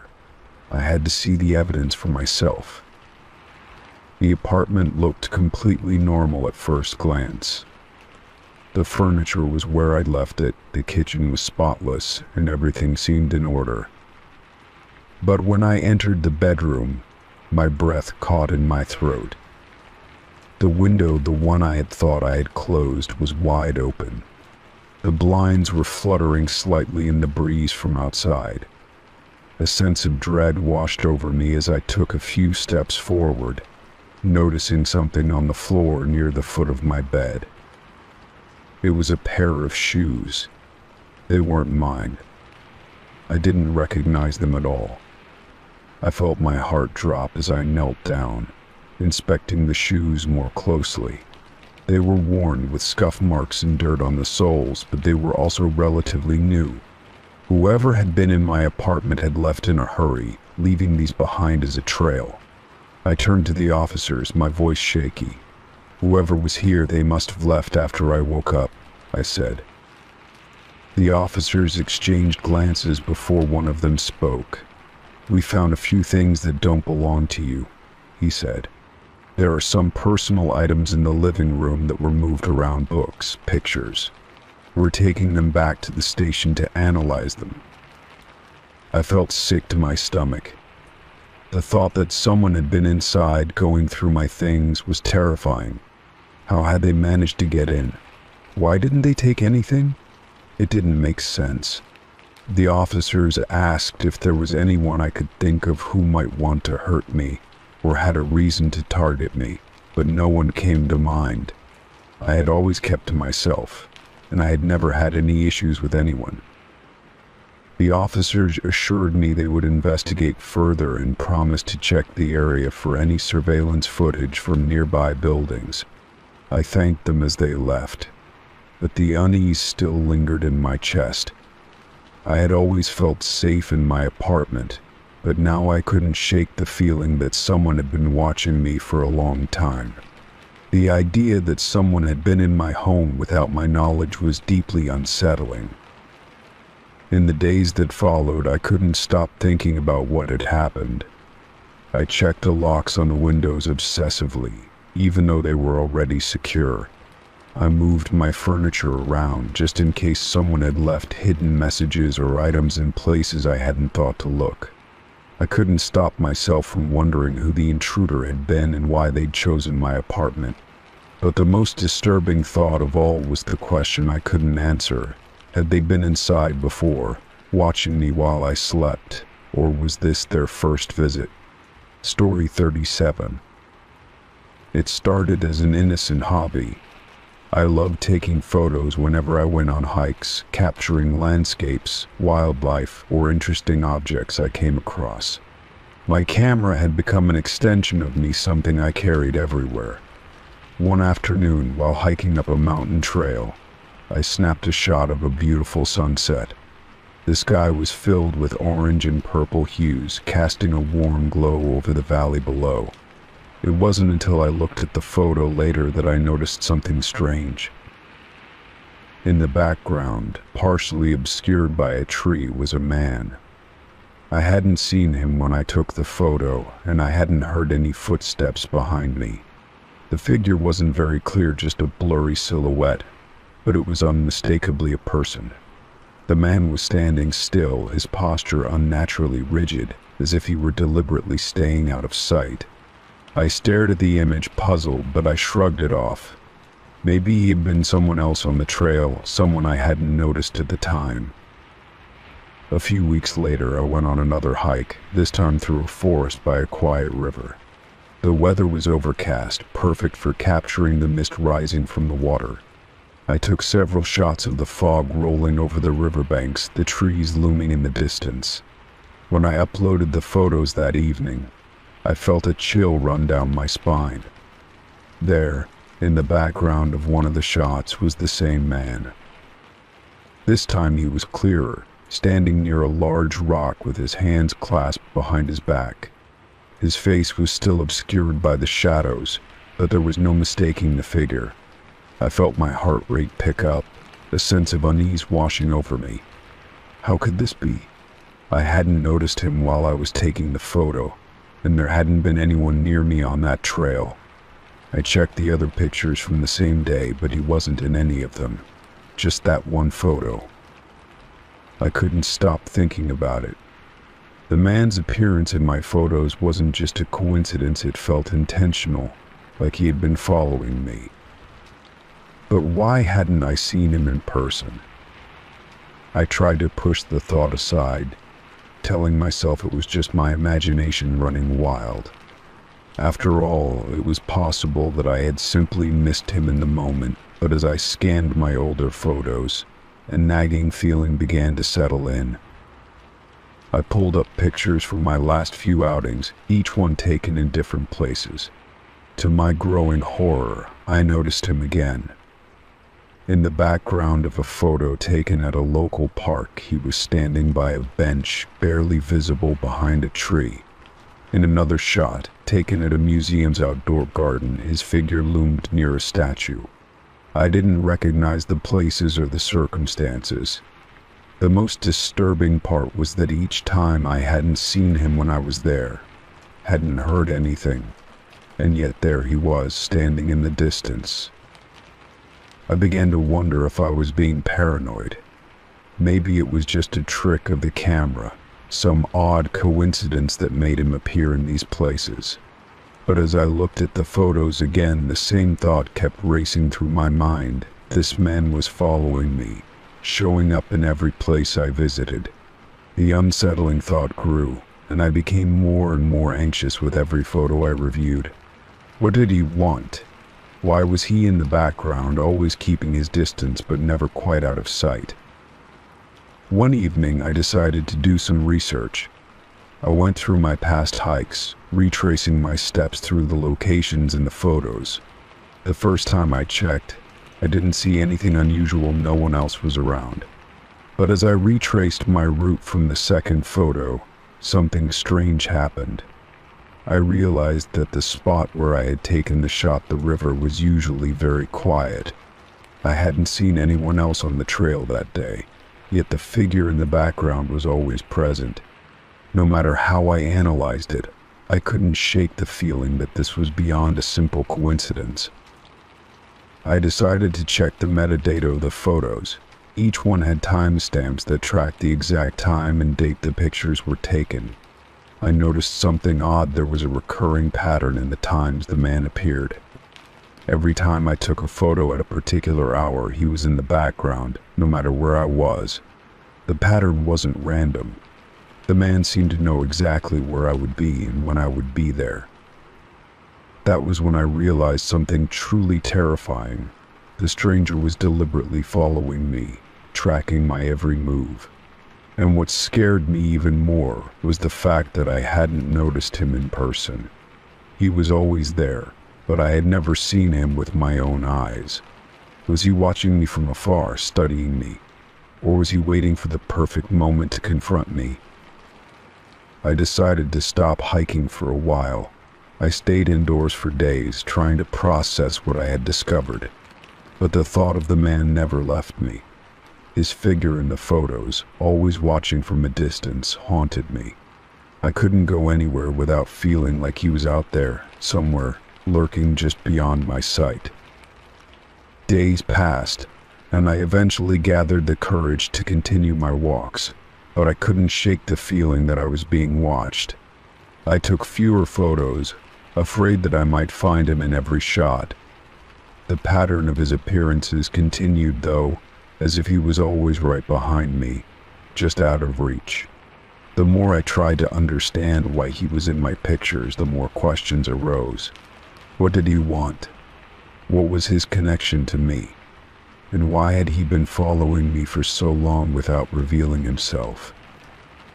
I don't know if I'll ever find out the answers to those questions, but I'll never forget the eerie sensation of knowing someone or something was always there in the background, watching me. It was no longer just a hobby. I had become part of someone else's story, whether I liked it or not. Story 38. It was a cold and quiet afternoon when the package arrived. I hadn't been expecting anything, and the sight of a plain brown box on my doorstep seemed oddly out of place. The moment I saw it, a strange unease settled over me. There was no return address, no indication of who it could be from. The only marking on it was a small, faintly smudged shipping label, which only listed my name and address in black ink. I bent down to pick it up, feeling an inexplicable sense of caution. It was surprisingly heavy for its size, and I could hear something shifting inside as I carried it into the house. My mind raced with possibilities, but none seemed to make sense. I hadn't ordered anything, and I couldn't think of anyone who would send me something unexpected. I placed the box on the kitchen counter and stared at it for a few moments, wondering if I should open it at all. I hesitated, the quiet of the house weighing on me. Slowly, I grabbed a knife from the drawer and carefully cut through the tape sealing the box. The anticipation was thick, and as I peeled back the flaps, my stomach churned. Inside, nestled between layers of plain, crumpled paper, was an old photograph, one I hadn't seen in years. My heart skipped a beat when I recognized it. It was a picture of me and my childhood dog, Buster, taken in my backyard. But that wasn't what unnerved me. It was the fact that the photo had been lost for years, ever since the house had flooded when I was a teenager. How could this photo have ended up in this box? I swallowed hard, trying to push the sudden unease down. But there was more. Beneath the photo, wrapped in a faded piece of cloth, was a small silver locket. The locket gleamed faintly in the light, its surface tarnished with age. As I picked it up, memories rushed back, memories of a time when I was young, carefree, and the locket had been a gift from my grandmother. It had been missing for as long as I could remember, lost when I moved into my first apartment years ago. I hadn't thought about it in ages, and yet here it was back in my hands. I turned the locket over, my fingers trembling slightly as I traced the intricate engraving on its back. It felt cold, almost as if it had been waiting for me to find it. The sensation of something long forgotten resurfacing was unsettling. My pulse quickened, and I glanced around the empty room, the silence pressing in on me. Why was this being sent now, and who could have sent it? I sat down at the kitchen table, the locket still clutched tightly in my hand. I examined the box more carefully, but there was no other clue as to its origins. No note, no letter, no indication of who had sent it or why. Just the items I had once lost returned to me as if time itself had folded and given them back. But nothing made sense. My first instinct was to call the police, but what could I possibly say? That a stranger sent me a box of lost items from my past. There was no way to explain it. I couldn't shake the feeling that I was being watched. The hairs on the back of my neck stood on end as I turned the locket over again and again in my hands. I tried to remember the last time I had seen it, but the memory was blurred, like it existed in some far-off corner of my mind. It had been so long since I had even thought of it. I placed the locket on the table, staring at it as if it might somehow reveal the answers I desperately wanted. As the minutes ticked by, I began to feel like I was losing my grip on reality. The more I thought about the items in the box, the more confused and anxious I became. It felt as though something was trying to reconnect me with the past I had tried to forget. But why now? Why after all this time? A knock on the door startled me, snapping me out of my thoughts. I froze, my heart pounding in my chest. Who could it be? I hadn't heard anyone approach the house, and the mail had already arrived earlier in the day. Slowly, I walked to the door, my mind racing with possibilities. I opened it cautiously, only to find no one there. The porch was empty, save for a small piece of paper on the ground. I bent down and picked it up, my hands shaking as I unfolded it. The paper was old, yellowed with age, and the handwriting was familiar, my own handwriting. I read the note aloud in a whisper, though I was sure no one could hear me. You are being watched. Everything is connected. The words seemed to hang in the air, each one carrying a weight I couldn't fully understand. My stomach twisted as I reread it, my mind spiraling with questions that had no answers. I rushed back inside and locked the door behind me, the feeling of being trapped growing more intense. What did it all mean? Who had sent the package? And why had they returned these items that were so deeply tied to my past? My thoughts were scattered, each one more frantic than the last. I glanced back at the table where the photo and locket lay, the two items now haunting me in a way I couldn't explain. The room felt colder, the shadows longer. I had no idea what was happening, only that I wasn't alone. Something, or someone, was reaching into my past, pulling at the threads of my memories, trying to connect me to a time I had left behind. But why? What was the message they wanted me to understand? I sat down again, staring at the photo of Buster, the locket, and the note. It felt as though everything was leading somewhere, but I couldn't see where. I didn't know how or why this was happening, but I couldn't shake the feeling that I had just opened a door I shouldn't have opened. And now there was no turning back. Story 39. I was walking through a parking lot, my footsteps echoing in the emptiness, when a car slowly crept alongside me, matching my pace. At first, I thought it was just a coincidence, but as the car continued to move at the exact speed I was walking, a chill crept up my spine. I glanced over, trying not to seem paranoid, but I couldn't shake the feeling that something was off. The car's windows were tinted, and I couldn't see the driver. I tried to ignore it, telling myself it was probably just someone looking for a parking spot. But the car remained by my side, following me in the most unnatural way. I sped up my pace, and to my alarm, the car did the same. It was as though it was mirroring my every movement. My heart started to race, and a sense of unease settled over me, making my skin prickle with anxiety. The car stayed close, never speeding up or slowing down, just hovering at my side. I took a deep breath, forcing myself to stay calm, but the unease only grew stronger. I couldn't hear the engine very well, but the low hum of the car was always there, like a constant, unsettling presence beside me. I considered looking directly at the driver, but something told me not to. At this point, I was almost convinced that the car was following me on purpose. I tried to make a sudden turn, hoping to throw it off, but the car mirrored my movement without hesitation. It was like a shadow, always there, always in sync with me. I could feel my pulse quickening as I tried to figure out what was happening. Who was driving this car, and why were they so intent on keeping pace with me? I picked up my pace, walking faster, almost to the point of running, but the car continued to match me. It was unnerving, like being stalked in broad daylight.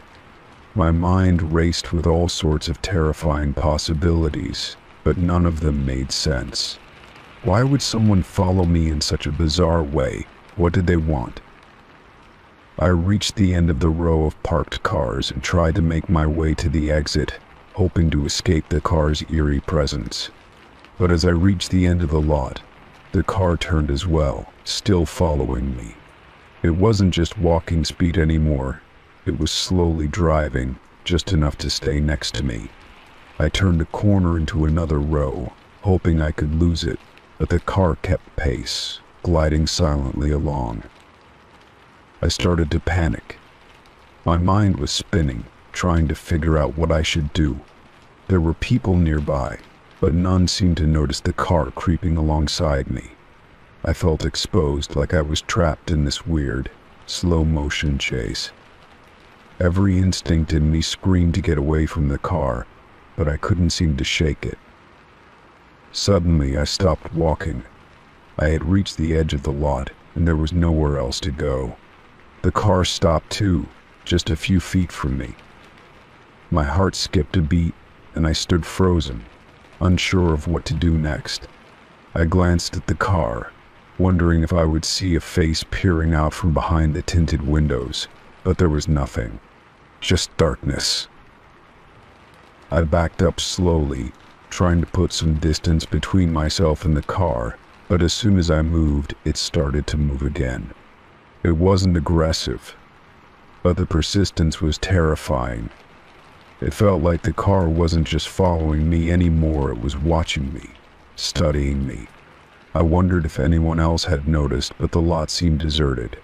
It was just me in this strange car. I didn't know what to do. My phone was in my pocket, but I didn't want to take my eyes off the car. The thought of calling someone, of asking for help, made me feel even more vulnerable. If I looked away for even a moment, would the car finally approach me? What did they want? I tried to control my breathing, to calm myself down, but the anxiety was rising faster than I could handle. Then, almost as if the car sensed my fear, it slowly pulled forward, coming closer to me. I took a step back, my hand instinctively reaching for the door handle to a nearby store. But just as I touched it, the car came to a halt. The driver's side window rolled down, and I couldn't stop myself from flinching. I couldn't make out the driver's face, but there was something unsettling about their silhouette. "Are you okay?" The voice came through the window, soft but clearly concerned. It was a woman's voice, calm and friendly, completely out of place with the strange situation. I stood there, unsure of how to respond. Should I tell her I was fine, that I didn't need help? Should I scream or run?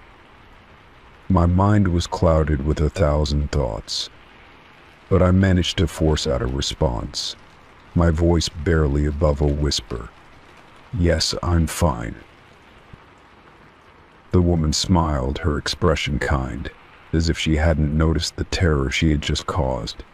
"Okay," she said. "I just wanted to make sure you weren't lost." She hesitated for a moment, as if unsure of what else to say. Then, with a quick nod, she rolled up the window and drove off, disappearing into the lot. I stood there for a moment, my heart still racing, trying to process what had just happened. I wasn't sure if I was relieved or if the encounter had only made things worse. As the car drove away, I couldn't shake the feeling that something wasn't right. Who drives like that, just shadowing someone for no reason? What did she really want? I took a few deep breaths and walked away, my steps faster now, my mind spinning. I didn't look back, but I could still feel the weight of the car's presence in my mind, following me long after it had disappeared. Story 40. It had been a long day, and I was relieved to finally be home. I had the entire evening to myself, a rare occurrence. As I walked through the front door, I kicked off my shoes and tossed my bag on the couch, feeling the weight of the day lifting off my shoulders. I was eager to unwind, so I decided to take a hot shower to relax. The house was quiet, the kind of silence that comes with being alone, and I was looking forward to the peace. I made my way to the bathroom, turning on the shower and adjusting the temperature just right. The steam started to fill the room, and I stepped in, letting the hot water pour over me. The warmth immediately started to soothe the tension in my muscles. I closed my eyes, letting the sound of the water mask the noise of the world outside. It was one of those moments where everything felt normal, calm, and comforting. But then I heard it. A soft, uneven breath. It was faint at first, so I assumed it was just the water hitting the walls or the sound of the house settling. I continued to wash my hair, but the sound persisted. A slow inhale followed by a shallow exhale, just behind the shower curtain. I froze, my heart starting to race. No one else was supposed to be home. I had checked. I was alone. Yet there was someone behind the curtain. My mind immediately began to race. Could I have missed something? Maybe a friend had come by unexpectedly.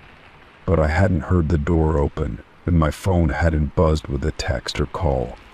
I strained my ears, trying to discern whether it was just my imagination. The sound continued, steady and rhythmic. A breath that didn't quite sound right, like someone trying to stay quiet. I slowly reached out and grabbed the edge of the shower curtain. My hand was trembling, but I forced myself to pull it back just enough to peek behind. My heart skipped a beat when I saw the outline of something in the dim light. Someone was there, crouching in the corner of the shower.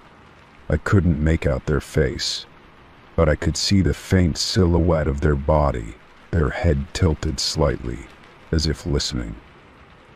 The air in my lungs went cold, and my body locked in place. I couldn't move, couldn't scream. All I could do was stare at the figure, my breath shallow and panicked.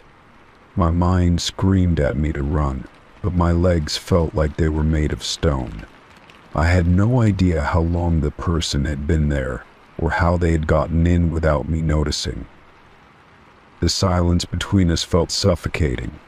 The only sound was the faint sound of breathing, soft and controlled. I finally managed to gather enough courage to step back, my foot slipping on the wet floor as I moved away from the curtain. My heart pounded in my chest, and I thought I might faint from fear. I reached for the bathroom door handle, my fingers numb, but as I turned it, I heard something that stopped me in my tracks. A low, raspy whisper from behind the curtain, "Don't go." I froze again. I could feel the blood drain from my face as the weight of those words sank in.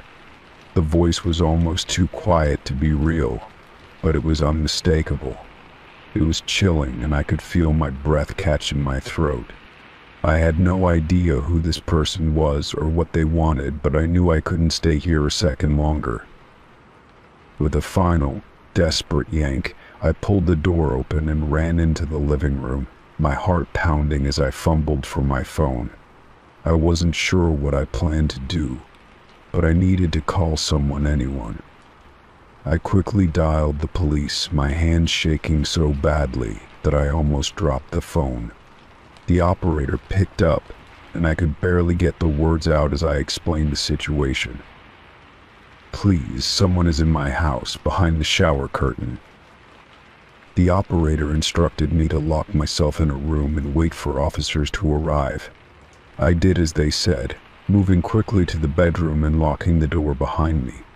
I tried to steady my breathing, my mind spinning with fear. I couldn't stop imagining that person still in the bathroom, waiting for me to come back. What if they had been there for hours? What if they knew I was home all along? I listened intently for any sounds, my ears straining for the slightest noise. Every creak of the house, every gust of wind outside, made my heart race. I couldn't hear anything from the bathroom, but the silence only made the situation more unnerving. What had I heard? Was it real? My mind kept asking questions that I couldn't answer. Minutes felt like hours as I waited for the police. I couldn't shake the feeling that I wasn't alone, even though the house remained eerily quiet. My eyes kept flicking toward the door, waiting for the sound of sirens or footsteps. I couldn't take my mind off the bathroom, imagining the figures still crouching there, waiting to make their move. When the officers finally arrived, they moved quickly and carefully, their flashlights scanning every corner of the house. I told them everything I had heard, and they checked the bathroom first. After what felt like an eternity, one of the officers came out, his face unreadable.